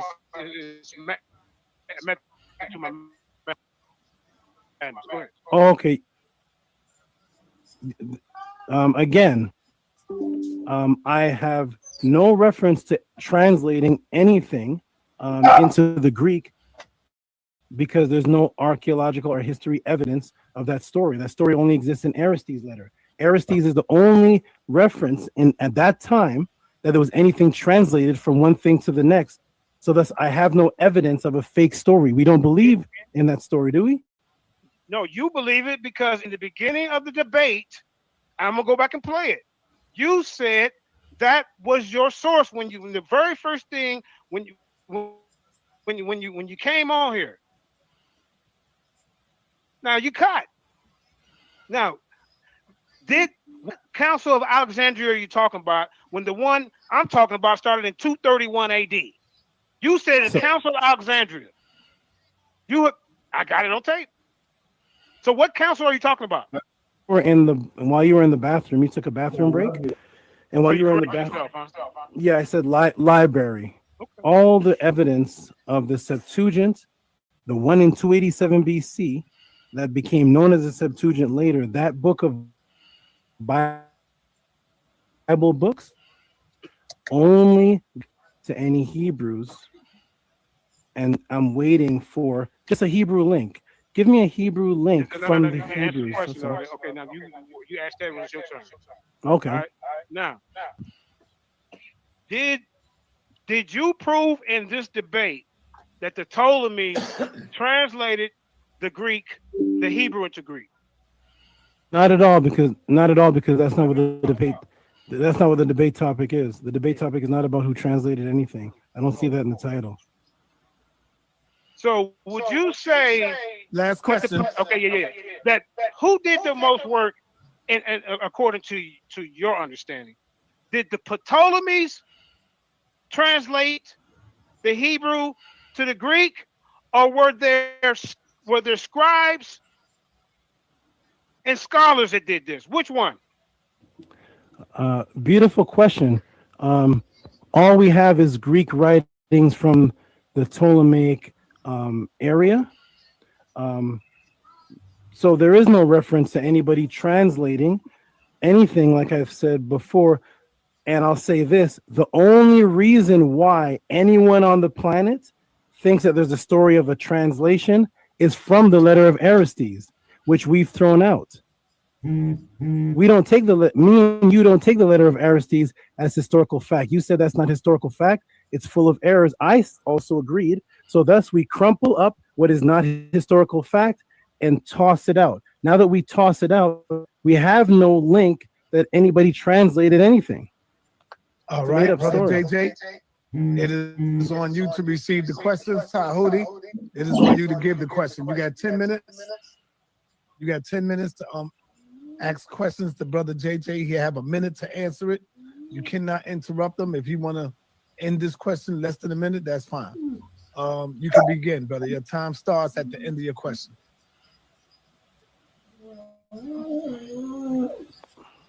Can I be heard, JJ? Yeah, we hear you. Okay.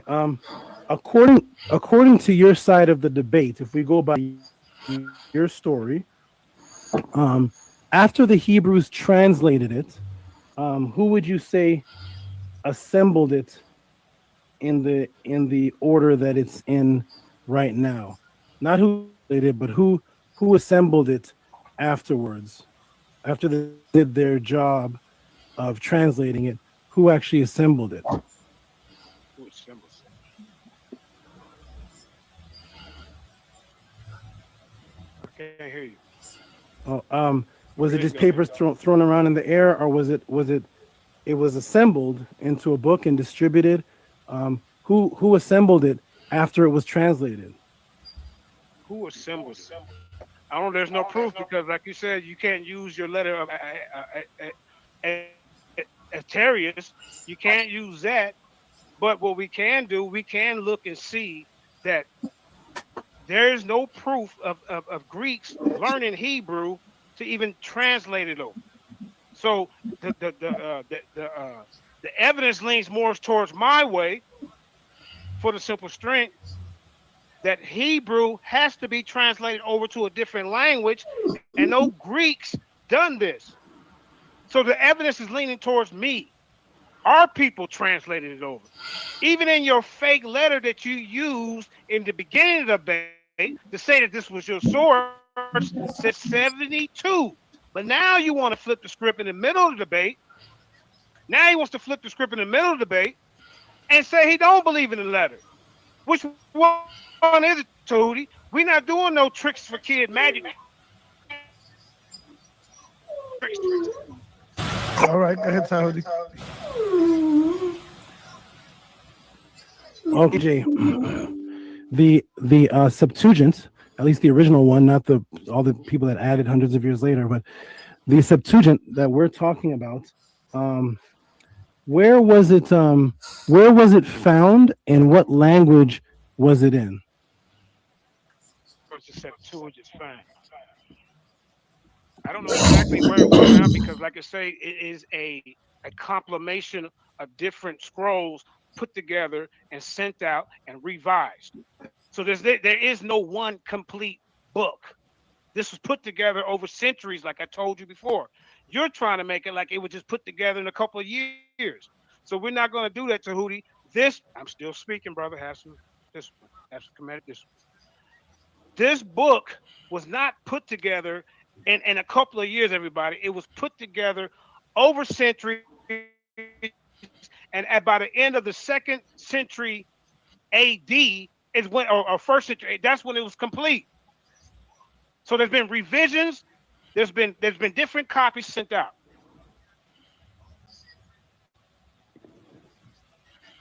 Go ahead, Tootie. Am I muted? Okay. Go ahead, bro. I agree it was added on. What I'm speaking about and what I'm here to debate about is the one that was in 287 BC, the source, the Septuagint that we're talking about that has the books of Genesis to Malachi in Greek.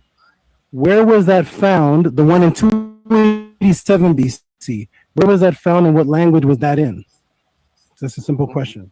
Okay, that one. You just asked me that. You just asked me that, but I'm answering for you again. The Septuagint was, like I say, found, and it was put together over time. Now you talking about where did they find this? It was never lost, bro. What are you talking about? How was it lost? They've been had track of the Septuagint. You acting like we found it in the dead, in the Quorum Caves or something, bro. So, like I said, this was put together over time, and y'all do not let Tehuti fool y'all into thinking that this was something that was short and sweet. Over centuries, this has been put together, and it was done at the 2nd century A.D. Now, what was the rest of your question? What is the oldest origin date of the Septuagint? And I'm sorry, according to all of your sources, what is the oldest origin date of the Septuagint? I'm not here to discuss how people added on to it. People put things in the Bible. The original origin date of the Septuagint, what is that date? The original origin date is not important for the simple fact, like I said, it was put together over centuries of time. So it don't matter if it all wasn't together, because they added the other 34 books later on. If you was listening to my goddamn presentation, you would have heard that. Why is it that you're not listening, brother? It was put together over time. So the year, I don't really know the exact year, the very first one. I'm gonna be honest with you, but that don't make that you're gonna win this debate, because I don't know one question. You can't even show us where the Greeks that translated this without Hebrews. You have nobody. All right. JJ 7000. All these Hebrew books were called the Septuagint or the 70. Could you tell us why it was called that from a Hebrew perspective, please? According to the legend, this is why it was called that. Because they said 70 Israelite scribes. This is why they call it that. Because even the Greeks want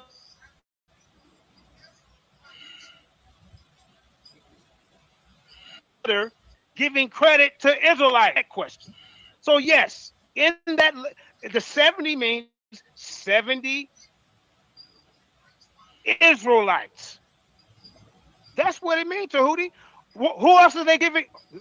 I still got time to speak. Who else are they giving this 70 credit to? It's not 70 Greeks.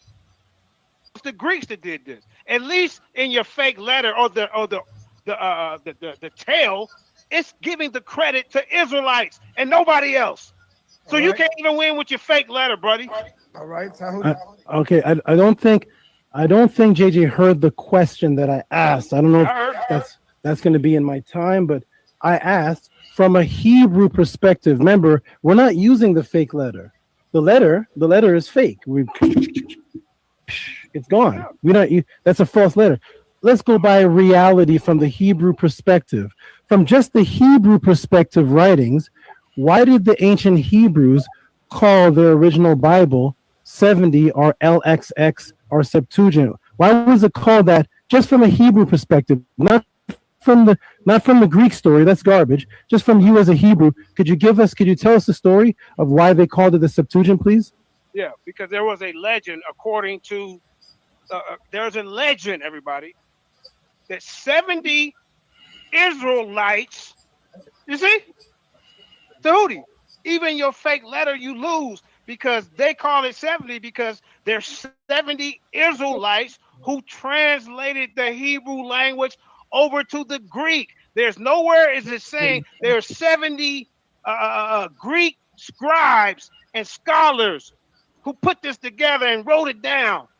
If they knew how to do this, if they knew the Hebrew, why would they invite Hebrews over to translate it? They dumbasses didn't even know how to speak it. They didn't know. So even with your fake letter, it's giving credence to Israelites. Even without your fake letter, I'm showing you a goddamn paper trail of how this language was transmitted and revised and passed down. Time. Okay, so in other words, JJ. Yes.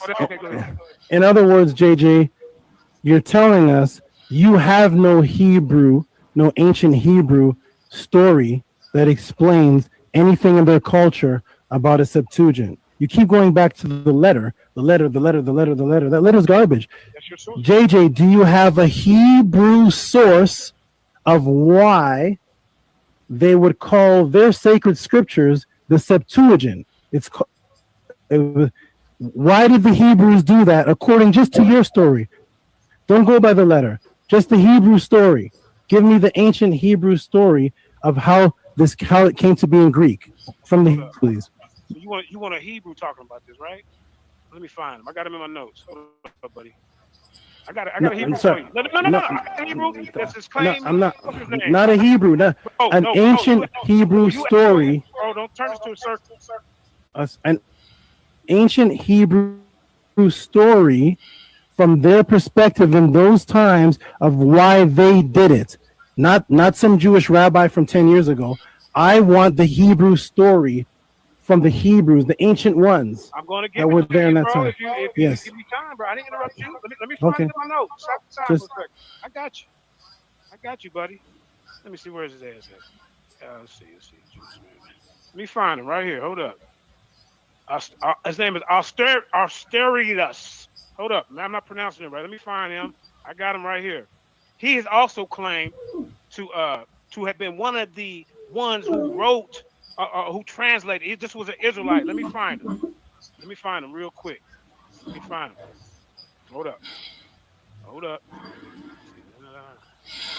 So just stop my time, son. So it don't affect. No, you ain't got no time, brother. Just answer the question. Okay, well, and then you know what? Like I said, I have an Israelite. I'm gonna look it up when the people call, and I'm gonna show you this is an Israelite. I told it to Garfield the other day. So I'm gonna pull him up. This is an Israelite saying that he was also part of the translation. Arstolius. Let me look it up. But other than that, I can't pull it up right now. But during the question, people will call in. I got you. I got over 160 goddamn slides, bro. Let me go through it. I got you. To save either one of you brothers in this debate, Nepal has risen the bar. His minister the day before yesterday. She said, "My bad. I made a mistake. I was wrong." So I want to tell both of you brothers, it's all right to say, "I don't have it. I got to get it. Right. I'm wrong." It's all right to say that. You know why? Because nobody knows everything. Right. We act like when we admit that I don't know it or I'm wrong, it's like a loss. That don't mean you lose a debate.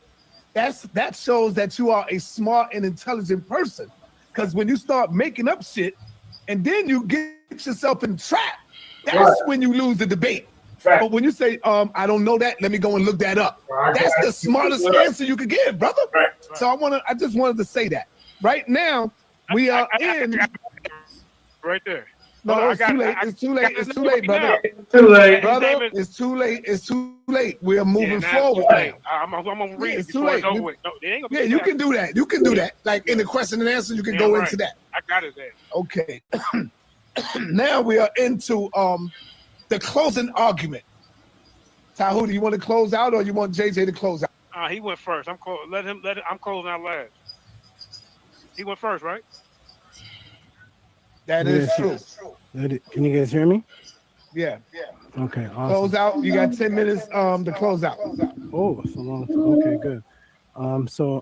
10 minutes. Let me go ahead and you can share your screen on the closeout. Okay, thank you. 10-minute closeout, sir? Yes. Oh, hold up. Nah, I ain't think we closed another 10 minutes. No, I don't think we should take that long. Damn, that long. What was it yesterday? They just closed out like 3 minutes. It's a Yeah, closing argument. I think it was 5 minutes. Okay. 3 to 5 minutes is good. Yeah. Okay. 5 minutes. Go ahead, Tootie. Okay, no problem. Thank you.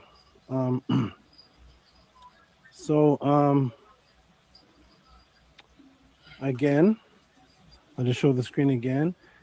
JJ must show a primary source reference from ancient Hebrew stating themselves that the dates of the time of the event that they took their Hebrew books, Genesis to Malachi, and turned it into Greek. This would be a major historical event and change in Hebrew tradition that could only have been permitted by the highest priestly authority, documented authority, and record of such an act.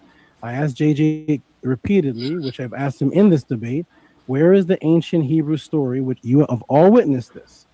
I asked him just a minute ago, where is the ancient Hebrew story of this? And he consistently says, I don't have it right now. Just like he did in front of everybody, I don't have it right now. He may bring up Aristobuli. He may bring up a so-called Jew named Aristobuli, not knowing that Aristobuli was 100 BC. Unfortunately, that is 200 plus years after the Septuagint. So Aristobuli was, anyways, we shall see if he has the document today. The point is, ladies and gentlemen, of this whole thing is that there are no ancient Hebrew texts of any full books that could have been translated, and that's why we don't find any ancient Hebrew books, full books. Remember, Genesis is a full book. Exodus, Leviticus, Deuteronomy, these are full books. They don't have any ancient full books that anybody could have translated into any kind of full Bible. I've asked JJ several times if he can present where are the books that they translated it from. He presents the Tanakh. He presents the Masoretic text. He presents Aleppo Codex. He presents the Dead Sea Scrolls. None of these go back to the time of the so-called prophets, and none of these are written in the ancient so-called Hebrew text. They're all written in this modern day. Can you see it? This is the actual papyri of the text that he's bringing up. This is modern day Hebrew with the dots, which he admitted in his own opening when he read the thing that the dots were added by modern day Masoretic people. JJ cannot show any of this. We are looking for the Hebrew rendition. That is what this debate is about. Hey, brother, Sen, what's your name? Hey, brother, this debate is 4 years old, bro. I mean, bro, I could debate just about anything. Now, if you want to come on and set up the kind of debate you and let me put the link in the chat. Hold up.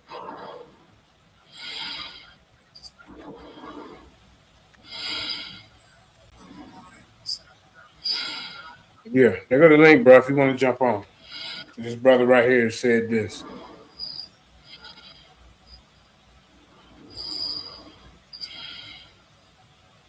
Yeah. Yeah, bro. So, like, that debate's 4 years old, bro. And even when I was Hebrew, like, Tehuti failed to present his case. Now, if you want to come up here and present that case, we can open that case back up. Let's keep going. If you find a book in Greece, written in Greek, all we have is that it's a Greek book. You come up here and prove this Council of Alexandria existed. You come up here and show us where this Alexandrian library ever existed. We can't find one stone. He built his whole case on the Council of Alexandria in 278 BC, which never existed. Never existed, sir. In an Alexandrian library that there is no archaeological proof of, sir. And he brought this goddamn letter of Arturius to the goddamn debate. Then when I asked, I said, well, who's the Greek people that did this? He don't even have a damn name. Come on, bro. Even when I was Hebrew, banging Hebrew Israelite, balling and crawling and slapping goddamn these toe taps around. Hey, he couldn't beat me.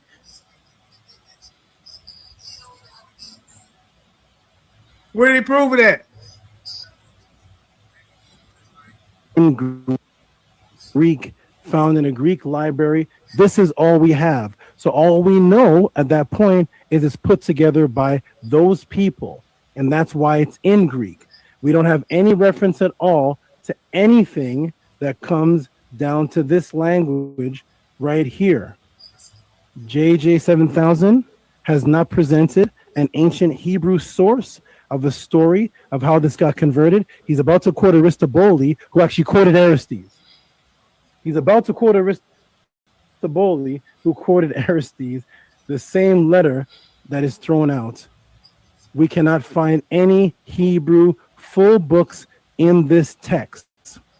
I believe and I teach that the Greeks made this up. The Greeks created this Bible. They take things from ancient texts and they create their own stories based on it. Even the Hebrew language. He believed the Greeks made this up, but you never presented any information to back your belief. The Hebrew language itself, they took it from the ancient Medu-Neter language, except for they don't have a story of the origin of where this language actually comes from. Okay, when we look at the so-called Hebrew language that he's presenting. Whoa, what about the wait. Did the Ptolemies use the Medu-Neter to make the goddamn Septuagint, sir? What are we doing here? What in the hell are we doing? I mean, come on, man. We find word letters like Yod, which they're saying themselves that this is Proto-Semitic, and it related back to the hieroglyph arm Yod. These letters and these languages that these people think are actually a real language, they actually think it's a real language, is not a real language. It is a manipulated, mutated version of ancient languages, and that's why we can't find any ancient books in these languages. So when we go back to letters like Nun, you see the ancient Hebrew, and we go back to Nun, and we see seed fish, moon waters, and we go back to the god Nun, and you can see the same exact image in the Medu-Neter that goes back 2,000 to 3,000 years before this so-called Hebrew language, such as right here on plate 7 of the Per Emharu. You can see the Nun there. So before the so-called Hebrews even got their language to write this so-called book, this already existed.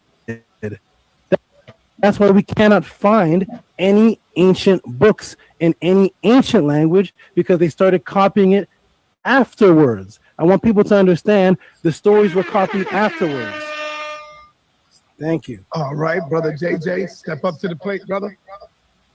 Mute yourself, Tehuti. Okay. JJ, let's close out. You got 5 minutes to close out, and then we're gonna open up the line. See if we can get a couple of questions. Okay, share my screen, family. All right, you ready? Oh, for sure. Your time start, JJ. Now, like I say, first of all, I'm going to address one thing. Like I say, your Council of Alexandria, that's fake. Your library, there is no such thing as an Alexandria library. That's a myth and a legend. You can't prove that. And your letter is fake.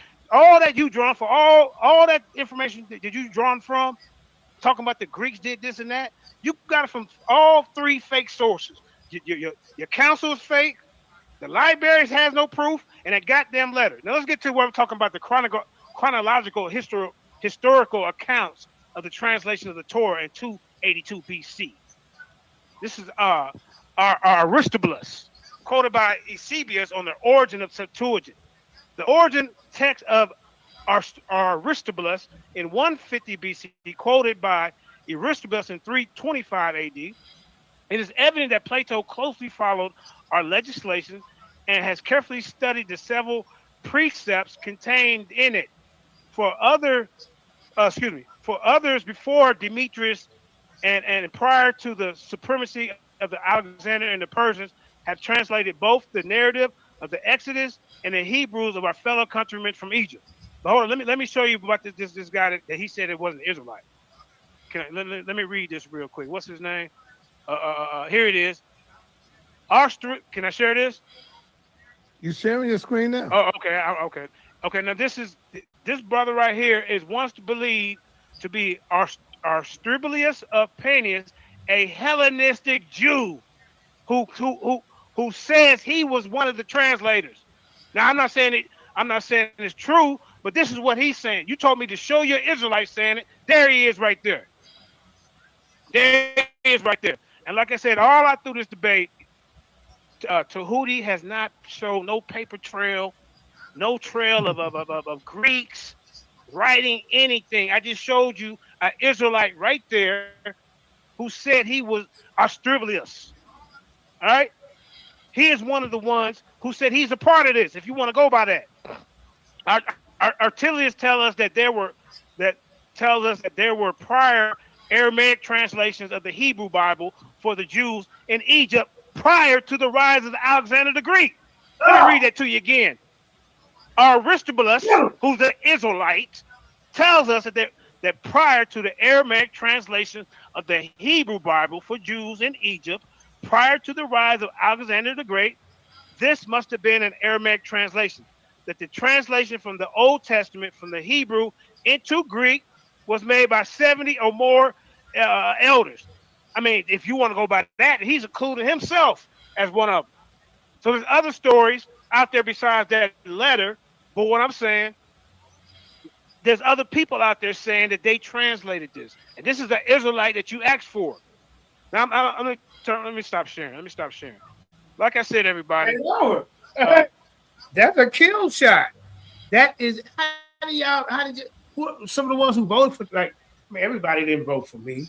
Everybody didn't vote for Tehuti. So what I'm asking is, Tehuti, you asked for an Israelite that said he had any part of translating this. This debate is over. How did I miss that? So let me peek in over here, man. How do you miss that? How do you miss that?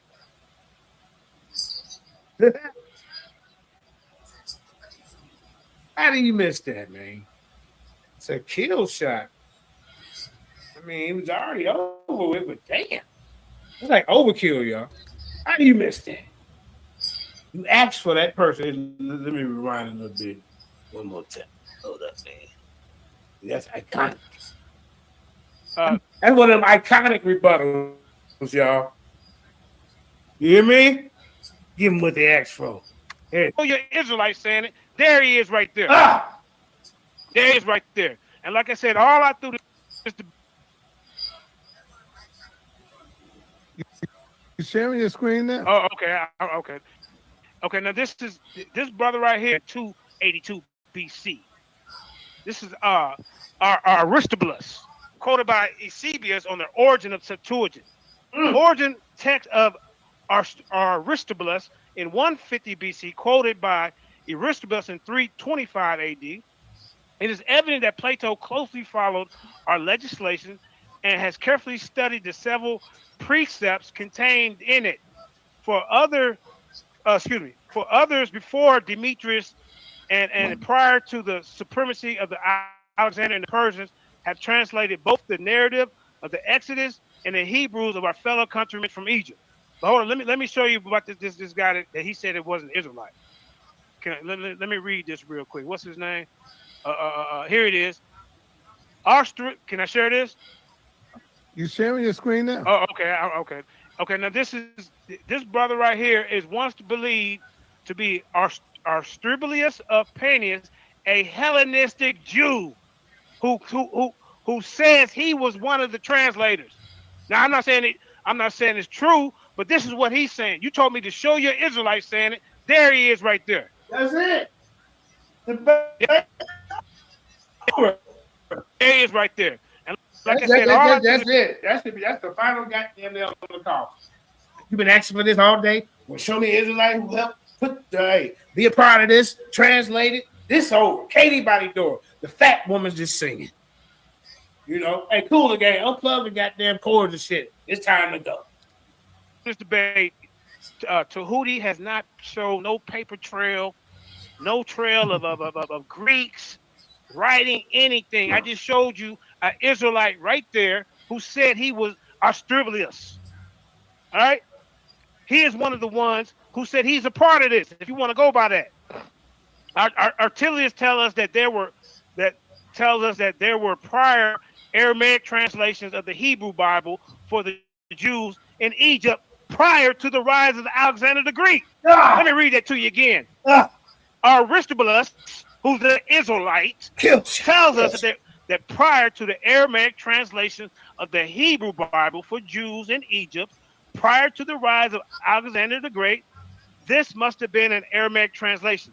That the translation from the Old Testament from the Hebrew into Greek was made by 70 or more elders.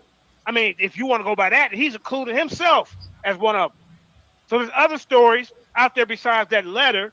But what I'm saying, there's other people out there saying that they translated this. And this is the Israelite that you asked for. Now, let me stop sharing. Like I said, everybody, hold up.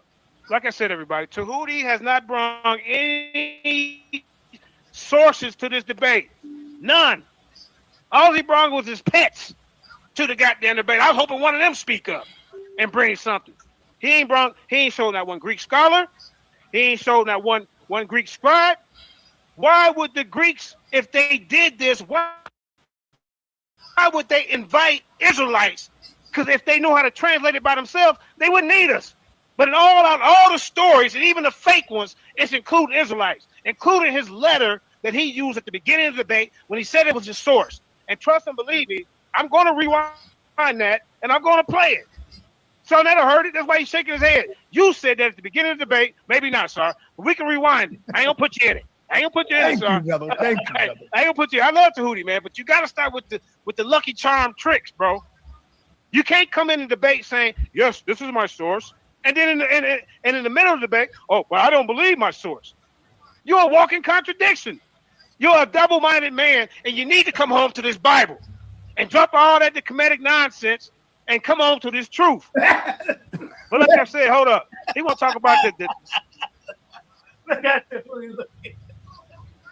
Oh, shit. That is funny as hell. Oh, shit. Wow. But, I can see, man. Y'all see Y'all see who brought the source? I can get a picture of this. I'll get that t-shirt. Put all three of us on. Hold up, three. There you go. All right.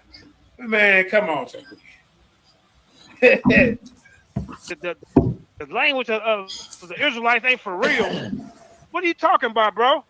What are you talking about? Let me share my screen real quick. Let me share my screen. 20 seconds. Okay, share screen real quick. Let me show this real quick.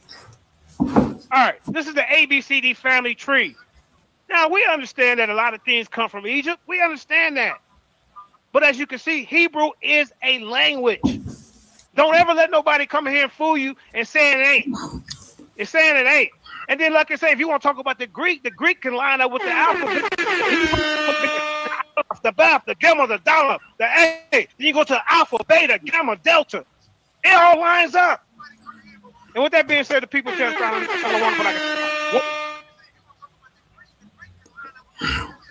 now, let me go ahead and show you something, man.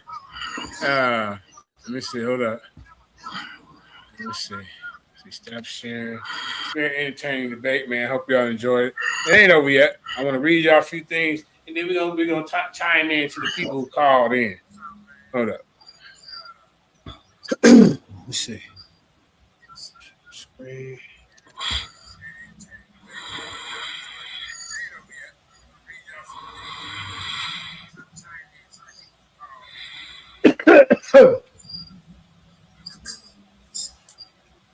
What up, yeah?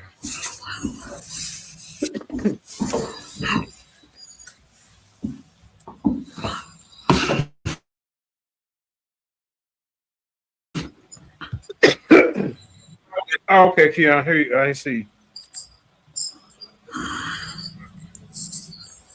What's good, my man? Side, they be bullshitting sometimes. They be up here just saying stuff. Like Jabari, we had a conversation with Jabari the other day. He's trying to push that Catholicism is Christian. I got you. Round two. Yeah. All right, this is the ABCD family tree. Audience.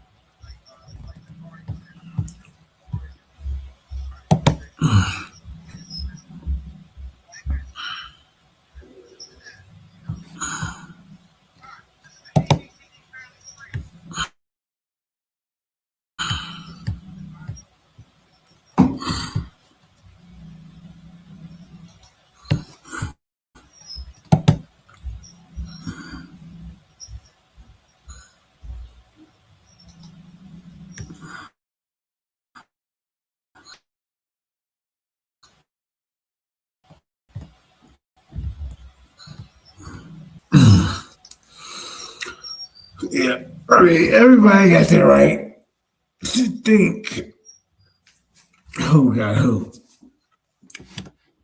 So, what time is it? 4:11. So, for some reason, this guy thinks Tehuti won when I don't know how, but I don't know how. You know. Yeah, I'm gonna go to sleep. So, for some reason, this guy think that bringing a fake letter, no proof of a library, no proof of a council, but he still won. You know, you can't please everybody. But that's what these are for people who make go like-minded people. He never named one Greek scholar, scribe, none of that. But for some reason, he thinks Tehuti won. How? Where's the sources? What sources did Tehuti use? GWL Gandhi. I mean, you know, you could show them all of that, and for some reason, they still picked somebody else. I mean, it's okay, but I'm just trying to figure out how. What? And this, so I see what did he bring? How do you show a person all of that, show them that they lied about this, and this, and you still tell who think that Greeks wrote the Bible? Hey, and I showed you all of this. The hell wrong with this dude? Okay, I ain't time to sleep though. Hey, thanks for saying so. Shut up, man. You bitch church. Hey, family, we ain't up out here, man. Peace and blessings.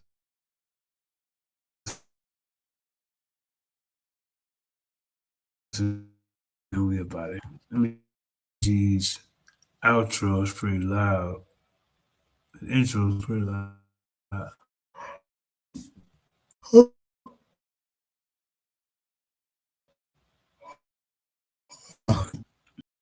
I don't got no friends. I don't got no friends. You know what I mean? I got supporters, people on my side and people on the other side.